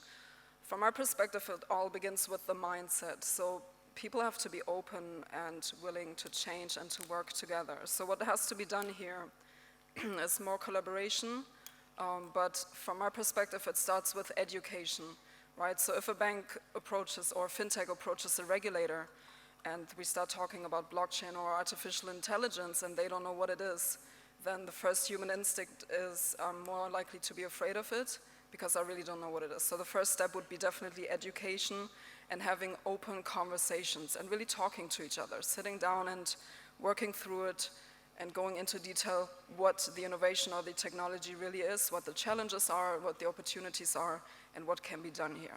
So that's definitely one thing. And then, like you already said, we need to collaborate and we should bring more stakeholders on board. We need to include not just the banks, but also the fintechs, the regulators. And in order to achieve that, there has to be added value for each stakeholder, because if I'm a regulator and I don't really see how this would benefit me, then I'm less likely to change and put time and energy and my own education into that. So added value for each stakeholder, make sure we all win, but this has to happen for each country to actually stay competitive.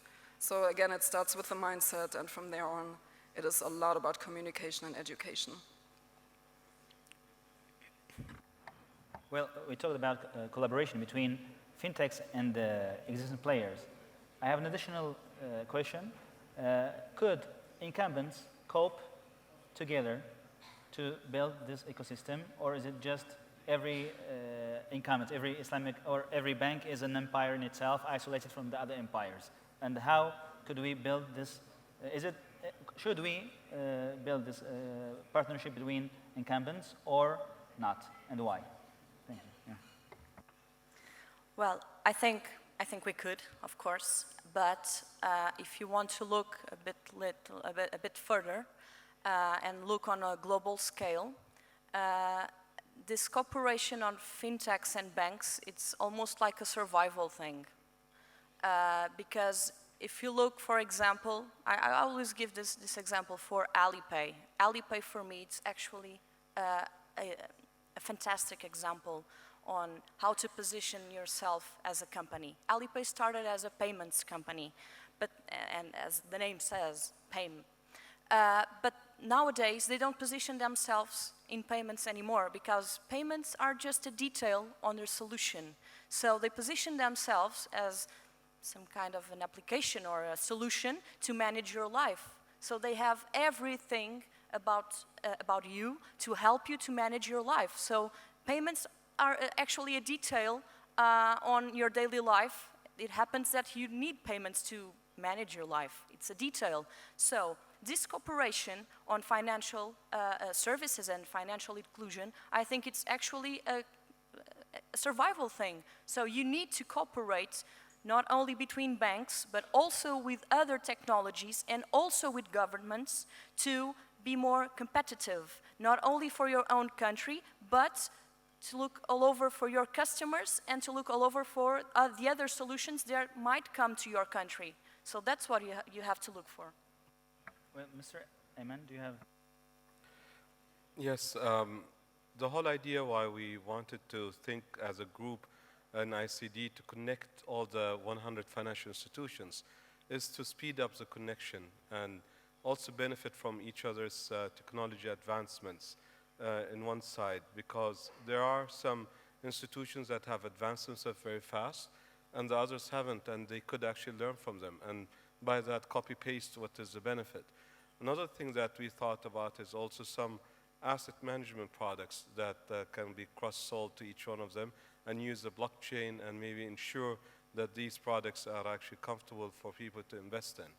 The third point of view, which maybe some don't find it that much of financial inclusion, I was recently in Sri Lanka and I've been honored to be invited into a very great event that they had. It's regarding supporting orphans that after the age of 18 in Sri Lanka, they lose the home that takes care of them.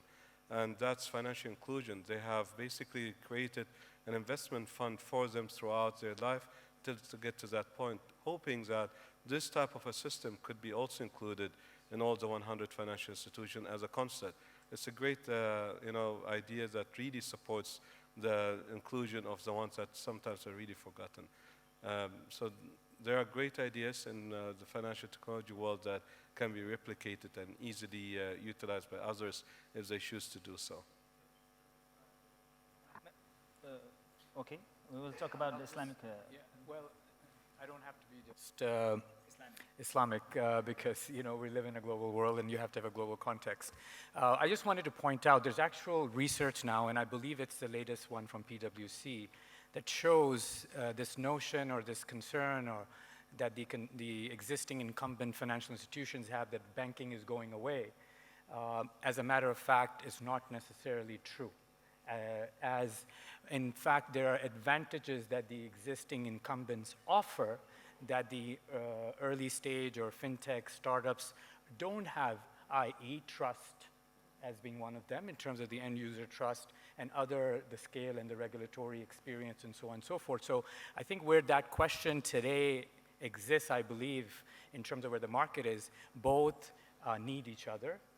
The startups need these incumbents to be able to scale and reach the markets. So both need each other, and I think we're seeing that happen. So I thought that was quite insightful and relevant to your question. Well, my next question is for Ms. Maria and Mr. Ayman too. It's about regulation. Do we need to regulate fintech world? I mean, should we regulate every little new innovation? Because if I can't, as a startup, as a fintech, if I cannot launch my offer to the public, I need a license.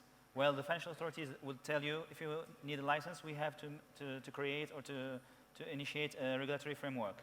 So a regulatory framework would take a lot of time before it goes. And this will limit innovation. And do you think that we do really need regulation for any new innovation? And if yes, what is the best process to have? And how can we deal with regulation versus innovation? How can we manage this? We'll start with the ladies first. Well, I do believe we do need some kind of regulation, but not too much regulation, as I said before. And for example, in Europe, we have different types of levels on regulation depending on what you're doing. Of course, if you want to start a project, I think the smartest way is without the umbrella of that type of regulation, and to just partner with a bank or a fintech already under this regulation. So let's just start, or even to have the solution as the Netherlands have on the sandbox solution. So you will have regulation, but there are some steps you need to achieve first in order to be regulated. So I think there are steps to go. What are the main challenges if we don't have regulation?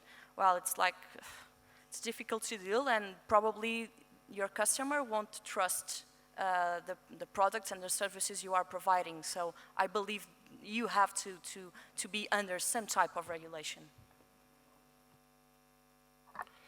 To put it in two different points, one way I would like to say that lots of regulators globally now have the sandbox concept, whereby anyone that has a kind of financial technology and they're interested to put it in the market, and they want to use the financial regulated entities to conduct such a transaction, they can actually more or less test it there under the eyes of the regulator, get the regulator comfortable with the concept, and then test it also under the regulator monitoring processes, and then take it to the public.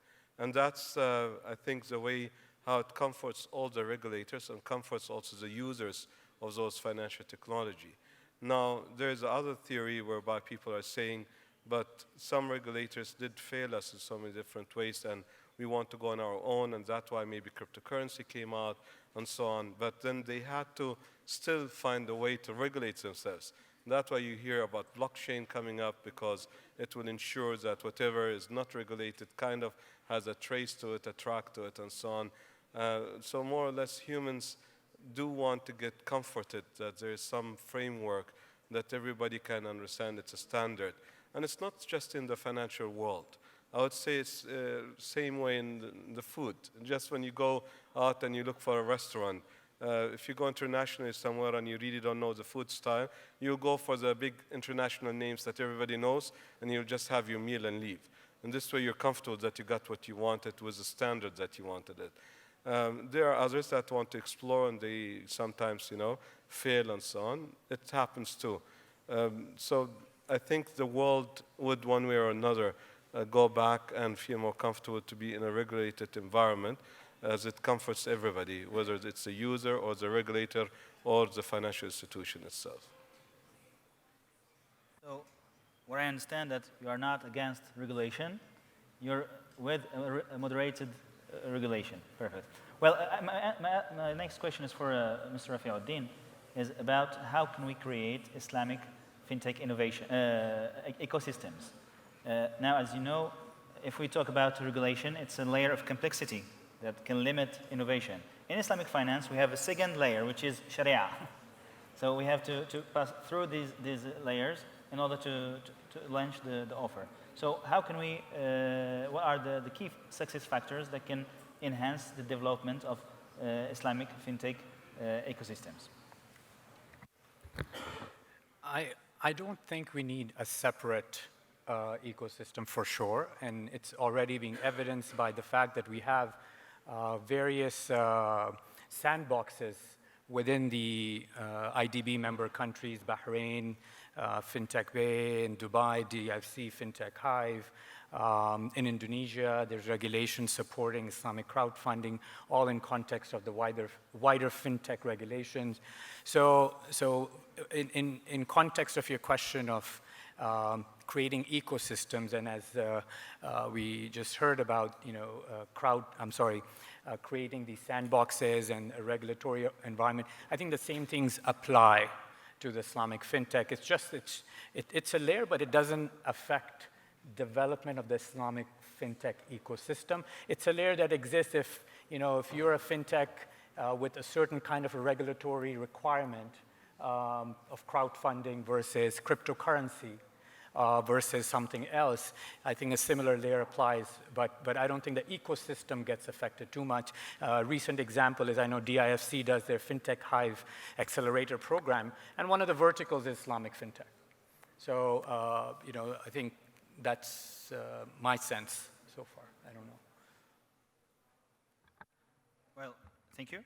Well, generally we are trying to link fintech to financial inclusion because most of the time, and if we come back to if we check the fintech survey, we find that the most unbanked people are excluded because of the high value of and high cost of financial services. So that's why we are emphasizing on fintech as a way to lower this cost. And the idea is that not to just include people, because payments and mobile payments and all these examples that are creating success stories in Eastern Africa are just the first stone, but we can build on it other things. For example, let's take the example of M-Pesa, for example. In Kenya, there was another company which is called M-Kopa. They used the mobile payment in order to sell their services for solar panels. And through the M-Pesa, you can pay for every day an amount of rental of the panel solar. If you don't pay this day, the panel is locked from distance. And another example is Econet, which provides index insurance based on mobile payments. So, I mean, financial inclusion and mobile payments and fintech is just the first block. What are the blocks that can we add to the ecosystem so that we can provide new services and new high added value services? You can. Do you have any experiences or examples to share with us on that issue? Okay. Sorry. Thanks. If you don't mind, I can just share my view on it. I think people are looking for Amazon in their lives. So they're looking for marketplaces, and not only on a product perspective, but also in finance as well. So they don't want to be in several banks, in several stores, in several places. They want the information to just appear to them. So in a natural way. So that's the challenge, I think, in all the industries we have nowadays, that we have to provide, that's why it's so important to cooperate, because we have to provide just one solution to our customer, and inside of that solution, he can access all. I think that's the key. It's to provide a turnkey solution to the customer in order to have just one place to do it all. Now, yesterday we were talking, we had a discussion, and we talked about the leadership. Means today, if I decide to start a process of digitization, I have to pay attention to the pace of digitization in a country. And if my pace of digitization is faster than the one of the country, it means that I'm the leader. So my question is, what is the request? What is the prerequisite to be a leader in terms of digitization in a country or in a region? What kind of leadership do we expect in this area? So, Yasmin, please.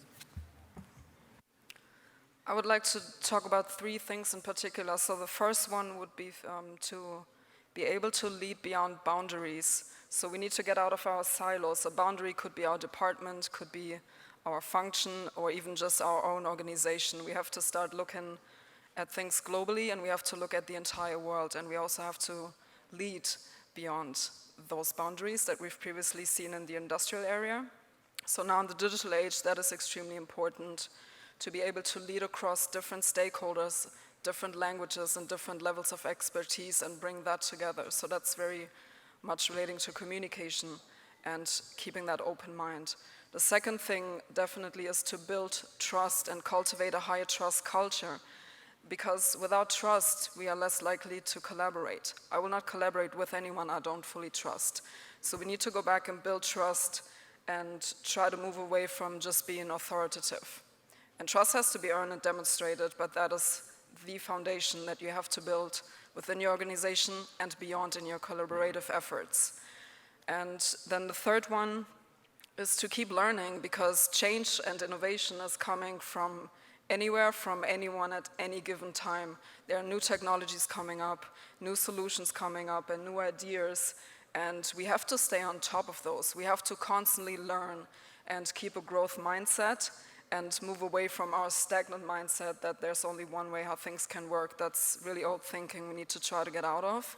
So keep learning, even if you're already the CEO and you have a lot of expertise, keep that, but build on top of that and constantly do that, and also share what you learn. Don't hoard your knowledge to yourself. Also make sure you share and you talk about it. And that's how I think successful leadership looks like now and in the future.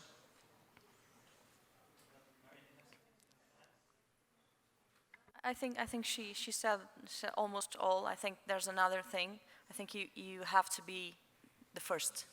So you have to move fast. That's the thing I recommend. What about lobbying? Oh, lobbying as well, and that's why I've said previous that the governments are also important to be involved in this, because it's a strategic move, and you have to think on a global perspective, as she said. I think if I can add to Ms. Yasmin and Maria's point about a couple of things that struck to me that I wanted to emphasize with some examples. One is when I think we have not brought up the term millennial or the Gen Z. I think we have to look at lifestyle, and I think when you give the example of Amazon, for example, there is a new digital-only bank in UAE called LIV, L-I-V, which is essentially ENBD, the largest bank. But what is incredibly insightful there is they didn't just, first of all, they realized they were focusing on millennials' needs. So that was set up for a different need and was not set up as a bank, but as a lifestyle solution. So it is where they can find movies and they can do everything. So the notion and nature of financial services is changing, but I'm applying that in context of also social inclusion, financial inclusion is that we have to look at it broadly in terms of what lifestyle needs you serve. Second point, critically, which Ms. Yasmin alluded to, but I wanted to emphasize is, when we're connecting fintech with financial inclusion or social impact, let's be careful to not get stuck in the technology as innovation only. Today, innovation is equally important in terms of business process innovation or business model innovation. And I'll give a very specific example within our Islamic financial services. Some of us have heard about Ahuwat. So Akhuwat is a zero microfinancing solution out of Pakistan, an excellent case study that has been recognized within the IDB ecosystem as well, that does 0%, zero interest, zero financing, and they figured out a model to be sustainable, and it's, I think, over $25 million in a very short amount of time. So solving for today's needs in terms of innovation can come from minus tech as well. I think it's something to also keep in mind. Obviously, I'm not negating the importance, but sometimes we lose sight that there are other ways to innovate, because ultimately the goal is to solve for the social problems or the needs. So. Well, according to the organizers, we still have 5 minutes. I'd like to have comments, 1 minute comments for each speaker. We'll start with Mr. Ayman, and I have a question. Do ICD have plans for us in terms of fintech and digitization? What are the initiatives and the plans for digitization? Thank you. Well, I think it's going to be a very exciting time that we're getting ourselves into. Lots of technology, lots of innovations are happening. I just want to remind everybody that for the past 3 decades at least, we've been having financial technologies that's been known to everybody, like e-commerce, B2B, e-banking, phone banking. It's just an evolution towards more app-producing products. And it's going to be more and more exciting, and you have to embrace all the new technologies and thoughts. It's not easy sometimes to adapt to each one of them, but it's a future, and it's an enjoyable future in my personal opinion. And that's the main reason why we have, as ICD, included all the 100 financial institutions on one platform, and I've been grateful that they have accepted the idea, because that's where they can share with each other all the latest technology from each other and from each country that they're in, and take the world forward to a new world that will be much more fun to be in. Thank you.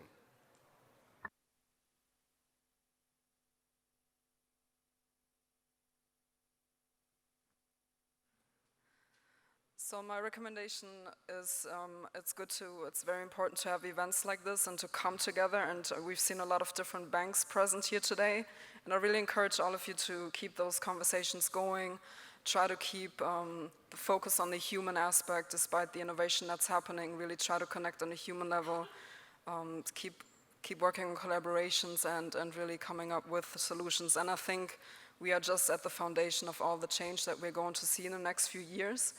So yeah, my closing comment also is to really just try to keep up and learn from each other, be more open and have a global mindset and global perspectives.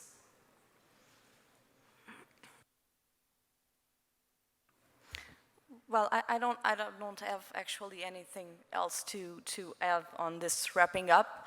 I would just like to share with you another global solution that for me it's an example that it's what MasterCard is doing. I don't know if you looked at the process, but MasterCard, it's now behind the most innovative projects all over the world. They are with Revolut, they are with N26, they are with so many other companies around the world. And so they are not the brand that it comes up first when you look at those solutions, but they are behind. So to just add this detail on the perspective of how we can gain more customers, because that's why we are discussing this over here. It's the cooperation will lead to more customers to our institutions, and that's what we are looking for as well. Thank you. I think if I can put it perhaps in context of ICD as the host of this session, very inspiring to hear about the plan to bring the 100 financial institutions together.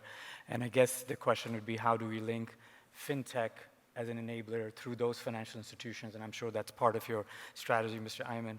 And I think, because ultimately it's the end user that you want to reach, in particular in context of ICD's mandate, the private sector, so SME financing.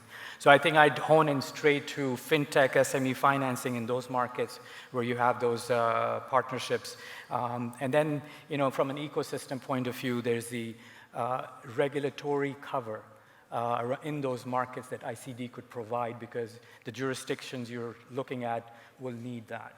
They're not at a stage where even the sandboxes are there or the regulatory awareness is there. So that, and then the second is obviously getting the financial institutions linking up with SMEs and startups and having that engagement.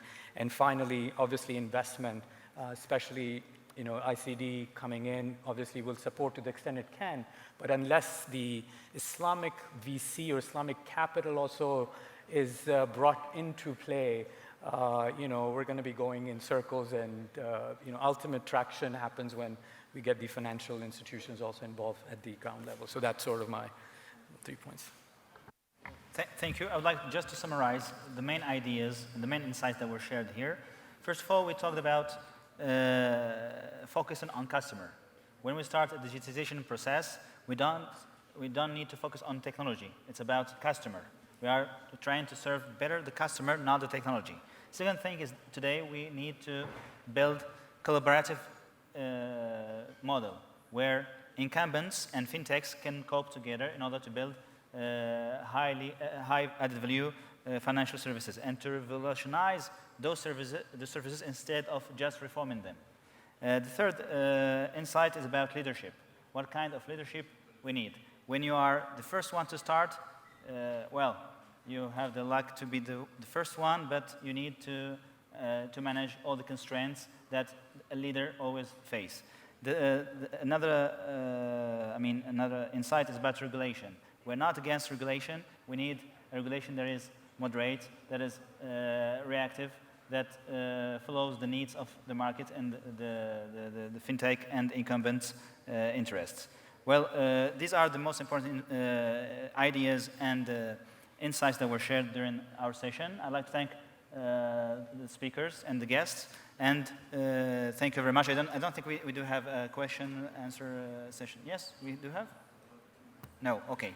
So we can move to the next session. Thank you very much. Thank you to our guests.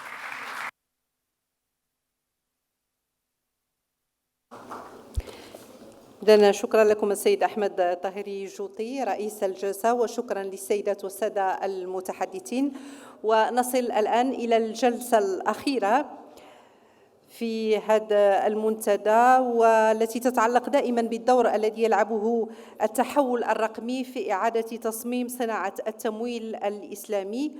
وفي هذه الجلسة سأدعو السيدة كنزة بنيس للالتحاق بالمنصة لتسيير هذه الجلسة ودعوة المتحدثين للنقاش. شكرا لك أيها السادة. السلام عليكم. What a room. Very good afternoon, everyone. I'm Kinza Benis. I'm a communication strategist and e-learning expert, and I'm delighted to be with you today. So, as every internet entrepreneur, I am fascinated by the craze around crypto and blockchain. And so, as I'm launching in a few days an e-learning platform, I was wondering, wouldn't it be amazing if I could launch an ICO to have a crypto, a halal crypto that learners could exchange against their halal products and services once they learn the skills. But then, a million doubts and questions popped out of my mind. Will crypto ever be a thing, really? Isn't it just an institutional tool for now? I mean, as far as Islamic finance is concerned, I have only heard about blockchain, sukuk, waqf. So crypto is not mainstream yet. So maybe it's too early, or is it too late? Considering today, it is almost impossible to launch a crypto with a successful coin with the right network effects. So today, we're all wondering what possibilities does the Islamic finance ecosystem offer, really? What fintech initiatives did ICD get involved in so far? what industries can successfully use halal cryptocurrencies. Does the regulatory framework facilitate innovative initiatives? Like you, lucky me, today's panelists have the answers. I would like to call on Marilyn Hybe, co-founder and CEO of BetterVest. Abdullah Khan, co-founder of HLC, a blockchain-based halal chain company. Mohammed Maher Al-Mannai, head of Islamic Finance Institutions Program, and Hubert de Vauplan, partner at Kramer Levin Naftalis.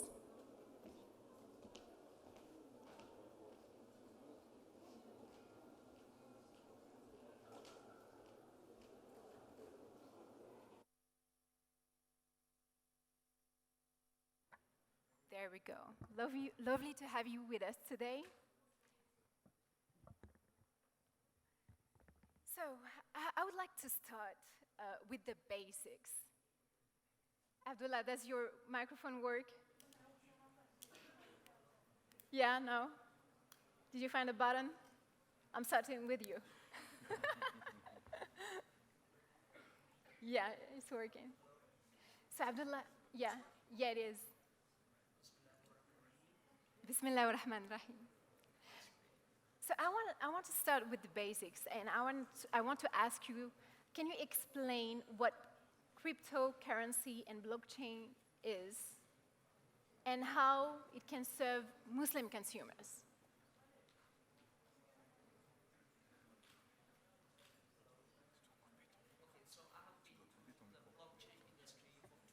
And the question you are asking is very simple and basic, but actually it's very complicated to explain something that is sophisticated in a simple manner.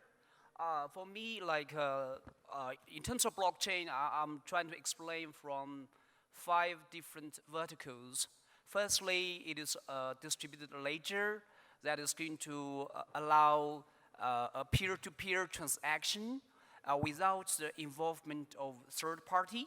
All right, so it is a distributed ledger system. This is from the first layer.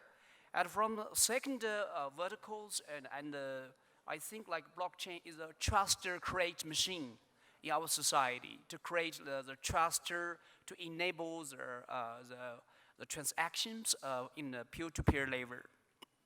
And apart from that is, I think, blockchain is also a tokenization mechanism that is going to encourage the participation from all the industrial stakeholders to release the full potential of the economy. This is from first layer. The fifth layer, that is blockchain, the previous generation internet is internet to help us to exchange information. And blockchain is a new technology to help you to exchange the value, to transfer the value. So I believe that blockchain, simply speaking, is the internet of value. Last but not least, because I have been into the blockchain and cryptocurrency, and I have a lot of communities from Africa across various jurisdictions, and I have to say, blockchain is not only a simple technology, and also it stands for the minted power in the new digital economy, and also it is kind of instrument to redefine your business model, and also to redefine your social structures. This is how I understand blockchain. And in terms of cryptocurrency, crypto asset, it is very controversial and hot topics globally. I think crypto asset is a distributed and decentralized asset against like centralized fiat money that is issued by the bank. And also, we need to distinguish what is a crypto asset and also what is token. Token is issued on the second layer. The first layer is public chain. The public blockchain is a crypto asset, and the second layer applications is a token. This is what I see, understand what is cryptocurrency, what is blockchain, and what is tokens. Thank you.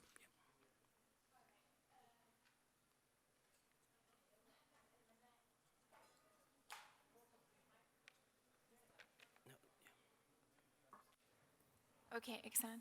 Mohammed Al-Manai, can you complete about how cryptocurrency and blockchains can serve Muslim consumers?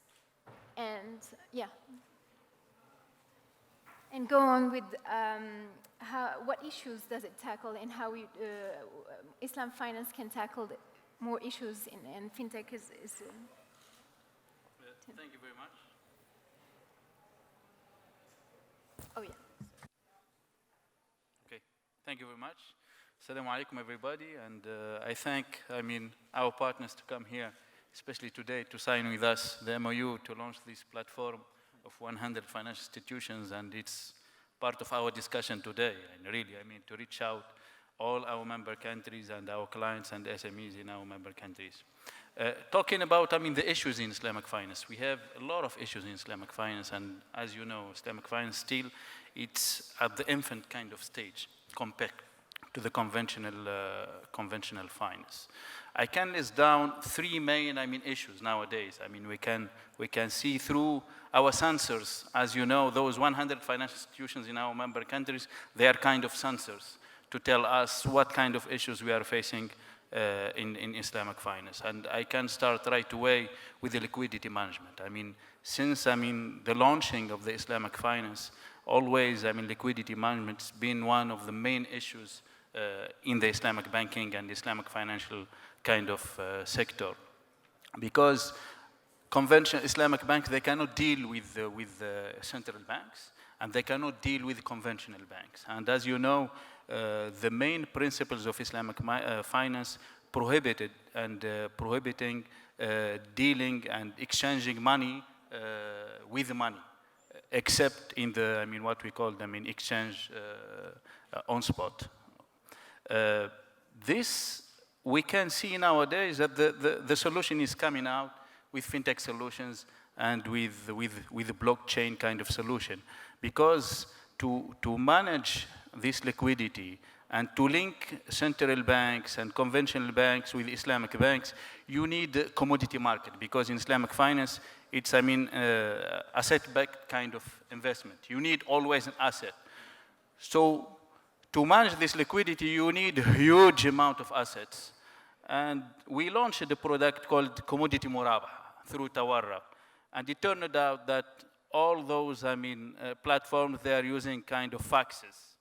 Some of Sharia, members, they went and they checked it if there is real kind of commodity with this big amount in the storage of those suppliers and wholesales, but it turned out there is really nothing related to this big amount of tons and millions of money. So that's why there is a big need to create kind of digital platform where we can transfer the commodities easily and can, come up with a big amount of commodity versus, the huge amount of money, exchange it. This is one of the big issues, and I think fintech can provide, a good solution for this. The second issue, as you know, this is for Islamic finance and for conventional, is the financial inclusion. For example, ICD, 50% of our member countries, they are, kind of fragile economies. So the majority of population, they are unbankable and under kind of bank. So we need kind of solutions, develop solutions, sophisticated solution to reach out those population. And as you know, one of the solutions is the crowdfunding nowadays that, we are working on really to reach out those kind of population. The third, and I can see one of the complex and complicated issues in Islamic finance nowadays, is the clearing and settlement process. Because Islamic banks, they are disconnected. They are not really there. They're spending a lot of money, a huge amount of money with a huge amount of time to get to this process. And I think coming up with a blockchain solution, it will facilitate this kind of connection among the Islamic banks, and it will help them to come up with one platform where they can clear and they can, make it easier, the clearing and settlement kind of process.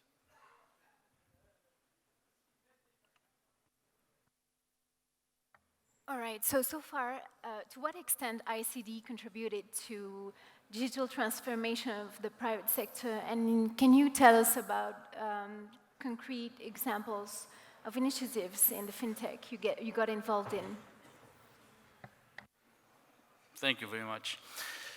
With the coming of the new management, ICD really now they are focusing more on fintech. As we speak, we have a big division now within ICD, their job and their task only fintech, working on fintech. They are acting as incubator and accelerator for those big initiatives, fintech initiative, blockchain solutions, to enable and equip our member countries and our partners with this technology. Because our role, as you know, ICD, we are to develop the economies and to develop the private sector. Develop private sector, we need to equip them with the tools and the latest technology really to develop and to boost their economies. We have a lot of initiatives as we speak now. We can mention a few of them. We have, now we are working with a leading company in Switzerland.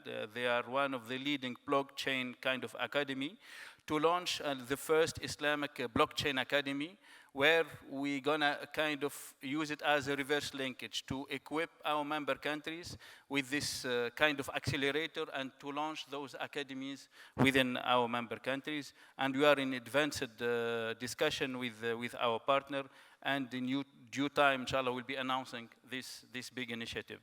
The second initiative, we are working to tackle this issue because ICD, as Brother Ayman announced already, we are, our portfolio 100 financial institutions, of which we have 88 banks. So the liquidity management, it's one of the biggest issues we have in ICD. We are working now with different partners in different countries to launch a digital platform where you can, exchange goods, and to proceed with the commodity murabha, real commodity murabha transactions, not commodity murabha based just on faxes and SWIFT.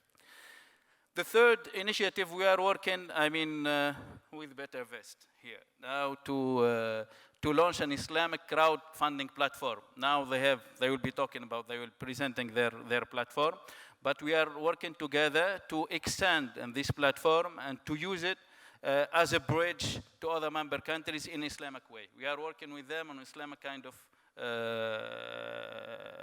crowdfunding kind of platform. And inshallah, she will be presenting their company, and we are working closely to launch soon this initiative.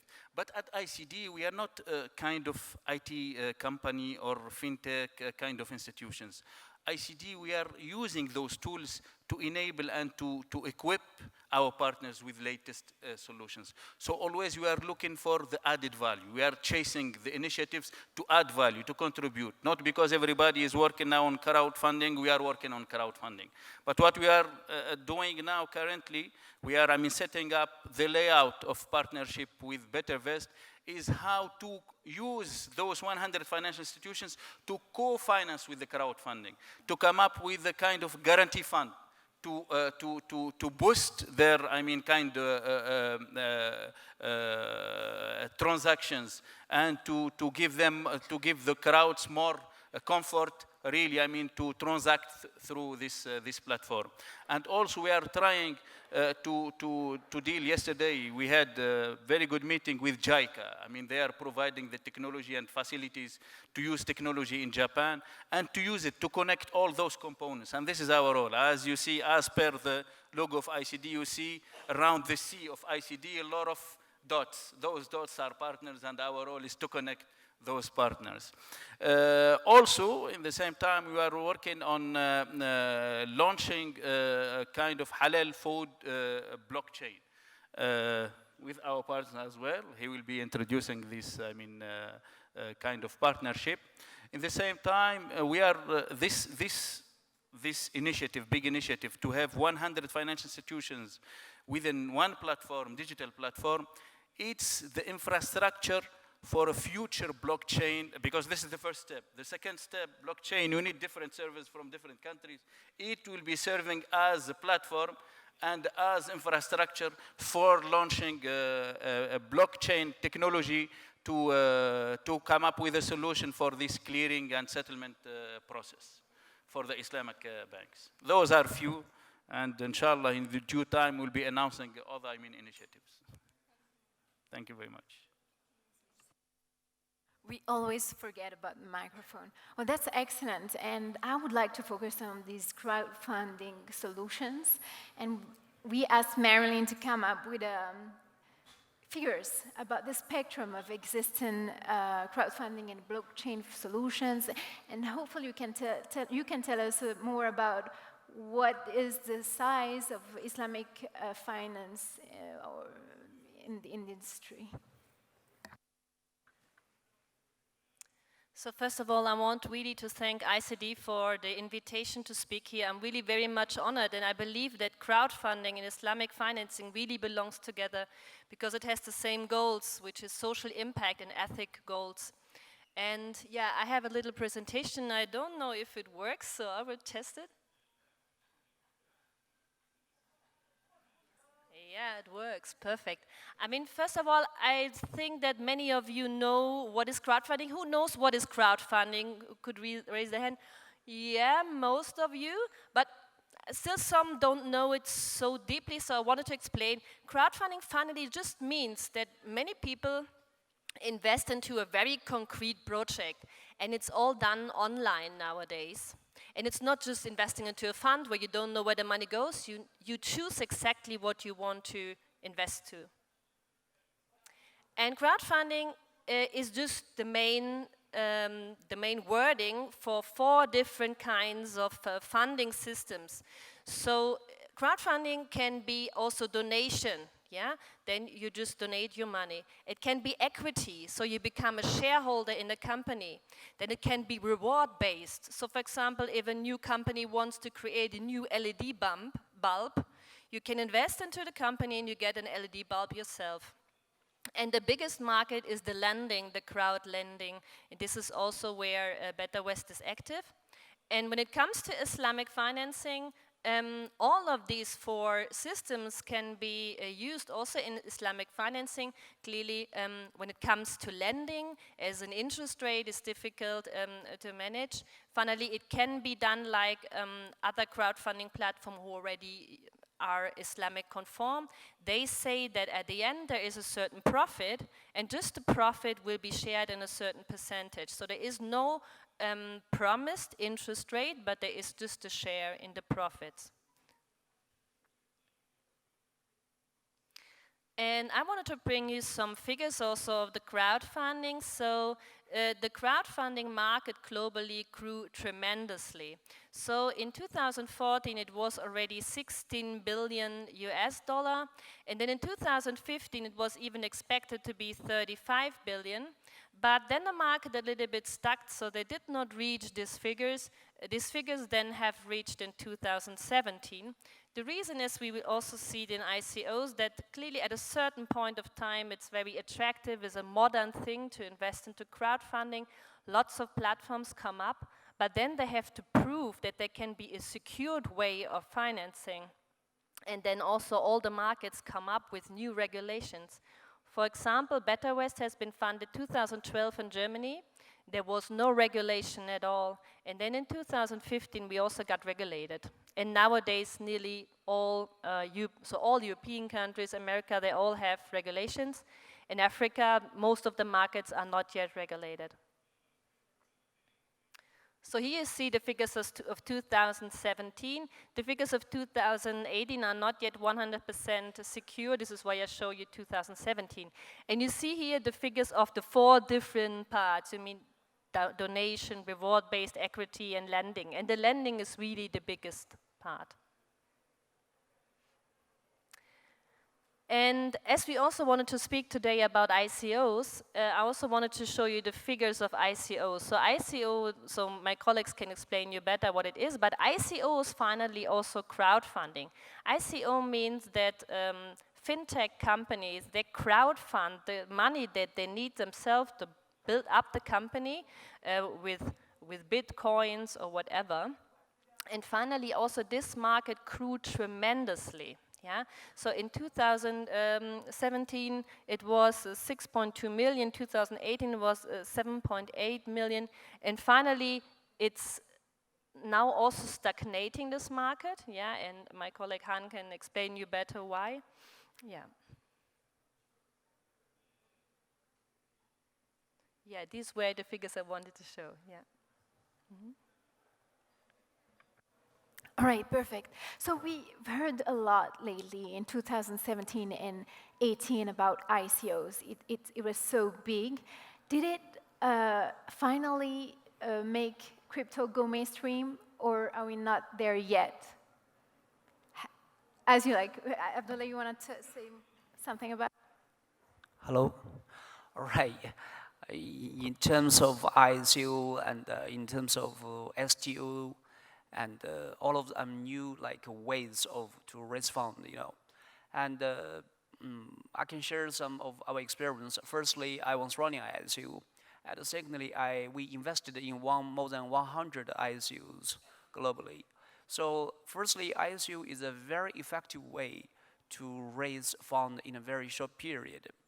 It will bring a lot of hot liquidity when the market is very popular. It's very easy to to introduce a lot of liquidity to a project.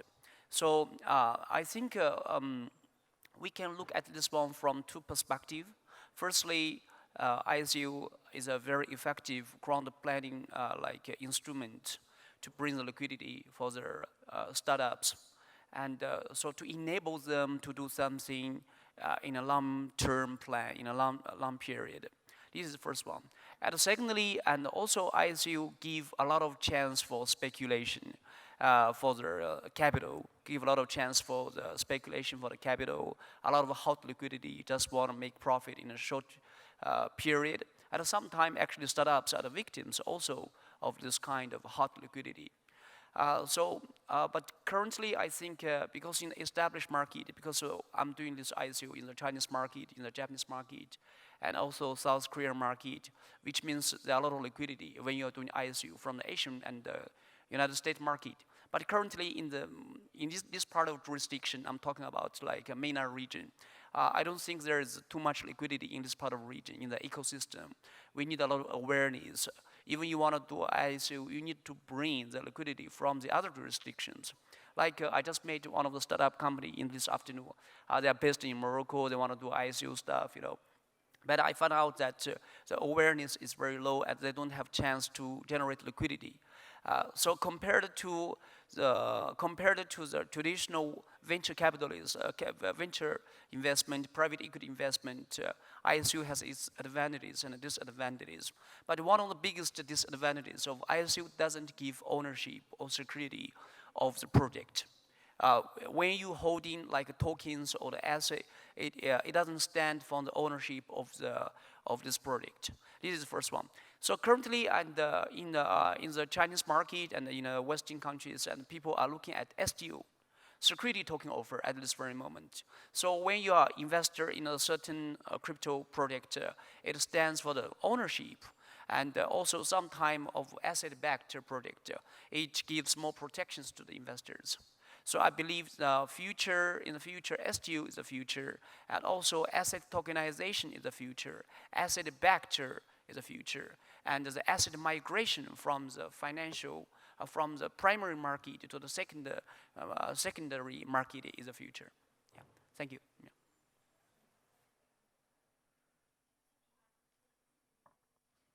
So I'm going to switch to French. I'm just giving some seconds to translate it, to adapt. All right. Hubert de Vauplane, vous travaillez beaucoup avec les gouvernements d'États musulmans. Est-ce que vous pouvez nous en dire plus sur la part de la finance islamique dans cette nouvelle ces nouvelles technologies de financement? Avant de vous poser des questions plus centrées sur la régulation. Oui, merci. Bonjour à tous. On l'a vu dans le panel précédent, il y a des initiatives intéressantes. Vous avez tous noté, par exemple, l'initiative entre la Banque centrale d'Arabie Saoudite et celle des États des Émirats arabes unis pour lancer une crypto-monnaie commune pour les échanges transfrontières entre l'Arabie saoudite et les Émirats arabes unis. Donc c'est une initiative commune, intéressante, une des toutes premières, qui n'est pas spécifiquement focalisée sur la finance islamique, mais qui provient de pays de culture musulmane.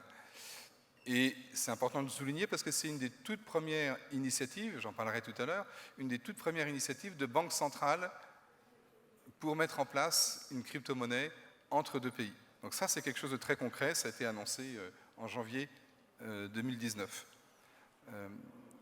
Si je peux revenir une seconde sur un point sur les ICO et les STO,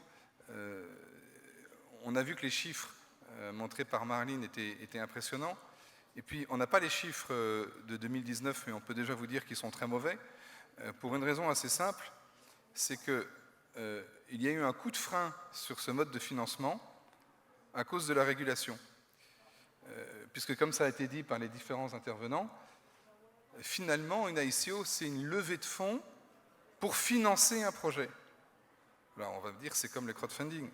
Oui, sauf que c'est une levée de fonds pour financer un projet, mais non régulée. Or, quand je lève des fonds pour financer un projet, grosso modo, je fais appel public à l'épargne. Ça fait une offre au public.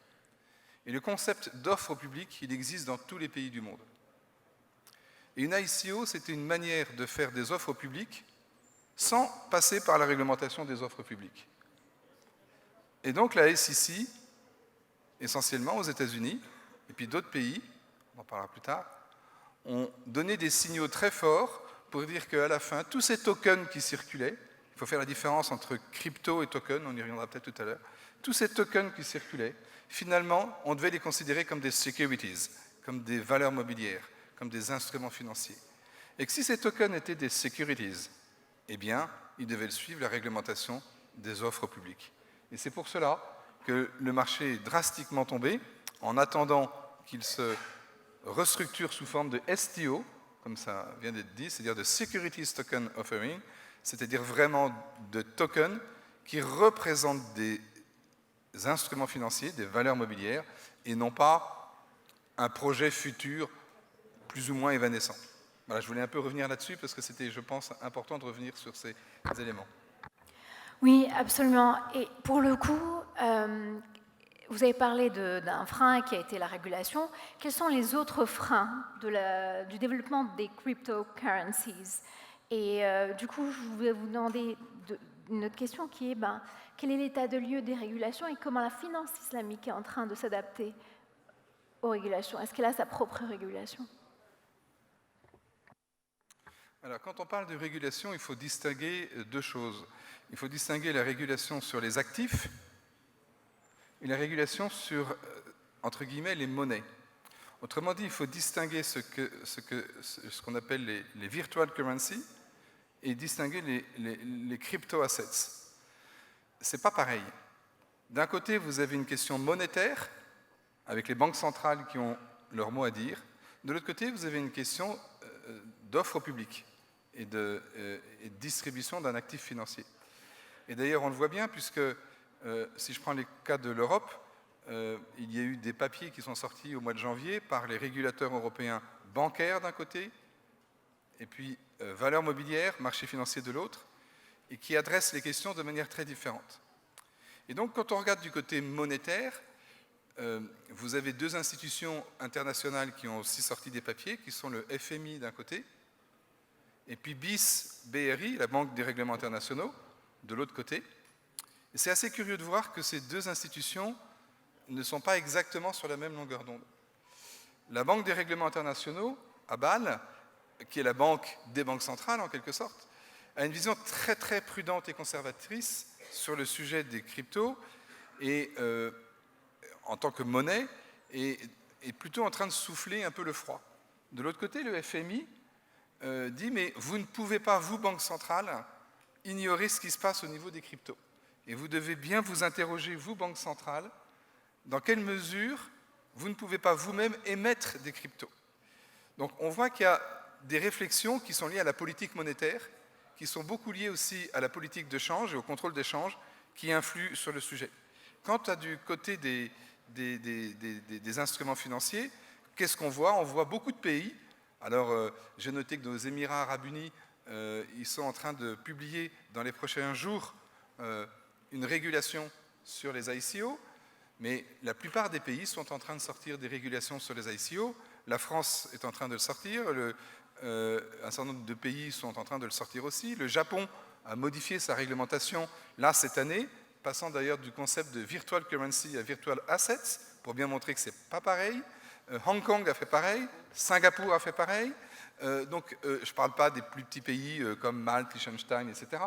Donc, on a une régulation qui est en train d'arriver pour distribuer des asset tokens, des tokens qui sont assis sur quelque chose de tangible.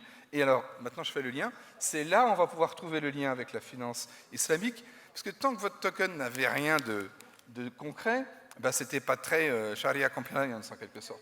Le jour où votre token est assis sur quelque chose de concret, sur un actif concret, du moment que ce ne soit pas un actif sous forme de dette, bien sûr, mais sur un actif concret, vous pouvez tokeniser plein de choses. Et les projets qu'on est en train de voir, c'est comment on peut transformer des sukuk sous forme classique en droit anglo-saxon qui sont des trusts, en droit civil qui sont sous forme de titrisation, comment on peut transformer ces sukuk en à la fois un token avec un smart contract et qui passe par des blockchains pour le règlement de livraison.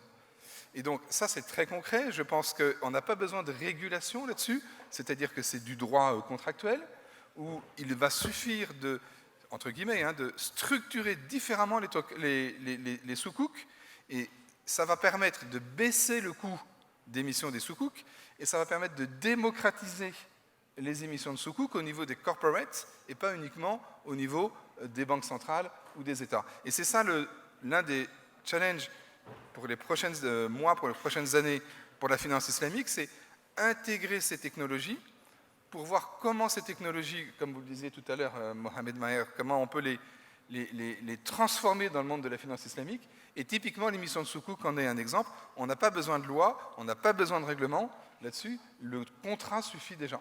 Voilà les évolutions par rapport à ce monde entre les monnaies d'un côté et les actifs de l'autre. Alors, excellente nouvelle donc pour la finance islamique. Les cryptos sont totalement en ligne avec l'idée d'avoir des asset-backed financial products.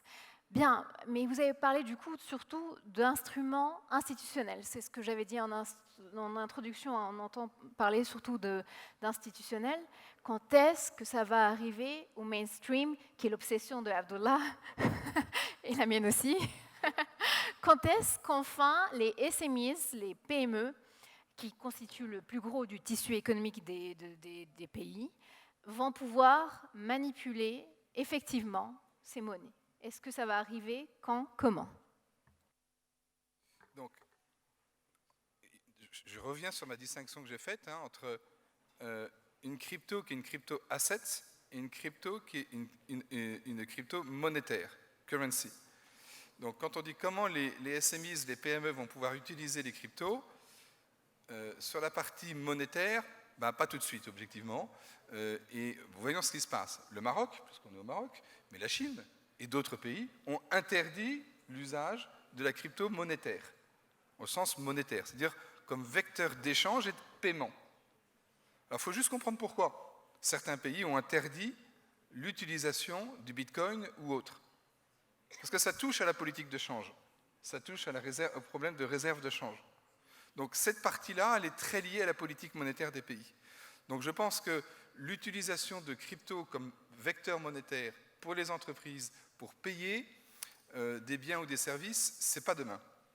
Par contre, l'utilisation du mode crypto assis sur un actif pour se financer en créant de nouveaux instruments, et c'est là où effectivement on travaille avec quelques banques centrales ou gouvernements pour voir comment on pourrait transformer des instruments de financement traditionnels en des instruments de financement adaptés au monde des PME, mais totalement digitalisés et qui puissent servir non pas de paiement, mais encore une fois de financement, est assis sur un actif, que l'actif soit l'actif de la société ou autre, là, pour le coup, il faut apporter des modifications législatives dans les pays qui veulent s'inspirer ou adapter cette technologie à leur mode de financement. Je prendrai juste un exemple très très simple pour le Maroc. Vous avez en droit marocain, comme en droit français, ce qu'on appelle des bons de caisse. Des bons de caisse, c'est des vieux trucs qui existent depuis toujours. C'est typiquement un instrument pour les PME, pour se financer. Mais ça fonctionne comme un chèque, donc ça fonctionne comme grand-papa. C'est-à-dire que pour transférer un bon de caisse, il faut signer derrière le bon de caisse. Alors à l'heure du numérique, c'est pas terrible. Mais il suffit de transformer le bon de caisse de manière numérique, comme on l'a fait en France, pour pouvoir faire du bon de caisse un instrument qui se négocie via la blockchain. C'est typiquement ce qu'on a fait en France.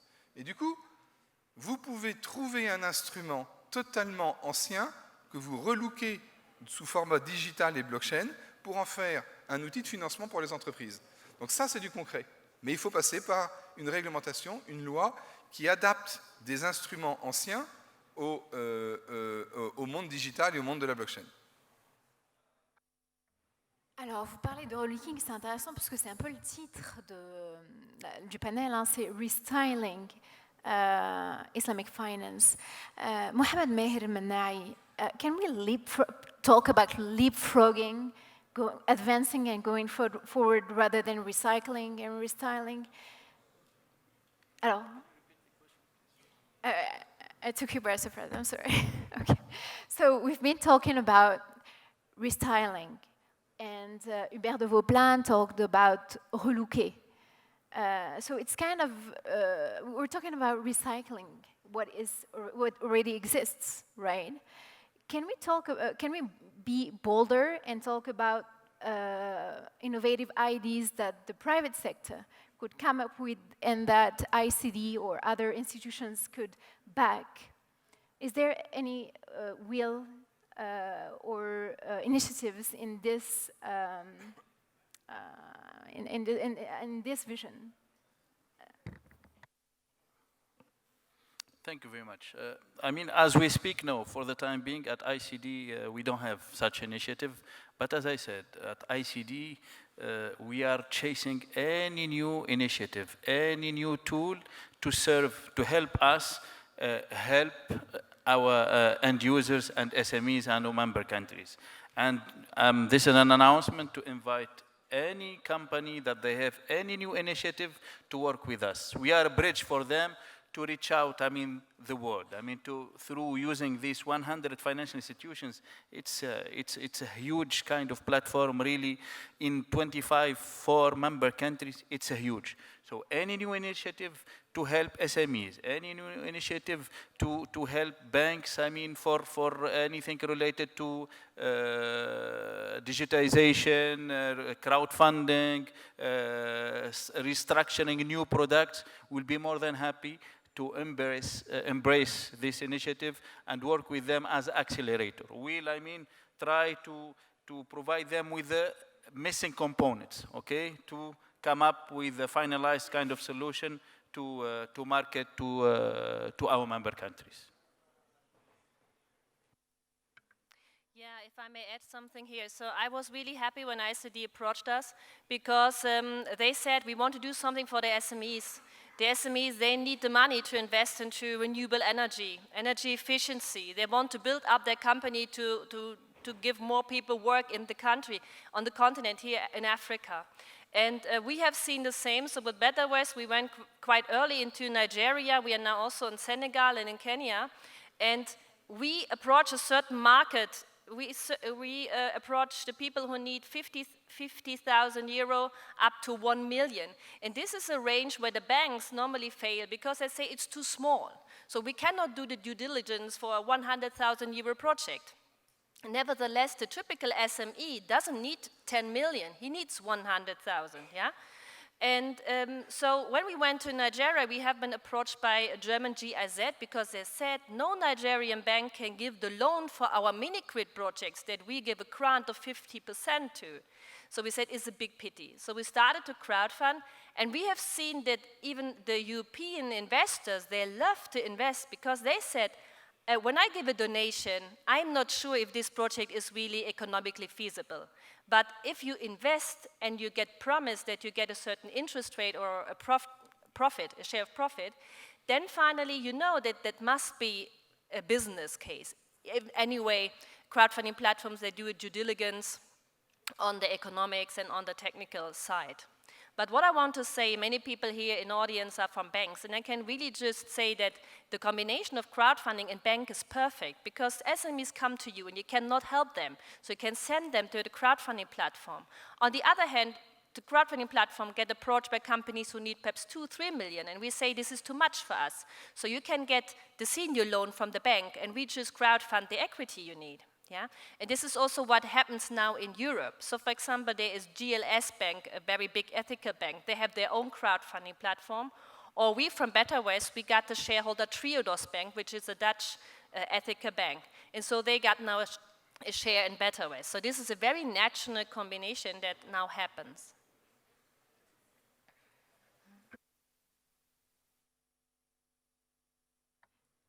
So we have 20 minutes left for Q&A, unless you want to add anything. Okay. Do you have questions in the audience? Great. Okay. Do you have a microphone? Is there someone who could? Well, if you don't have a microphone, I have a loud voice. From MRI Corporation, I have two questions. The first one, which is goes on crowdfunding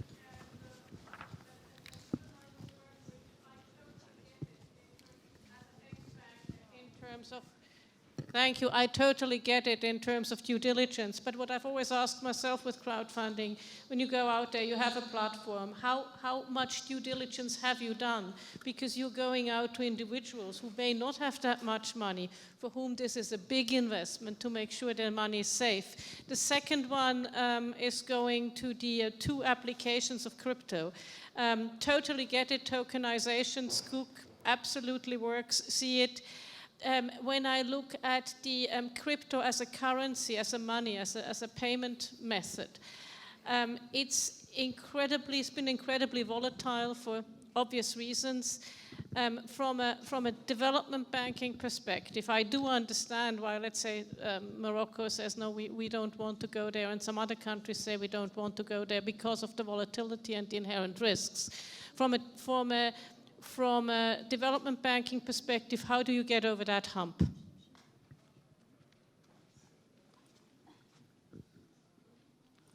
So thank you very much for this question, because it's a very good question. This is, I think, also the problem of the crowdfunding platforms, why it has been now a little bit stagnating, this market. Because we have the problem, the projects are small, and we cannot take too much time and too much money to do due diligence, that we would be a bank again. So we try to resolve that also by partnering with other institutions that have also this social interest. So for example, the technical due diligence we do together with Engineers Without Borders or with GIZ. So they will do a technical due diligence for very low cost, so like 2,000 euro for a 200,000 euro project, that's a feasible price. The financial due diligence we do in-house, so we check the cash flow plan of the company, balance sheets, cash flow plan of the project. Clearly, you cannot check everything. And so we also try now to build in as much securities as we can. So for example, we ask even the founders of the company, would you give a private guarantee? Sometimes legally it's difficult, but if he says no, then we have also the question mark, do you really believe in yourself or in the company? But a much better thing is what Mr. Manai said. We are now more and more talking to organizations that give some kind of bonds. Risk mitigation bonds. They're also the African Guarantee Fund, because they can take a part of the risk, because the problem is we need the crowdfunding money for the small SMEs and the medium-sized SMEs that are just growing now to be big and professional. But if we want to be 100% secured, we would just only finance the big ones, but they don't need the money. So what can we do? We have to build in securities that perhaps come from NGOs or from other organizations.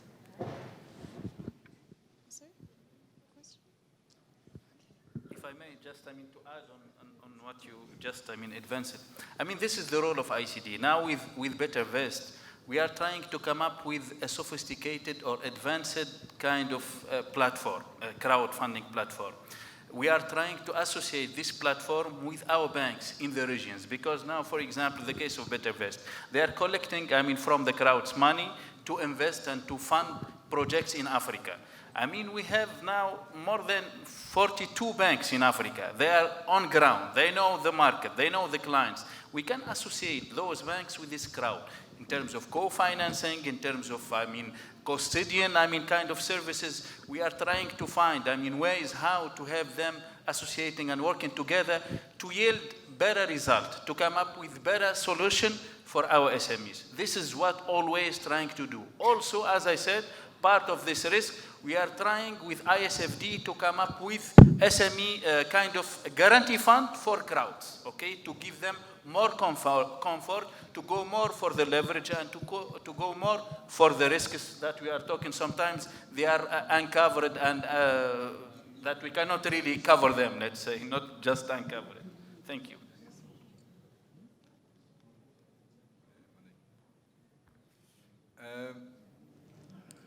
La question des monnaies est toujours compliquée, que quand on parle monnaie, derrière on pense banque centrale. Alors, je vais prendre un exemple qui soit très parlant pour tout le monde et qui est un exemple concret, c'est l'annonce récente de Facebook d'émettre le Facebook Coin. Bon, ça veut dire que on va pouvoir payer un certain nombre de choses sur Facebook à l'intérieur de la communauté Facebook. J'ai employé un mot fort, à l'intérieur de la communauté Facebook. C'est-à-dire que le Facebook Coin, il n'a de valeur que sur le réseau Facebook. Il n'a pas de valeur en dehors du réseau Facebook. Vous ne pouvez pas payer vos impôts avec le Facebook Coin. Vous ne pouvez pas payer votre boulanger avec le Facebook Coin. Pourquoi je suis en train de prendre cet exemple? Parce que souvent, on réfléchit finalement à une institution comme ICD ou ISDB et les cryptos. On pourrait voir deux applications possibles, avec le parallèle qui n'est pas le bon avec Facebook Coin. Facebook Coin, pour moi, le grand problème, c'est grosso modo, on en parlait tout à l'heure ensemble, c'est un jeton du club Méditerranée, si vous voulez. C'est-à-dire c'est quelque chose qui, enfin c'est un coquillage, c'est quelque chose qui n'a de valeur qu'à l'intérieur d'une communauté. Il n'y a pas de planche à billets derrière, il n'y a pas de pouvoir d'émission, il n'y a pas de pouvoir libératoire au sens juridique du mot. Bon. Par contre, qu'est-ce qui pourrait être intéressant dans une crypto pour une institution de finance islamique comme la BID et la CID? Ben, deux choses. Quand la CID, la Société islamique de développement, déploie des lignes de financement auprès de banques à travers le monde, elle les déploie en euros ou en dollars. Et après avoir déployé ces euros ou ces dollars dans les banques, il faut les convertir, et ensuite ça passe dans des murabaha avec des PME locales.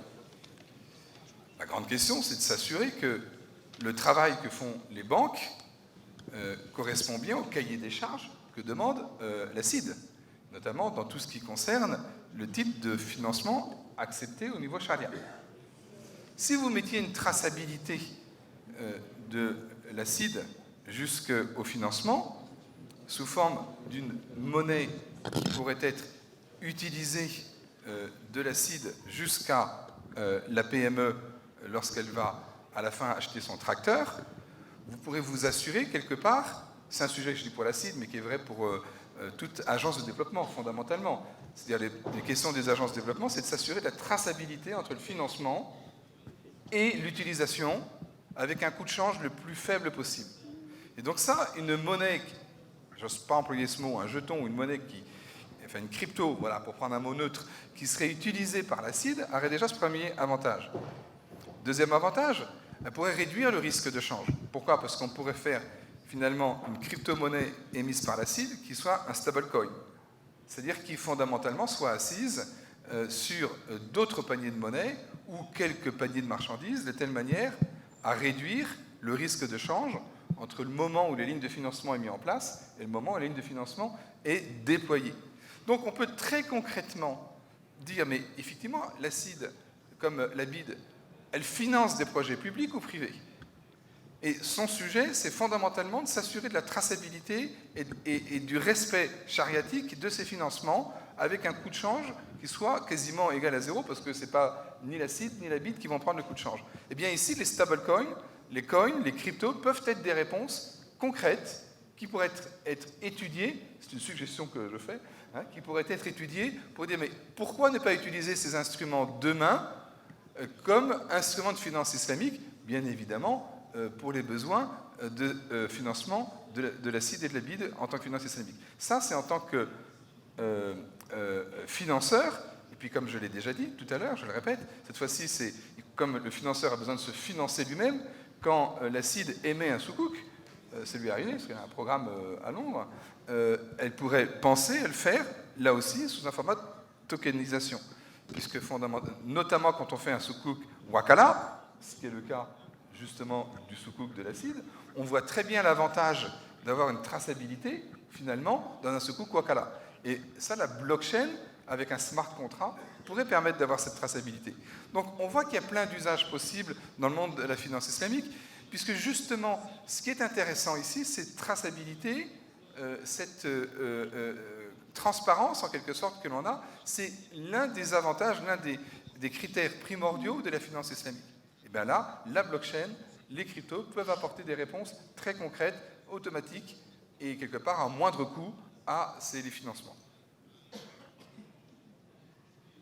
So we have 5 minutes left. Do you have any other question? We have room for one question. Yes.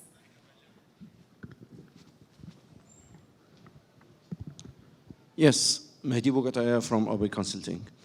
My question is about if in case we have this cryptocurrency, Sharia compliance, and it goes, as we've seen with cryptocurrencies before, it goes into speculation. And this speculation will, anyhow, it's got to get away this real value of the crypto assets of the cryptocurrency and get away, and then we may have this problem with each Sharia compliance. How are you going to deal with that? I will answer on a pure legal point of view. Sorry to switch in English, but as you ask me in English, I will answer in English. It's better. I will never answer on the Sharia side because I am not competent at all. But as a pure lawyer, you are perfectly right. The main risk for the crypto is the speculation. But why we do have speculation on the crypto? Because those cryptos are listed in platform where anyone, you and me, can buy and sell those cryptos. If you reduce the possibility to buy and sell, is at the end of the day, the crypto you can access to the crypto only within a community, in this case, the community of a IDB group. And you don't list the crypto in a platform, because why you will need the crypto in a platform? No need to list a crypto in a platform. In this case, the crypto will be less subject to speculation, and I suppose in this case, but I am not a scholar again, it will potentially comply more with the Sharia that the other crypto, which are, for me, totally not Sharia compatible due to the speculation. I don't know if I answered to your question, but for me it's clearly, if we limit the possibility to access to the crypto, you have less speculation or potentially no speculation. Thank you everyone for this fascinating discussion. If you have a question, if you still have questions, please share them on social media using the hashtag ISDBAM44. I'm sure the panelists will be happy to answer them. And that's it. We can wrap the discussion. Thank you so much.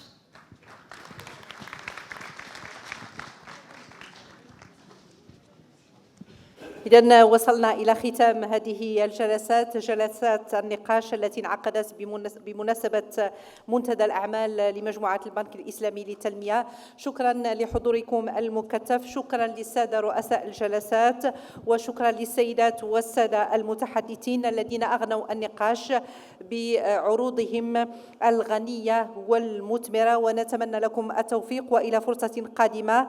والموعد غدا مع الاجتماع السنوي 44 لمجموعة البنك الإسلامي للتنمية. شكرا لكل من ساهم في إنجاح هذا الحفل، شكرا لفندق الفور سيزن على استضافتنا بهذه القاعة، شكرا لمجموعة افونسين بكل اطرها والذين سهروا على انجاح هذا الحفل، والى اللقاء. هناك شخص ضاعت منه بطاقة الهوية، وجدناها في أحد الكراسي، يدعى نبيل فندي. نبيل فندي من الدار البيضاء أنفا أضاع بطاقته. إذا أراد استلامها سنضعها في الاستقبال، في مركز الاستقبال بالفندق ديالك.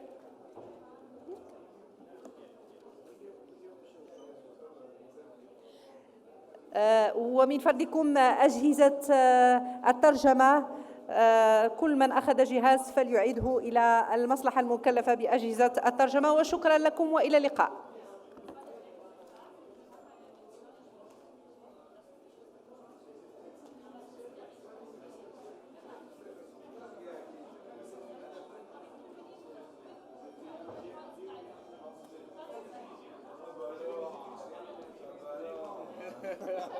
Je ne savais plus si vous étiez tunisien.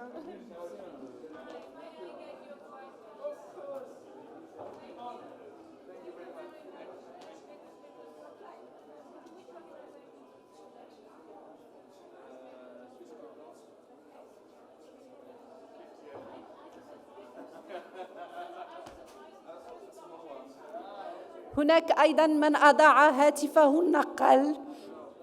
شخص أضاع هاتفه النقال.